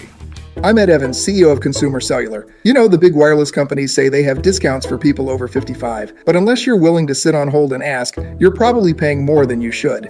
At Consumer Cellular, there's nothing to hunt down. We're built for people 50 plus with plans starting at just $20. And our 100% US-based customer service actually answers the phone. Call 1-888-FREEDOM or visit consumercellular.com today and get your second month free for a limited time. Taxes, fees, and other third-party charges will apply. See website for additional details. The KTSA Puppy Food Bank Radiothon continues. Go to ktsa.com right now and make a tax-deductible donation so these fur kids can get healthy enough to find their forever homes. That's ktsa.com. We're back inside the Alamo Lounge, the Jack Show. Jack Riccardi on 550 and 107.1 KTSA. John O'Hurley's up here on the Alamo Lounge stage with me. Long day for you. It has been a long day, but a good day. It's really. Any tips for if you're on stage all day, how you stay crisp and fresh and. You just remind yourself that you are so lucky to be here. Hourly wardrobe changes? No, nothing like that? You just say to yourself, I am so blessed to be here. Do you have the affirmation thing where you talk to yourself in the mirror or any of that? Or? When I walk on stage, every night before I walk on stage, I say one prayer. Okay. And it's a very simple one. I say, God, let me be surprised. And that's it. What it does is it calms me down, and it allows me to look everybody directly in the eye and then wait for my surprise. Because what I mean by that is every time I have said that over a 40-year career, I have been surprised on stage every single night. Really? Something has happened, something that I wasn't expecting, and I'm there looking for it. And it keeps me engaged in the moment rather than phoning it in. Because as long as I'm out there looking for my surprise, I'm focused on everybody that I'm working with. It's a good prayer. In radio, the surprises are supplied by management, so we don't. they just come. They just keep coming. And it begins with the phrase, "Hey, you." Exactly. I want to see you after your show in my office. We have talked a lot today about how transformative Puppy Food Bank was for these rescue groups and shelters, and Lori and Kurt just reminded us again that they were pulled in so many different directions before by having to buy food as they could, hope that the donated food would be the right kind of food for the breeds or size dog they had, stuff like that. It's very disroof to a dog if you keep changing. And the digestive issues that have. I mean, even if you have a dog at home and you switch dog food brands for some reason, be prepared. It's a little rocky. So the difference between then and now is now they can concentrate on the health of the dogs. Mm-hmm. Exactly. And getting them ready to be adopted. Mm-hmm. And we've had, absolutely. Once the food issue is taken care of, and I mean not only the quality and the consistency of the food is taken care of, then you can get on to the other things. The fact that these dogs need companionship. You need to kind of market yourself as a shelter so that people know that you're out there and have dogs that are available for adoption. But getting the food out of the way is the most important, because that's the part of that's the part of the balance sheet that just doesn't hold muster every month. It's just too difficult, and most of these shelters couldn't stay open unless Puppy Food Bank was there giving them free food every month. Puppyfoodbank.org or go to ktsa.com. The other thing about it, I guess, is that they made it so simple. I'm just kind of blown away by the brilliance of shipping the food directly to the rescue groups. No middleman. Yep. Instead of just goes like exactly we're ordering it in, then we'll process it, then we'll send it to you. And it doesn't sit in a warehouse and whatever. It goes directly to them. No staffing for that. It's brilliant. Okay. Exactly. All it takes is a couple of accountants. Yeah. Well, no, I mean, somebody had a vision. No, I know that, but to disperse the funds to get that done. Exactly. Right. It makes it much easier and much more efficient the way it's being done right now. And I gather from hearing you all talk that the retailers have kind of become aware of this and are kind of excited about it and are becoming more. Somebody said this morning that they're becoming more interested in and cooperative about working with you all. So you're probably actually making the dollars go further too, right? We have a common sense approach to a national issue, which is how do we feed these dogs while they're waiting to be adopted and keep them alive and healthy? It's a common sense approach. Just put it out there in the public, and if the public donates a little bit each month, then all that problem of the food goes away immediately. This one's easy. It doesn't take a lot of thinking. It's not hard to understand. $15 a month. $15 a month. And if you want to start off with a donation, like a starter donation, and then go into the $15 a month plan, you can do that. We've had challenges throughout the day. We'll probably have some more as we go along here. But I'll give you an idea. Somebody mentioned this the other day, and I thought this was a very tender idea. If you have sadly happened to have lost a pet during the past year and you want to commemorate that dog, this is a wonderful way to do it in the memory of that dog. Give $15 a month, and that way it keeps the memory of that dog alive in your heart and your head, as well as putting it towards something truly, truly wonderful. Yeah, I mean, I think we probably assume that the people that will most get this are dog owners, but there are a lot of people out there that used to have a dog, wish they could have a dog, or can't today. Right. They don't have the time or they live, the ability, or they're in a station in life right now where they can't have a dog. This is a wonderful way to say thank you for what the world of dogs does for us. Right. It's a wonderful way to engage yourself, and you'll feel better for it. It's just we have a good bucket and we have a bad bucket. Fill the good bucket every day with great things, and this is a wonderful thing to fill your good bucket with. There you go. Very easy to do. Go over to ktsa.com. It's on the homepage, and it'll take you just a second. Don't say, okay, you won me over. I like it. I'll do it when I get home. Do it right now. Make the donation right now. While you're thinking of it, you'll get home. You'll get busy. Something will come up that you weren't expecting, and you'll forget. And we don't want you to do that. We want you to give right now. It's very quick, very easy. You don't have to talk to anybody. That's a big thing with some people, right? They like no contact business. I want to order food. I want it delivered to my house. I want it left on the front porch. No contact. I don't want to talk to anyone. You don't have to talk to anybody. Just go to ktsa.com and you can give right there.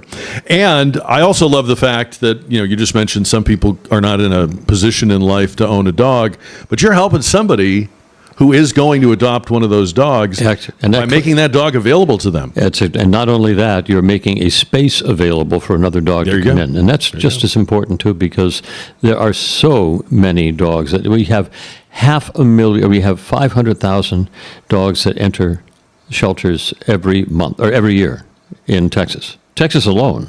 Yeah, it's an extraordinary number. You and I haven't had a chance to talk yet about other stuff you're doing. I know you get a lot of Seinfeld questions. What else are you up to these days? What's going on? Well, I have a one-man show, which is called A Man with Standards, and I tour that around the country. It's a lot of fun. It's about growing up in the time of the 50s and the 60s around the music of Sinatra and Mancini and Moon River and all that stuff. And I tell the stories, the funny and sometimes misspent youth stories of my life, and I use the music of that time to underscore what's going on. So it's very funny, it's wonderful music, and it's only one tier. Oh, okay. Only one tier. Only one? Only one. What if there's more than one? Do I get my money back? I think not. I think. Okay. Now, what is when you look out into that audience that you were saying surprises you every night, who's coming to your show? Like, what is the demographic for that? It's all ages. Yeah. It's people that are Seinfeld fans, absolutely. We get a lot of those. But also people that come and just love the music, the idea of that wonderful style of music that we had back in the 50s and the 60s. It's wonderful to listen to it. The standards, we call them. And that's why the show is called A Man with Standards.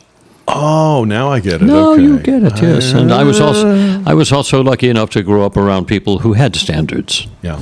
So it means it can be used in a lot of different ways.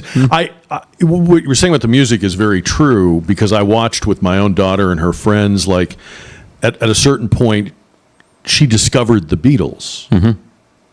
And at a certain point, she discovered 80s music, and it was new.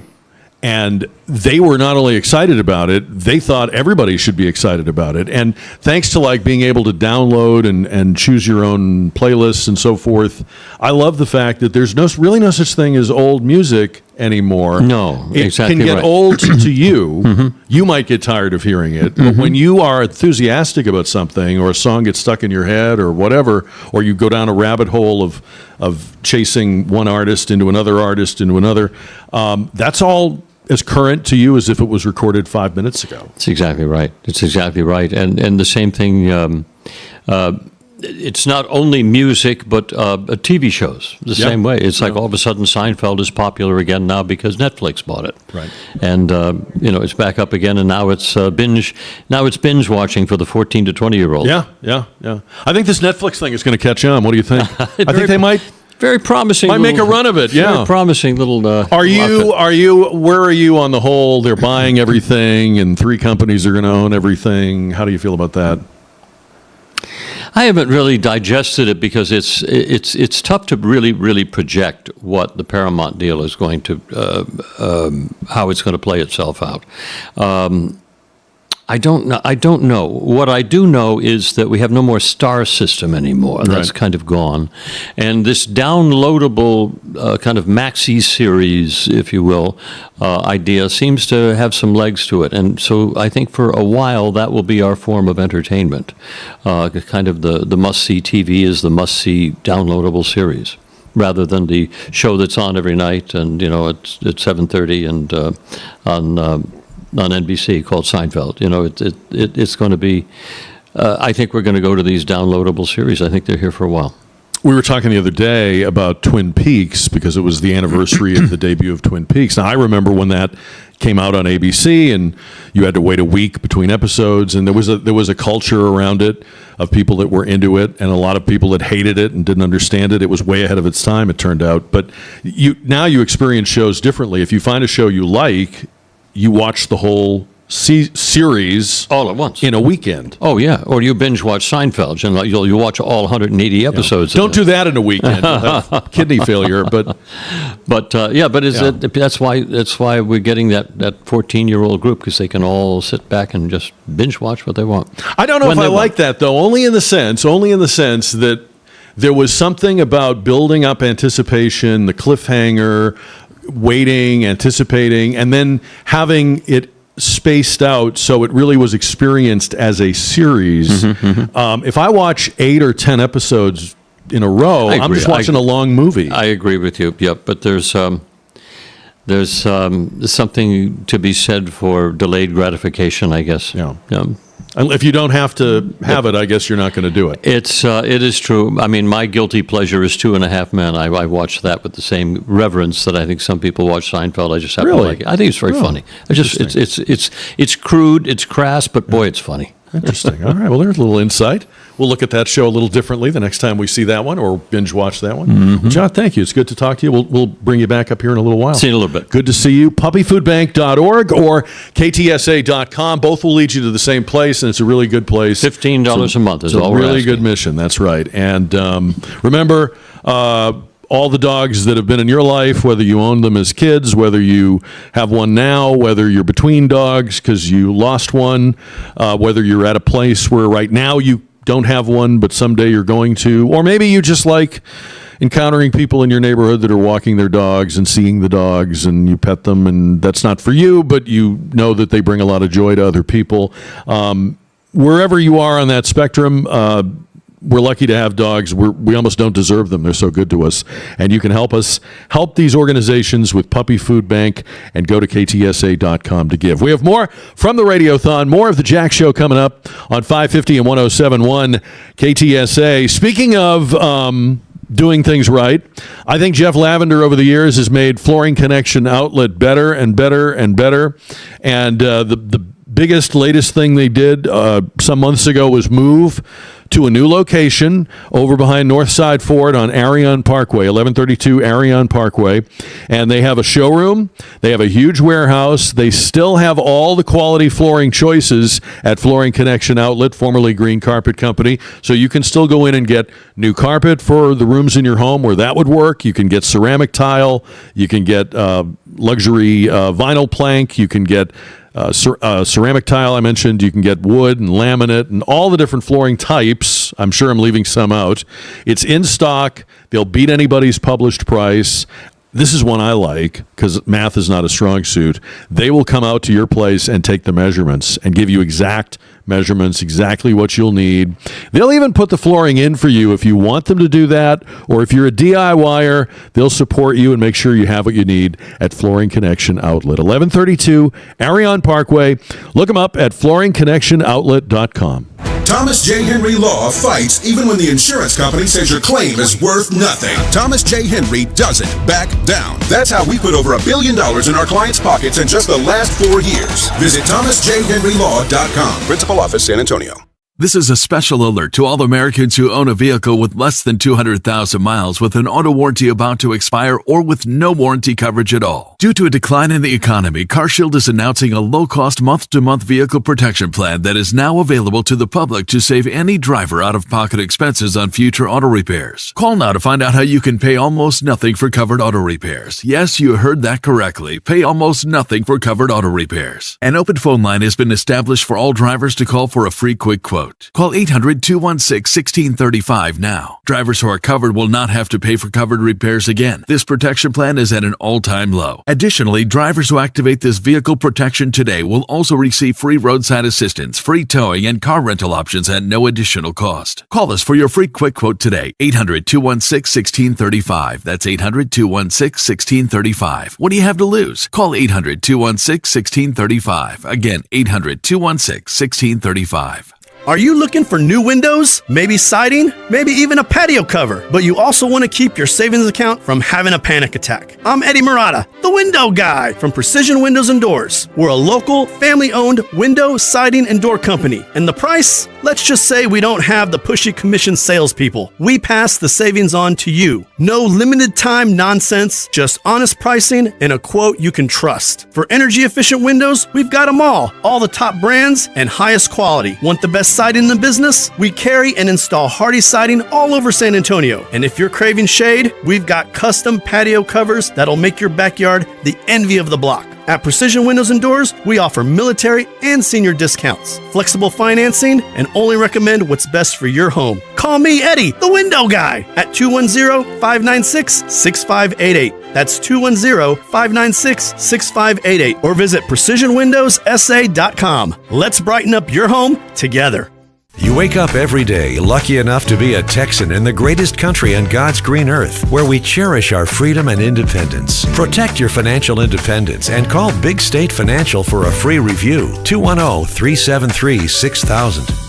If your windows struggled last season, how are they going to handle July? That's why I tell people fix your windows now, not when it's 105 degrees. When it comes to windows, siding, and doors, I recommend Scott Barr and his team at Southwest Exteriors. At Southwest Exteriors, we do things a little differently. No pressure to sign that day, no today-only discounts. Your quote is good for 30 days, so you have time to think it through. And that's rare in home improvement. Most companies want a rushed yes. Southwest Exteriors wants the right yes. For almost 40 years in San Antonio, we've been educating homeowners and taking great care of our clients with high-quality products built for the extreme South Texas weather. They've done work at my home, and I can tell you firsthand, they care about people, not pressure. Protect yourself from predatory contractors and get a free education from Southwest Exteriors. So remember, for windows, siding, and doors, visit southwestexteriors.com. That's southwestexteriors.com/PAGS. And let us give you the look you love coming home to.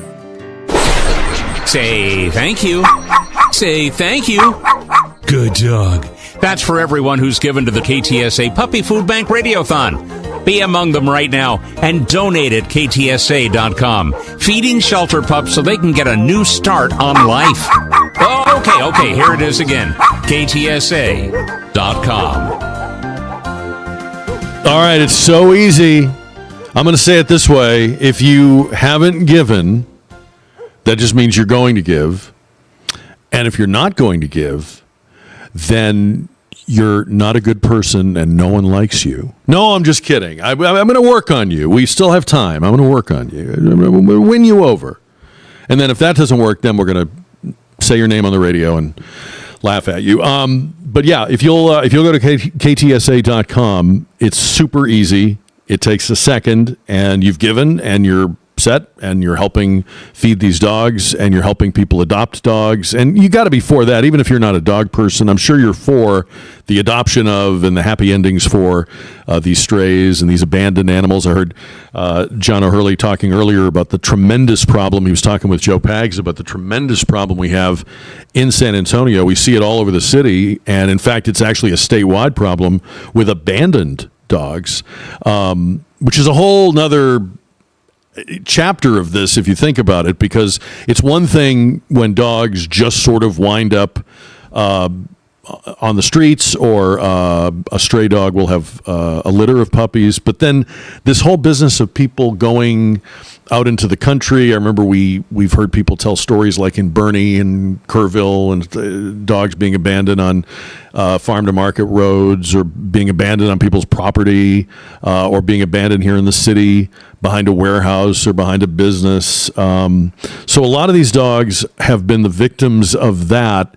And all I can say is you don't have to be a dog owner or a dog lover to hate that that's happening. So these groups that are taking those dogs in, that are rescuing them from that kind of life and also from whatever life they had with the person that abandoned them, you can help support a better outcome, a happier ending, the right thing. You don't have to love dogs or have one to know that that's the right thing to do. Please go to ktsa.com. Speaking of the right thing, can we just say that there is a not so great pattern developing here? A few days ago, we were talking about how late night host Jimmy Kimmel was mocking the new Homeland Security Secretary, Markwayne Mullin, because he had been a plumber, and Kimmel was snarking up his tailored monogrammed sleeve about how, now we have a plumber in charge of Homeland Security, which, by the way, I think I'd rather have a plumber in charge of it than a lot of other professions. But obviously, Markwayne Mullin is somebody who used to be a plumber. He's done other things with his life. But I guess to the left, you are always and only whatever class you were in. It's kind of a snooty way to look at things, right? Here's Hakeem Jeffries, who's really not good at messaging, really not good. And he's at this Sharpton convention, the NAN, and he's talking about Secretary of War Pete Hegseth. Listen to Hakeem Jeffries not be good at this. Cut number 4. That this effort, attacking DEI, it's not a serious effort. It's not about celebrating merit. That's what they tell you. They're not trying to celebrate merit. They're trying to elevate mediocrity. Not trying to celebrate merit. They're trying to elevate mediocrity. Here's how we know that's the case. Just look at who they put in charge of the attack on DEI.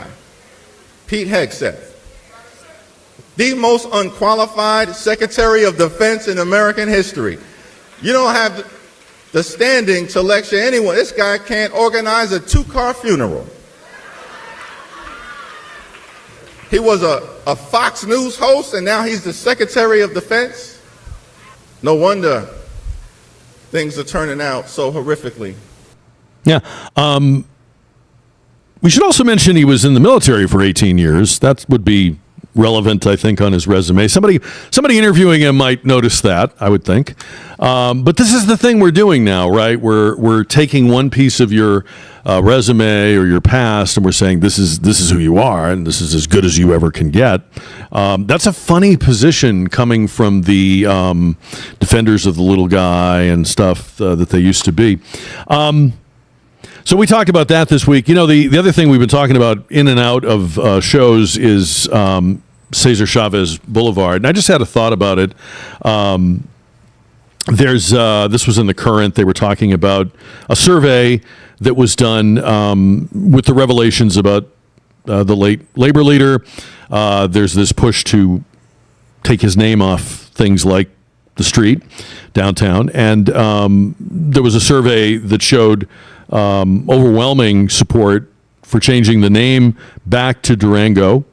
But they had a community meeting a couple of nights ago on the west side, and their people are speaking and signing up to speak, and they're suggesting all these different names. And I won't go into all the names, but some of them are other names of people, and some of them are names like words, word association.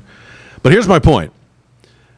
You notice that the people that are wanting to take the name down are being very procedural about it, if that's the right word.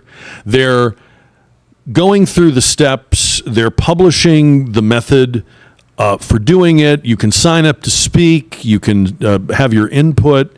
They're considering a lot of names. And I'm thinking to myself, gee, this sounds like a good way to name things. Listen to the public, let people vote, give it the feeling of being lowercase d democratic. This is not how the mob was taking down names and statues before. When we were all on fire about this a few years ago, and every single day there was something being pulled down, names being ripped off, that was like, mob mentality, cancel culture happening overnight. You'd wake up in the morning, statue's gone. You'd wake up in the morning, the sign was off the building. It's like they've discovered that there is a procedure, there is a right way of doing this. And I guess when they're wanting the name changed, which is them, I mean, this is very much the left. You don't find a lot of interest in the Cesar Chavez story, but on the left. And so when they want to make the change, they know there are rules and they're following them to a T. But when it's our name or something we're defending, it's just they demand it. It's got to go right away. It's got to be done overnight. It's got to be done immediately. It's just kind of interesting to see the hypocrisy of that. We got another hour of the Jack Show as part of the Puppy Food Bank Radiothon. We're inside the Alamo Lounge, still asking you prayerfully and respectfully to please give. If you haven't already done so, go to ktsa.com for that. Second hour of the Radiothon coming up here on KTSA.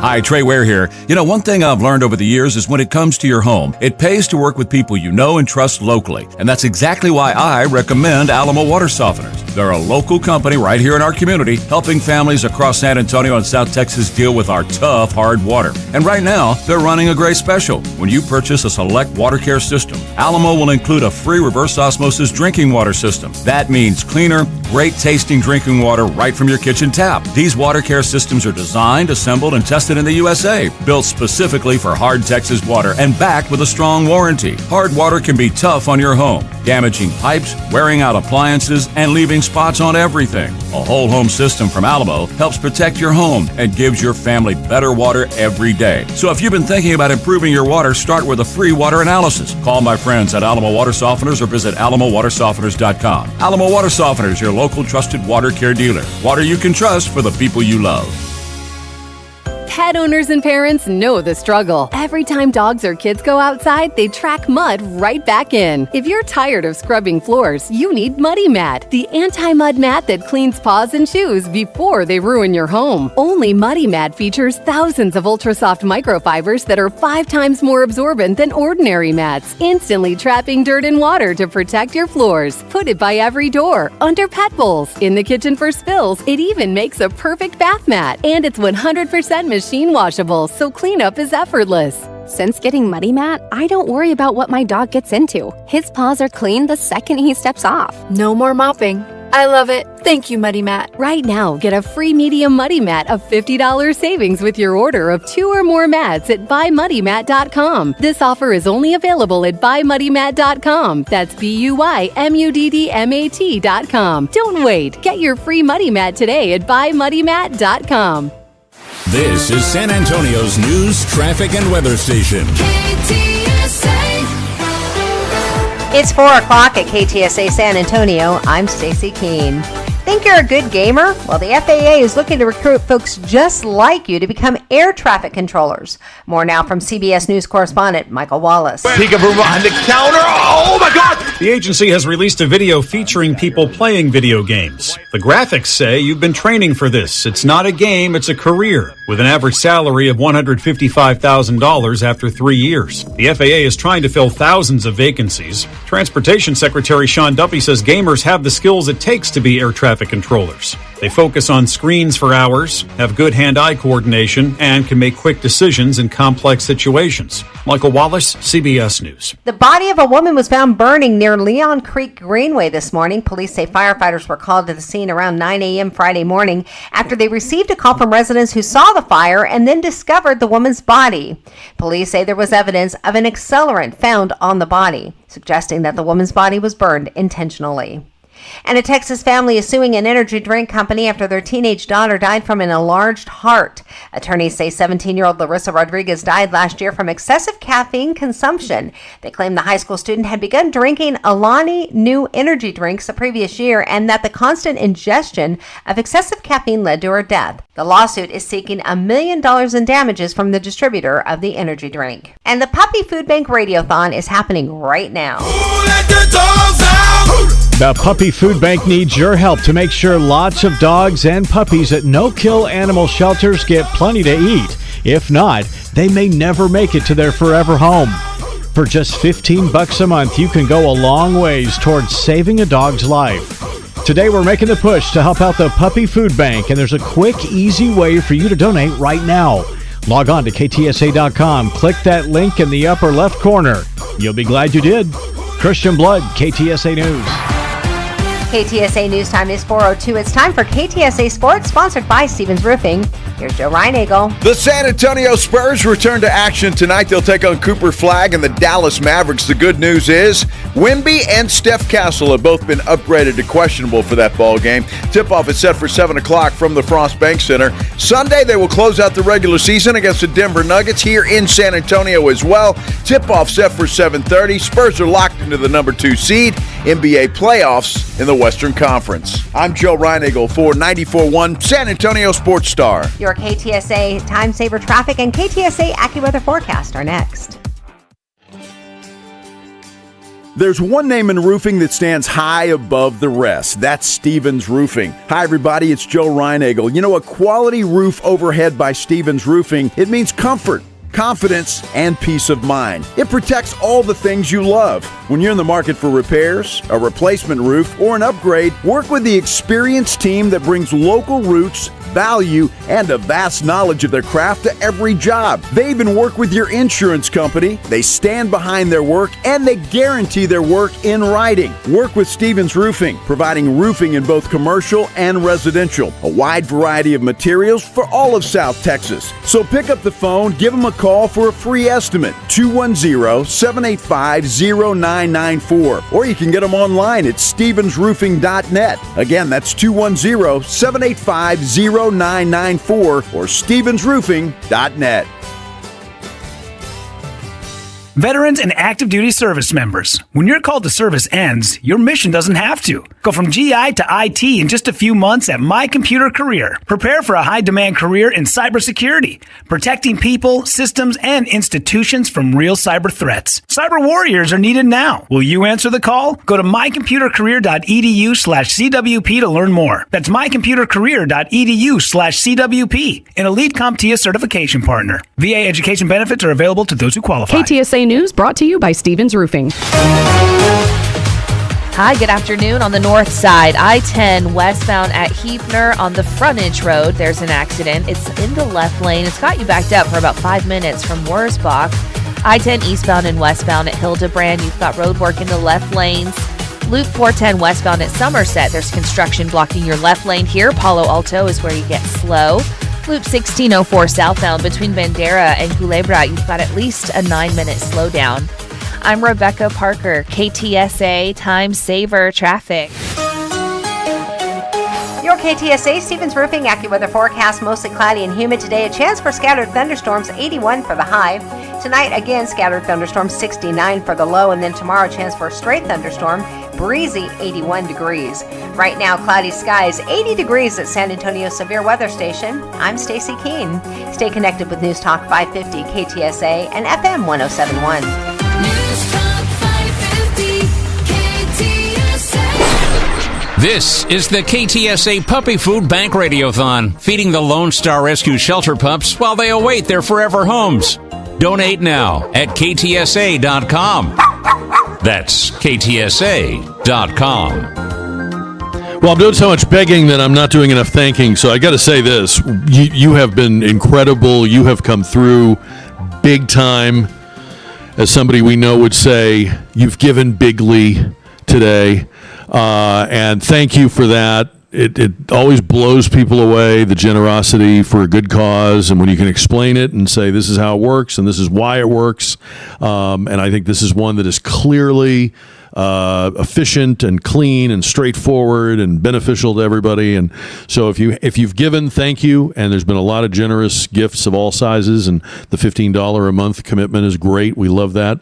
And by the way, you can just do that and then not have to think about it ever again. Love that. But if you haven't done it, if you're still on the fence, I'm going to work on you this hour and urge you to go to ktsa.com. Click on that button in the upper left-hand corner and give. This hour of the Radiothon is brought to you by our friends at Window World. And we have Martin Bamba, the host of the Rockin' Home Show, Saturday mornings on KTSA, with us right now. It feels like Saturday morning right now, Martin Bamba. You know what it did this morning when I was talking with Trey and Sean at 6 o'clock? It felt like more then. Less so now, I guess, huh? Less so now. A little I'm less a so. more Okay. rested man now. Well, it's morning somewhere. Thank you, first of all, to you and everybody at Window World for being a big-time sponsor of this whole thing and sponsoring this hour. And what makes you get approached all the time? I know. What stood out to you and made you want to support this?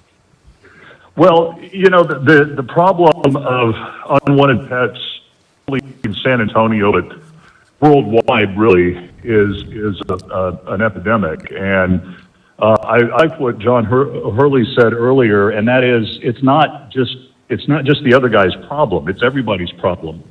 And that is exactly why I got involved in this. I think that these dogs don't have any.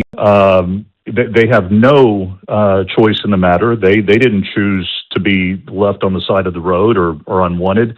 And I think as human beings, if you're taking care of the least of yours, then you're doing something you should be doing.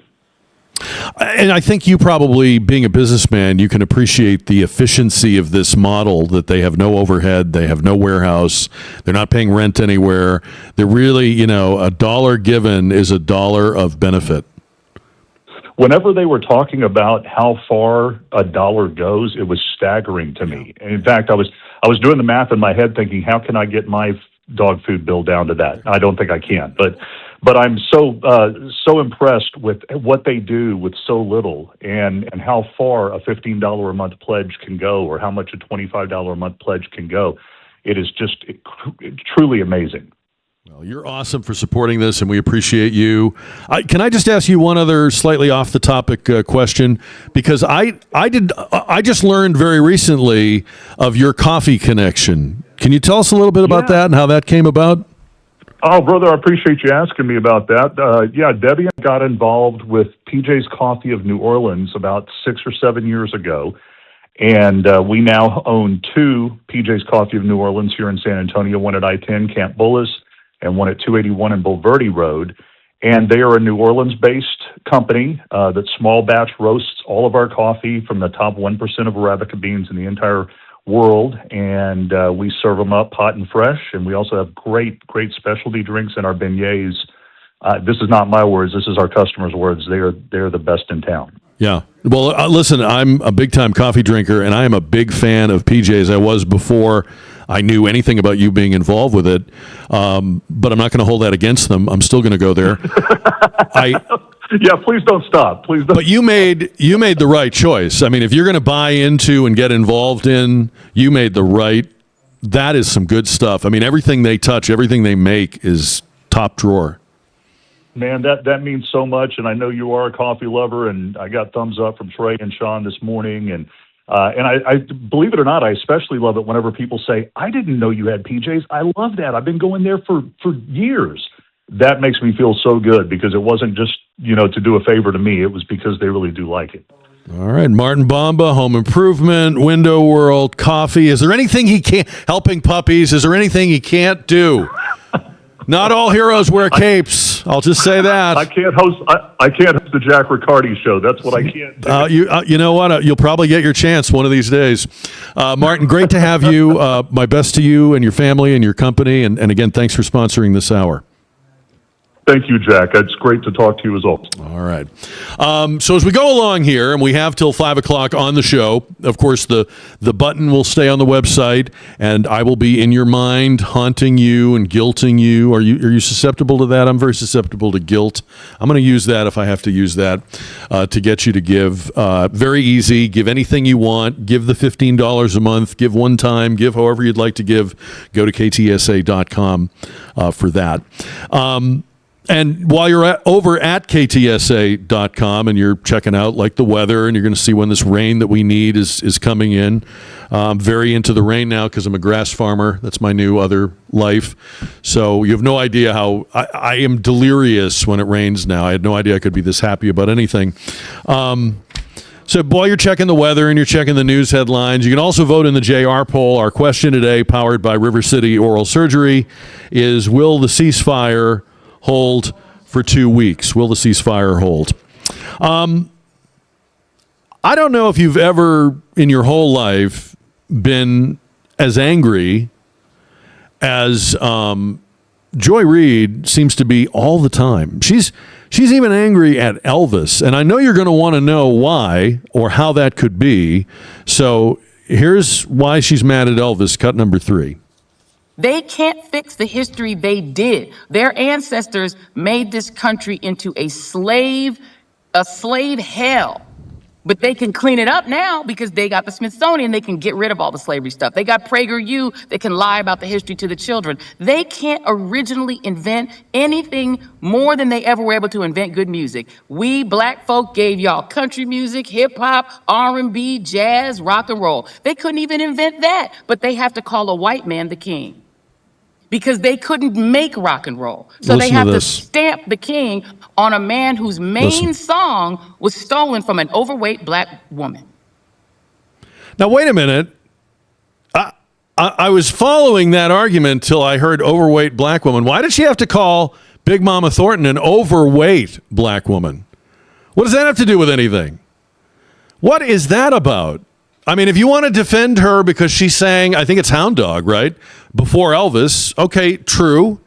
And many other songs. And yes, it is true that the early rockers covered a lot of black artists' music and made money that maybe they would have made or maybe they wouldn't have made because maybe the radio stations wouldn't have played those versions anyway back in the day. But even if you want to make all that point, why do you have to call her an overweight woman? I mean, come on, Joy Reid. What's going on with the fat shaming? I thought that was not a thing anymore. But boy, she is angry. She is super duper angry. Slave Hell. Where is that, by the way? Is that in Medina County? Where's Slave Hell? Is that near? I know I've seen the sign for it. Really, I know I'm saying this every day, but the left is they're just so deranged right now. When they're not defending the worst people in the world, like the Iranian mullahs, they're arguing that their weirdos are the good guys. Like both the left and the right have psychopaths, right? Can we agree? It's what do they call that? The horseshoe theory that if you keep going on the spectrum politically from left to right or right to left, eventually there's crazies at both ends of the spectrum. I agree with that. Do you agree with? I mean, there's definitely certifiable people on the right, but at least on the right we struggle with it. We argue, we shout at them, we ask what happened to Tucker or Candace or whatever. But on the left, they think their psychos are their best players. Like those are their MVPs. Those are their cleanup hitters on the left. And then you have all these people. We had one, I think, just a day or two ago. We had a nurses and doctors and healthcare people calling for the deaths of other people, the suffering of other people, usually famous people. What is that all about? And then wishing for bad outcomes. So, okay, we're in a war, and you might not have chosen this war or wish to have seen it conducted, but to wish harm on the soldiers or to celebrate or wish for bad outcomes on the battlefield. and to say things. There was a protest in Philadelphia where one of the speakers said, "For every U.S. soldier who comes back in a casket, we cheer." It's appalling, but it's also it's a pattern. And then you have Joy Reid with the screed against Elvis. I mean, I don't want to go down the rabbit hole. We don't have time, and I don't really think I'm the person to do it. But you could obviously make the argument that a lot of that music that was appropriated was also made much more famous and better known than it would otherwise ever have been at that time. And I would just say one more thing to Joy Reid. When it comes to Elvis, when it comes to rock and rollers, you will find that they are the first ones to give credit and express appreciation for and knowledge of pioneering black artists, whether it's Robert Johnson, who recorded here in San Antonio in the 1920s, or Elvis's friendships with up-and-coming black artists like B.B. King in his early days. They know. I'll tell you another one who's great, big-time supporter of the roots of rock and roll is Bono from U2. I mean, just he loves that music. He knows it encyclopedically, and she's all over the place with this screed. But just they're always angry, and when they're not angry, they're hating us, and when they're not hating us, they're wishing our death. So maybe we'd prefer to have them angry. That's probably the best outcome. We got more of the Jack Show and the Radiothon from the Alamo Lounge as we continue. Don't forget to give at ktsa.com.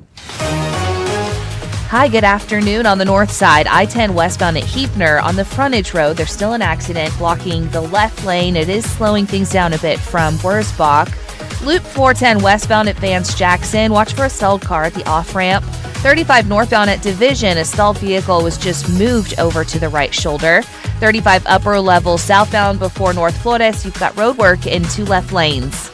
I'm Rebecca Parker, KTSA Time Saver Traffic. This is the Jack Riccardi Show. Domestic violence is one of the most widespread crimes in Texas, yet one of the least reported. When someone walks through the doors of the Battered Women and Children Shelter, they're looking for safety. Help exists, and it's closer than you think.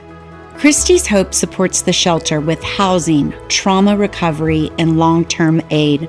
Thomas J. Henry stands with us in our commitment to end domestic violence. If you or someone you love needs help, visit christieshope.org. Got issues with youth or high school sports? Positive Coaching Alliance can help. PCA, a national nonprofit, offers more than 1,000 free online resources for youth and high school sports coaches, parents, students, and administrators. Visit PCADevZone.org. Are you looking for new windows? Maybe siding? Maybe even a patio cover? But you also want to keep your savings account from having a panic attack. I'm Eddie Murata, the window guy from Precision Windows and Doors. We're a local, family-owned window, siding, and door company. And the price? Let's just say we don't have the pushy commission salespeople. We pass the savings on to you. No limited time nonsense, just honest pricing and a quote you can trust. For energy-efficient windows, we've got them all the top brands and highest quality. Want the best siding in the business? We carry and install Hardy siding all over San Antonio. And if you're craving shade, we've got custom patio covers that'll make your backyard the envy of the block. At Precision Windows and Doors, we offer military and senior discounts, flexible financing, and only recommend what's best for your home. Call me, Eddie, the window guy, at 210-596-6588. That's 210-596-6588. Or visit PrecisionWindowsSA.com. Let's brighten up your home together. Critter Evictor excels at all types of raccoon and rodent removal because that's all they do. Whether you have possums, rats, mice, skunks, squirrels, and yes, even raccoons, call Critter Evictor, 210-906-8910 for your home or office. The biggest golf tournament of the year is here, and now you can trade the tournament on Kalshi. Kalshi partner Bryson DeChambeau is trading at 8% to win it all. That means a $100 trade pays out $1,250 if he wins it all. On Kalshi, you're trading against peers and a live market, meaning there's no house. And as the odds move, you can buy in and out of your position all tournament long. For limited time, download the Kalshi app and use code ACTION to get $10 when you trade 10. That's code ACTION. KALSHI, Kalshi, trade on anything. This is the KTSA Puppy Food Bank Radiothon. Donate now, please, at KTSA.com. All right, you can do it. You can make a difference. You can not only feel good about the donation you've made, but think about families bringing home a new dog or puppy, somebody adopting a pet to replace one they lost, or maybe to help them get through whatever it is they're going through in life. You have a lot of people that live alone and are isolated or estranged maybe from family, and maybe that dog that they come home to every day is what's kind of, keeping them going and making them smile and taking them outside and getting them in the neighborhood. So it's a lot of good stuff that you are catalyzing when you give to Puppy Food Bank. Go to ktsa.com, please, and thank you. And if you've already done it, we appreciate your gift. And, one other thing you could do, if I could ask a little more, say you've already given, you gave this morning, you gave a little while ago, copy and paste our link and send it, share it with your friends, put it on your socials. You're not humble bragging unless you want to say I gave, but you can. But just let people that don't listen know that this is going on and that this exists. I feel like this is one of those things that just about everybody who hears about it, once they grasp the concept of it, they're really excited and enthusiastic and grateful. As we mentioned, one of the great ambassadors for Puppy Food Bank is actor Ernie Hudson, who has done a lot of things, but is legendary for playing Winston on Ghostbusters. And I will tell you a funny thing. When we had him in the studio the other day to talk to him a little bit, I mentioned to my daughter, who just turned 21 yesterday, by the way, happy birthday. But I mentioned to her, she's a huge Ghostbusters fan. And I said, yeah, I'm going to be with Ernie Hudson today. And she was just so excited. And I said, well, do you have any questions for Ernie? And this is what she wanted me to ask about the character Winston. She says, when we meet Winston, he's desperate for work. He says he'll believe in anything if there's a steady paycheck. Right. Did they ever give you a backstory on Winston before he comes to Ghostbusters? Yeah, it's a story that most fans are aware of. But when I first got the Ghostbusters script, Winston was in the very beginning.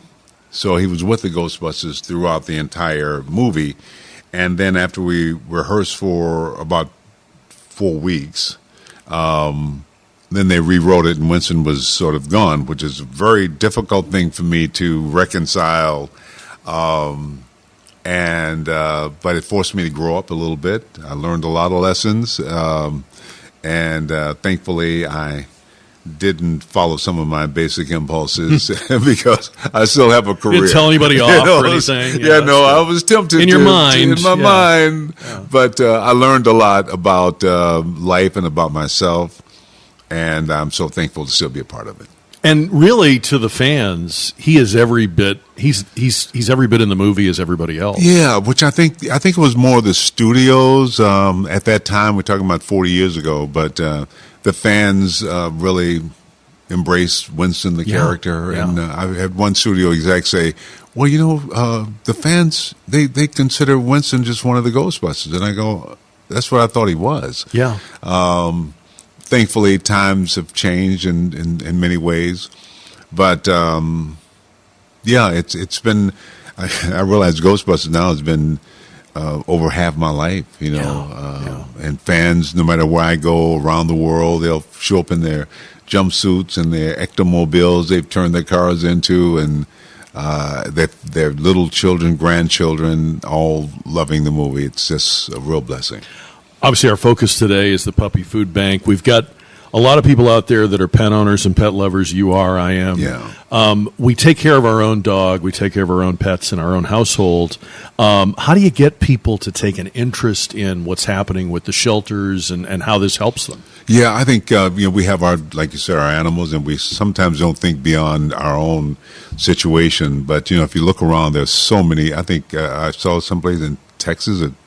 I know there are over 100,000 stray animals. I don't know what the actual number is, but there are a lot of strays out there who aren't able to take care of themselves when they're brought into a shelter. The shelters are sometimes so overcrowded they can't keep them. This ends up with them being euthanized. But I think we just don't think beyond. And a lot of people are struggling with just the care, of their animals and have to give them up. So it's a real problem that is going to require all of us to do a little bit. And what the Puppy Food Bank does is it gives us an opportunity for each of us to do a little something. They ask for a donation of $15 a month, or more if you can, but that amounts to like 50 cents a day. And it makes a huge difference. It saves dogs' lives. And they're shipping the food directly to the shelters so that it's immediate help. Exactly. From the food distributors, they take it directly to the shelters. Like I think they're in 11 states now. And but it costs. I've read. I think it's like $43,000 a month or somewhere in that number. And it kind of depends on all of us doing a little bit. I know sometimes we want to do a lot, but we're all busy. But that little bit that you can do, it goes a long way. All right. And from his lips to your ears, go to ktsa.com and donate to Puppy Food Bank. By the way, I will tell you, to like my family, I mean, we've had governors and senators and congressmen and presidential candidates and diplomats and, internationally famous people. The three people that I got cool points for interviewing in my family, the three people that were impressive to my family, probably in this order, John O'Hurley, Ernie Hudson, and Mike Lindell, the MyPillow guy. That was years ago. I can't even tell you. Is that even still in business? I don't even know if they're still. Yeah, but like people you wouldn't even think listen to talk radio. I can't believe you talked to the MyPillow guy. Like, how was that? I barely remember it, but it was a big deal to people. So there you go. Ghostbusters, pillows. I'll do what I need to do. But in any event, we appreciate Ernie. John O'Hurley is going to be back with us in a few more minutes here in the Alamo Lounge. I know you can't be with me here in the lounge today, but you're with me in spirit. And if you can make that donation, if you can click on the link and give right now, I will appreciate it. These rescue groups we've been talking to throughout the day will appreciate it. I'll just do round numbers. This is not exact, but the numbers tell us that annually 6 million dogs and cats go into shelters, roughly. And roughly 4 million are adopted. So you don't need me to go into a lot of detail about what happens with the rest, but we give the rest a much better chance of living and maybe eventually being adopted when we give to Puppy Food Bank. That's what you're doing today. You're not giving money to some group or some charity. You are changing the math and the trajectory of these animal populations. And we all, I think, agree, whether we're pet owners or not, this is not right. This shouldn't be happening. And we don't want Texas to be the number 1 or number 2 state in the country for stray dogs and cats. So let's do something about it. And here is something we can do. Go to ktsa.com, give to the Puppy Food Bank. We'll talk to John O'Hurley and much more coming up next half hour of the Puppy Food Bank Radiothon on KTSA.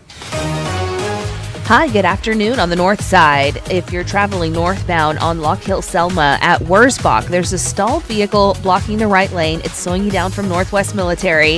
Loop 1604 southbound at FM 1346. This roadwork has you down to one lane getting by. There is a slowdown from I-10. I-10 eastbound at Medical Drive on the frontage road. Watch for a stalled car off to the right shoulder. It's partially blocking the right lane. Use caution there. If you have questions about youth or high school sports, Positive Coaching Alliance can help. PCA builds better athletes and better people through sports. Info at positivecoach.org. I'm Rebecca Parker, KTSA Time Saver Traffic.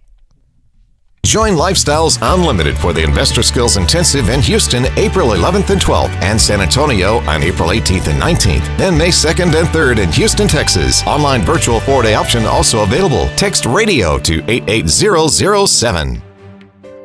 Well, you can't turn on the news or open a business journal lately without seeing these two letters, AI. Hey, Trey Ware here. I know what many of you business leaders are feeling, that mounting pressure to do something. But here's the reality. Rushing into AI just to say you're doing it is a fast track to security breaches, compliance nightmares, and a whole lot of wasted capital. That's why I want to tell you about Bridgehead IT. They aren't here to sell you on the latest shiny object or trending bot. They're here to give you a strategy. It starts with their AI assessment. Bridgehead IT sits down with your team to identify where AI can actually deliver measurable value and where it's just noise. They prioritize protecting your sensitive data and ensuring your transition is secure from day one. Bridgehead IT focuses on clarity first. You get a roadmap built on outcomes, not hype. If AI is on your roadmap for 2026, start with the experts who put security and your bottom line first. Visit bridgeheadit.com. That's bridgeheadit.com.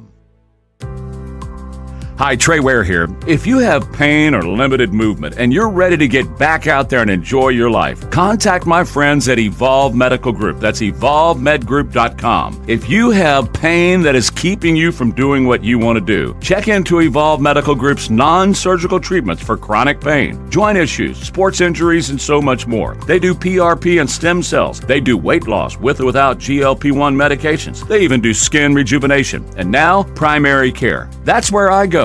I feel so much better these days since I've been going to Evolve Medical Group. If you have pain and limited movement and you're not able to do what you always love to do, if you want to look and feel better than you ever have, then get in touch with our friends at evolvemedgroup.com. That's evolvemedgroup.com. They've helped me, and I know they can help you too. Telemed now available. They do primary care at Evolve Med Group. Log on today and mention Trey Ware when you do. evolvemedgroup.com. Thomas J. Henry Law fights even when the insurance company says your claim is worth nothing. Thomas J. Henry doesn't back down. That's how we put over $1 billion in our clients' pockets in just the last 4 years. Visit thomasjhenrylaw.com. Principal Office, San Antonio.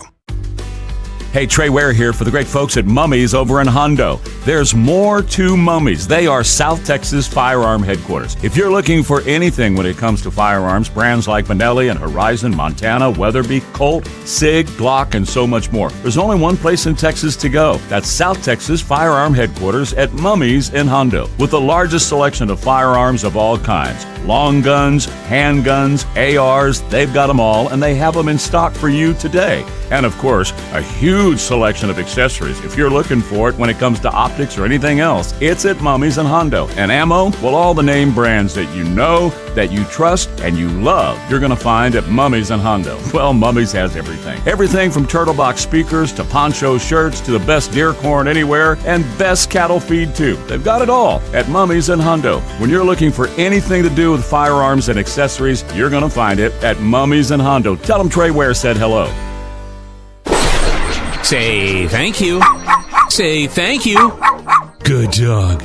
That's for everyone who's given to the KTSA Puppy Food Bank Radiothon. Be among them right now and donate at ktsa.com. Feeding shelter pups so they can get a new start on life. Oh, okay, here it is again. ktsa.com.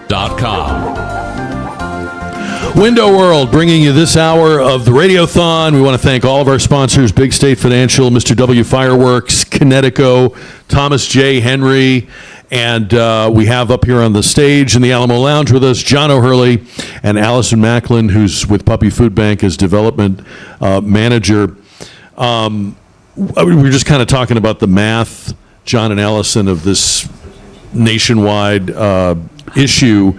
But here in Texas, we see it in the cities, we see it in the countryside. It's stunning how many of the dogs that come into the shelters, Allison, are not dogs that were born under a bridge or whatever, but were somebody's pet and then got dumped somewhere, right? And especially right now, I think the latest totals for the stray count in Texas is 1 million stray dogs. 1 million. So we have more stray animals than any other state, bar none. And it's a huge issue. And I mean, we're all seeing it, you know.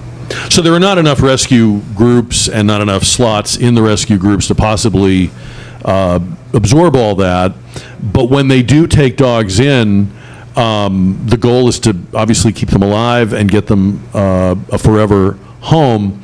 And food becomes really the determining factor, right? How does that work? Absolutely. Definitely one of the biggest line items in any shelter or rescue is food, especially with the rising crisis and the rising number of animals that are in need. So I think what Puppy Food Bank does, what we do, we step in where the need is greatest, and we remove that, alleviate some of that strain so that they can focus on medical care, finding them homes and making sure that they're healthy and happy. And probably just staying in business. I mean, I'm sure some of these outfits are on a shoestring and they could go out of business at any time, and they're probably always teetering. A lot of them are probably always teetering on the brink of that, right? Sadly, yes. I mean, so many rescues. And Texas has one of the largest numbers of shelters and rescue organizations, but they are tapped out and they're just overburdened with the amount of animals that are in need of help. So. Yeah. And John, this is the side of, the human-dog relationship, which you're so well associated with from the National Dog Show and all these things that you do. But this is the other side of it, which is that's a very good point. We have a responsibility here. It's exactly right. This is the ugly side of that people do not take the responsibility of being the shepherd for their pet seriously. And when you decide that you're going to have a dog in your life, it should be a lifetime commitment that you have made to that dog, that I will stand by you and you will be my pet. And that commitment, when you're looking at figures of 1 million that are stray, 500,000 dogs find their way into dog shelters, at least during a year in Texas. But it's too many to feed without extraordinary help. So what we're doing is with Puppy Food, puppyfood.org is providing the bridge between the need and the fulfillment of what is necessary for this number of dogs. Allison, how do the shelters or rescue groups connect with you, or do they all know about you, or is the word still getting out about you, or how's that work? The word is still getting out, but thanks to people like John, Time, Talent, and Treasure, they're helping us get the word out. We do have some limited funds in certain states, so if any shelters or rescues or people that want to connect us or the rescue with us, they can visit our website and get more information. They can fill out an application. It's super easy, super quick, and we'd be happy to help. And what's the plan for growing this? Because I'm sure that you want to be able to help more. You're going to be asked to help more. You'd probably like to be in more states, right? So how do you grow something like this? It's just word of mouth. I think there's so many rescues that are connected with each other throughout the states, because a lot of the southern, dogs in Texas get shipped up north to find homes.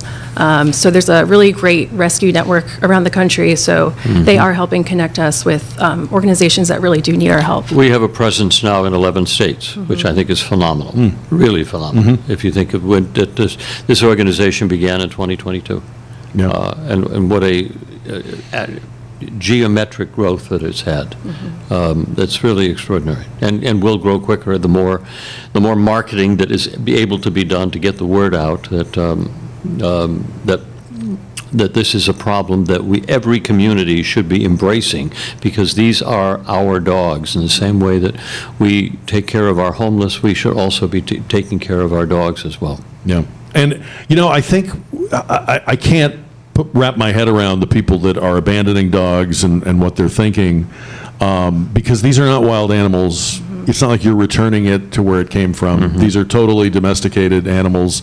They do not know how to live and cannot sustain themselves out there in the parking lot or behind the warehouse or whatever. But I guess in a way, we can only do so much to try to discourage or shame people from doing that. The reality is there's going to be some of that. We saw that after COVID. Remember all the people that tried to give back dogs they had donated, and that, which goes to your point, John, that this is not a rental situation. This is not a try. It's not a, hey, let's just try it out, and if not, we always have the backstop of our local pet shelter. Yeah. So this is what we're gonna need, and this is how we're gonna have to address this. I keep saying it. I do think it's a brilliant and efficient model, and it wouldn't be possible without online retailers too. Obviously, the fact that you can order it and ship it directly to the rescue groups eliminates your need to have any kind of buildings or warehouse, right? Yes, absolutely. It definitely cuts down on cost. It streamlines everything. It's super easy and efficient for the rescues. It's same easy and efficient for us.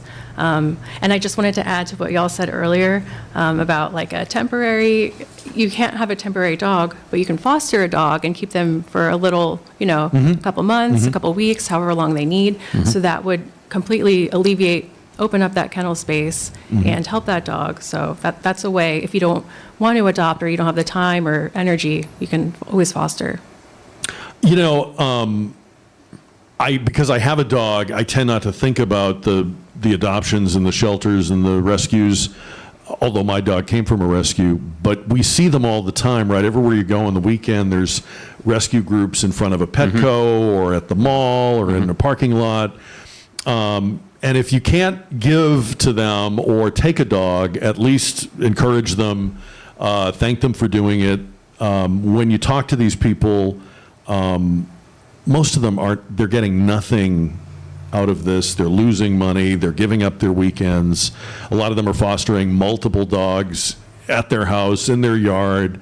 I know when I adopted my German Shepherd, there was a lady that had just a ton of German Shepherds in her house, which doesn't sound like the worst thing in the world to me because I love German Shepherds, but still, the country's full of people that are doing these heroic, over and above things. We're just asking you to go to ktsa.com, just give a little bit and help in a little way, make the gears turn and make this system work. It's mostly a volunteer system. Absolutely. And here's a good thing to think about is that you'll feel better about yourself. It's one of those little simple acts that you can do right now. Pick up the phone, call, commit to the $15 a month, and you'll hang up that phone and go, I did something really good today. And it's going to stay, and it's going to continue, and I'll be thinking about it 30 days from now that I still had, there's a dog eating today because of me. Will that be like the little voice that was in Jerry's head when he was telling himself he was a good person? I'm a good person. Well put. And Allison, for folks that are still, we feel like we've begged and pleaded and stuff, but for folks that are still sort of trying to sort this out, I want to kind of put you on the spot a little bit if I can, because there are a lot of charities that ask for a recurring donation. There's a very famous one that also involves animals. What's your sort of elevator pitch for this puppy food bank? Our overhead is very low. Our money goes mostly directly to food budget for animals all across the country. We vet all of our rescues. We're very efficient in every single way that we operate, and the need is so great. And even $15 a month, I know that doesn't seem like a lot, but it really does add up throughout the year. And our monthly donors allow us to plan ahead. So we know, we're expecting X amount of money in this month. Right. We can say yes to this shelter. So our monthly donors are our backbone. So we thank you all so much. That was a great point. I didn't think of that. But if you are doing the monthly donation, you're creating that certainty that the need can be met month to month. That's a huge argument.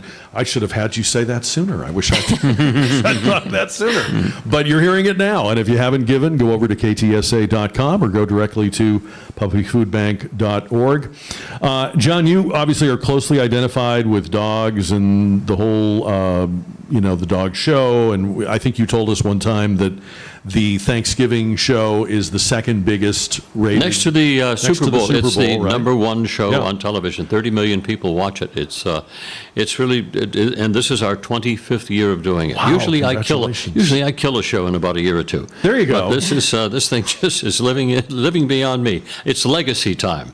But so let's challenge people. There's so many people that watch that every year, enjoy it. It's a benchmark for them. Maybe they're not sports fans, and that is what they want to see, or they watch it with their family after dinner, before dinner, whatever. And let's challenge everyone that's ever watched and enjoyed that show to make a donation right now. A wonderful thought. And I'll add to that and say that if you have lost a dog this year, sadly, and would like to do something good in the memory of that dog, I can't think of a better commemorative gift than continuing life to another dog using Puppy Food Bank. You mentioned earlier your one-man show, which is called A Man with Standards? A Man with Standards, yes. How do people find out where it is, when it will be? I'll tell you exactly. I will be here October 17th. October 17th at Jazz, Texas, over there at the Pearl. Nice. Yep. Do you have like a website or a social media that? Well, Jazz Texas has it. Okay. Yeah. So if you just go to Jazz Texas on October 17th, I will be here with my show. I'll also be hanging around after that for a couple of days because I'll be doing my golf tournament for epilepsy. I'm the national spokesman for epilepsy, and we'll be doing it here in the... Isn't it time you started giving back, John? I mean, start helping some good causes, okay? It's not all about you, okay? Yeah, or maybe got back to acting a little bit. Wow. I did not know about the epilepsy thing. Very nice. I did that. You know, I sadly lost my sister when I was a young kid, and she was a year older than me and passed through epilepsy, and that's a good cause. So it is indeed, and sadly another charity that's poorly funded. But we try and we continue on, and we've had a lot of success in the area of epilepsy, so it's been wonderful. Speaking of success, do we know how we're doing today, Allison? Do we have any idea? Do. I guess in the last 15 minutes or so, we're just a few $100s away from last year's numbers. Really? So, let me see, 200 and something dollars away. But we'd love to beat that. So any gift you We can need give just would be- $270. Oh my goodness! To get to last year's number. Yes. Okay, and we're not done. I mean, we still have another 12 minutes here. Yes. So come on. I mean, I'm very into when I pump gas, I gotta crank it up to the zeros or whatever. Like, come on, we gotta do this. All right, we gotta get it up to the 270. And this is again money that will immediately, not eventually, but immediately be used to place direct orders from, we can't name the names, but the retailers to the shelters, the rescue groups. So they're getting the shipment you bought literally a couple of days from now. And the dogs are eating, they're living, they're available for adoption. Somebody's going to go look at that dog maybe tomorrow because you gave today and take that dog home. So you're making great stuff happen. You don't have to wonder, you know that your donation really does work. Well, look, Allison, please convey our thanks to everybody at Puppy Food Bank. You've been here a long time too, and thank you for everything you're doing. Thank you. Thank you for having us again annually. You guys are the best. Thank you. We love having you. And John O'Hurley, you're a great, you're a man of standards. Well, I had good parents, so I pass it on. You're not a standard man, you're a man of standards. I had good parents, and I've had wonderful dogs, and so I celebrate both. I'm more of an automatic transmission myself, but in any event, thank you very, very much. And we thank Ernie Hudson, and we thank all of our volunteers and all the shelters that spent time with us here today in the Alamo Lounge. We'll thank our sponsors again. Coming up, we also do the math and get the poll results. Coming up on The Jack Show on KTSA. Hi, good afternoon. On the northeast side, 35 southbound at Randolph, there's a stalled vehicle off to the right shoulder. It is slowing things down from Thousand Oaks. Heads up if you're traveling northbound on Lock Hill Selma at Wurzbach. There's a stalled vehicle blocking the right turn lane. It is slowing things down from Northwest Military. Loop 410 southbound approaching Old Pearsall. There's construction in the left lane that's got you backed up from Ray Ellison. I-10 eastbound at Medical Drive. There's a stalled car on the right shoulder of the frontage road. The Crohn's and Colitis Foundation has been at the forefront of inflammatory bowel disease research and care for over 50 years. Learn more at crohnscolitisfoundation.org. I'm Rebecca Parker, KTSA Time Saver Traffic. For victims of drunk and drug driving, our grief is unique. But you are not alone. You always have a place at MAD. Call our 24-hour victim helpline at 877-MAD-HELP or visit mad.org. Now's the time to save at TELUS Equipment Solutions. We've made tractor buying easy with 0% financing for 84 months on John Deere tractor packages. Each tractor package comes with attachments, giving you a complete, ready-to-work solution for your property. Our team is here to help you choose the right package to match your land and your goals. Stop by your nearest TELUS Equipment Solutions location or visit us online at telusequip.com. Offer ends April 30th, 2026. Restrictions apply. See dealer for complete details. At Ponderosa Ranch, your dog enjoys a fun-filled day or overnight stay with personalized attention and enriching activities tailored just for them. Hey y'all, this is Hannah over at Ponderosa Ranch. Make the ranch your pup's home away from home while you're on vacation, or let them enjoy a day of play in our 100% enrichment-based doggy daycare program. At Ponderosa Ranch, we treat your dog like family. With customized play packages, we make sure that your pup's stay is as unique as they are. Zoomies, cuddles, training, a spa bath with podicure, we got it all covered with 3 convenient locations. Ponderosa Ranch is open every single day, and we're here to meet all of your canine care needs. So the next time you're planning a family getaway, make sure that your pup is having just as much fun as you, maybe even more, at Ponderosa Ranch. Visit weloveyourdog.net to book their stay. That's weloveyourdog.net. Or to speak with a reservation specialist, call 210-404-9941. We hope to see you soon at Ponderosa Ranch, San Antonio's top doggy daycare and boarding facility. You wake up every day lucky enough to be a Texan in the greatest country on God's green earth, where we cherish our freedom and independence. Protect your financial independence and call Big State Financial for a free review. 210-373-6000. Ensure your retirement income with Big State Financial and their Safe Money retirement programs. No matter what the market does, you won't lose a penny. Call 210-373-6000 to schedule your free review. Pump up the volume. Business moves fast. Orders roll in, deadlines close in. When you ship with USPS Ground Advantage, you can keep up with confidence. Every package stays in our secure network from dock to door. And with nationwide reach, dependable tracking, and upfront affordable pricing, you get built-in peace of mind. You run the business. We run the routes. Visit USPS.com/Ground Advantage to learn more. You're listening to the KTSA Puppy Food Bank Radiothon. We hope you'll give right now at KTSA.com.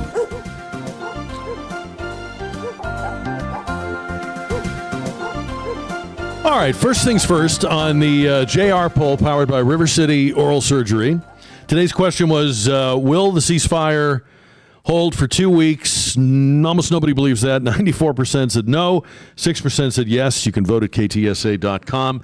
And live Monday at 3, we'll have a new JR poll question. Always find it at KTSA.com or on the 550 KTSA Facebook page. I want to thank a lot of people here. I want to thank our sponsors for the Puppy Food Bank Radiothon today. These are all very generous, very professional people who stepped up big time. Thomas J. Henry, Kinetico, Mr. W Fireworks, Window World, Big State Financial. Am I leaving anybody out? Is that everybody? I think that's everybody.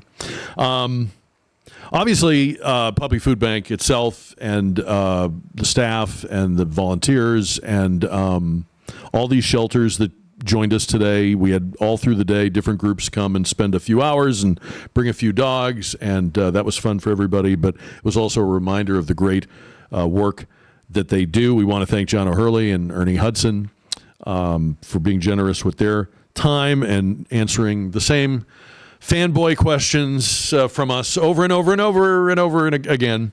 But that's, as John likes to point out, when you get tired of talking about your successful movie or television show, it's probably time to retire, right? So those guys are great. We love them.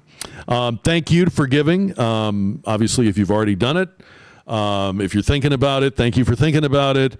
But I'd like to put you in the category of having already done it. So go over there and click at ktsa.com. Obviously, our producers, Elaine and Don and everybody that worked on the broadcast, and Greg Martin, our operations manager, and just everybody that contributed. The whole radio station puts its back into this. In fact, radio stations, all of our connoisseur media stations were involved in this. So we thank all of them. And thank you once again for listening and for donating to this and allowing us to take some time today away from the problems of the world. We didn't spend as much time talking about going to hell in a handbasket as we usually do in a given day. But you know what? The handbasket will be there tomorrow and Sunday and Monday, and we'll get back to it. I did see a nice story today I wanted to share real quick. I thought this was nice. This happened in North Carolina. An 18-year-old named Jaden Cintron was working his shift on Good Friday morning at Chick-fil-A, And he went in the restroom during his break, and he found a package with $10,000 in cash, and immediately decided that he would return it. There were 2 envelopes. They had a bank name on them, or bank names. And he immediately told WITN TV, I knew what I had to do.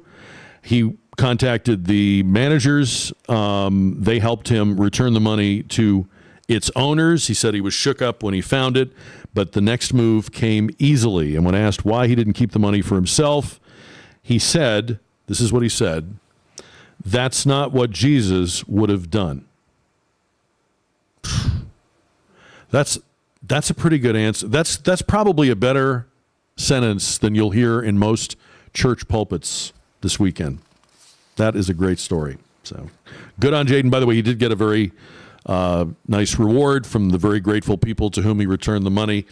But I think his best reward is that he's that kind of person. And that's, if you think about it, for all the negativity and all the things we talk about, and we're guilty, I know, of talking about a lot of negativity, but the world is full of really incredibly awe-inspiringly good people whose simple impulse to do the right thing and do it immediately and not even hesitate to do it is kind of what keeps us all, the rest of us all, going, right? It probably in some way makes us feel like we need to be better. I feel that way. But I also feel good knowing that if I need help or I need to rely on someone else, there's a lot of Jadens out there, and there's a lot of you who gave today to this cause and give to the other good causes that we talk about all throughout the year here on KTSA. I want to end with another, we started the show talking about the astronauts coming home tonight, and this is another prayer attributed to sci-fi writer Robert Heinlein. So let me offer this tonight as we close the broadcast for the Artemis folks. Almighty ruler of the all, whose power extends to great and small, who guides the stars with steadfast law, whose least creation fills with awe, O grant thy mercy and thy grace to those who restore or venture into space. Godspeed. God bless them. God bless you.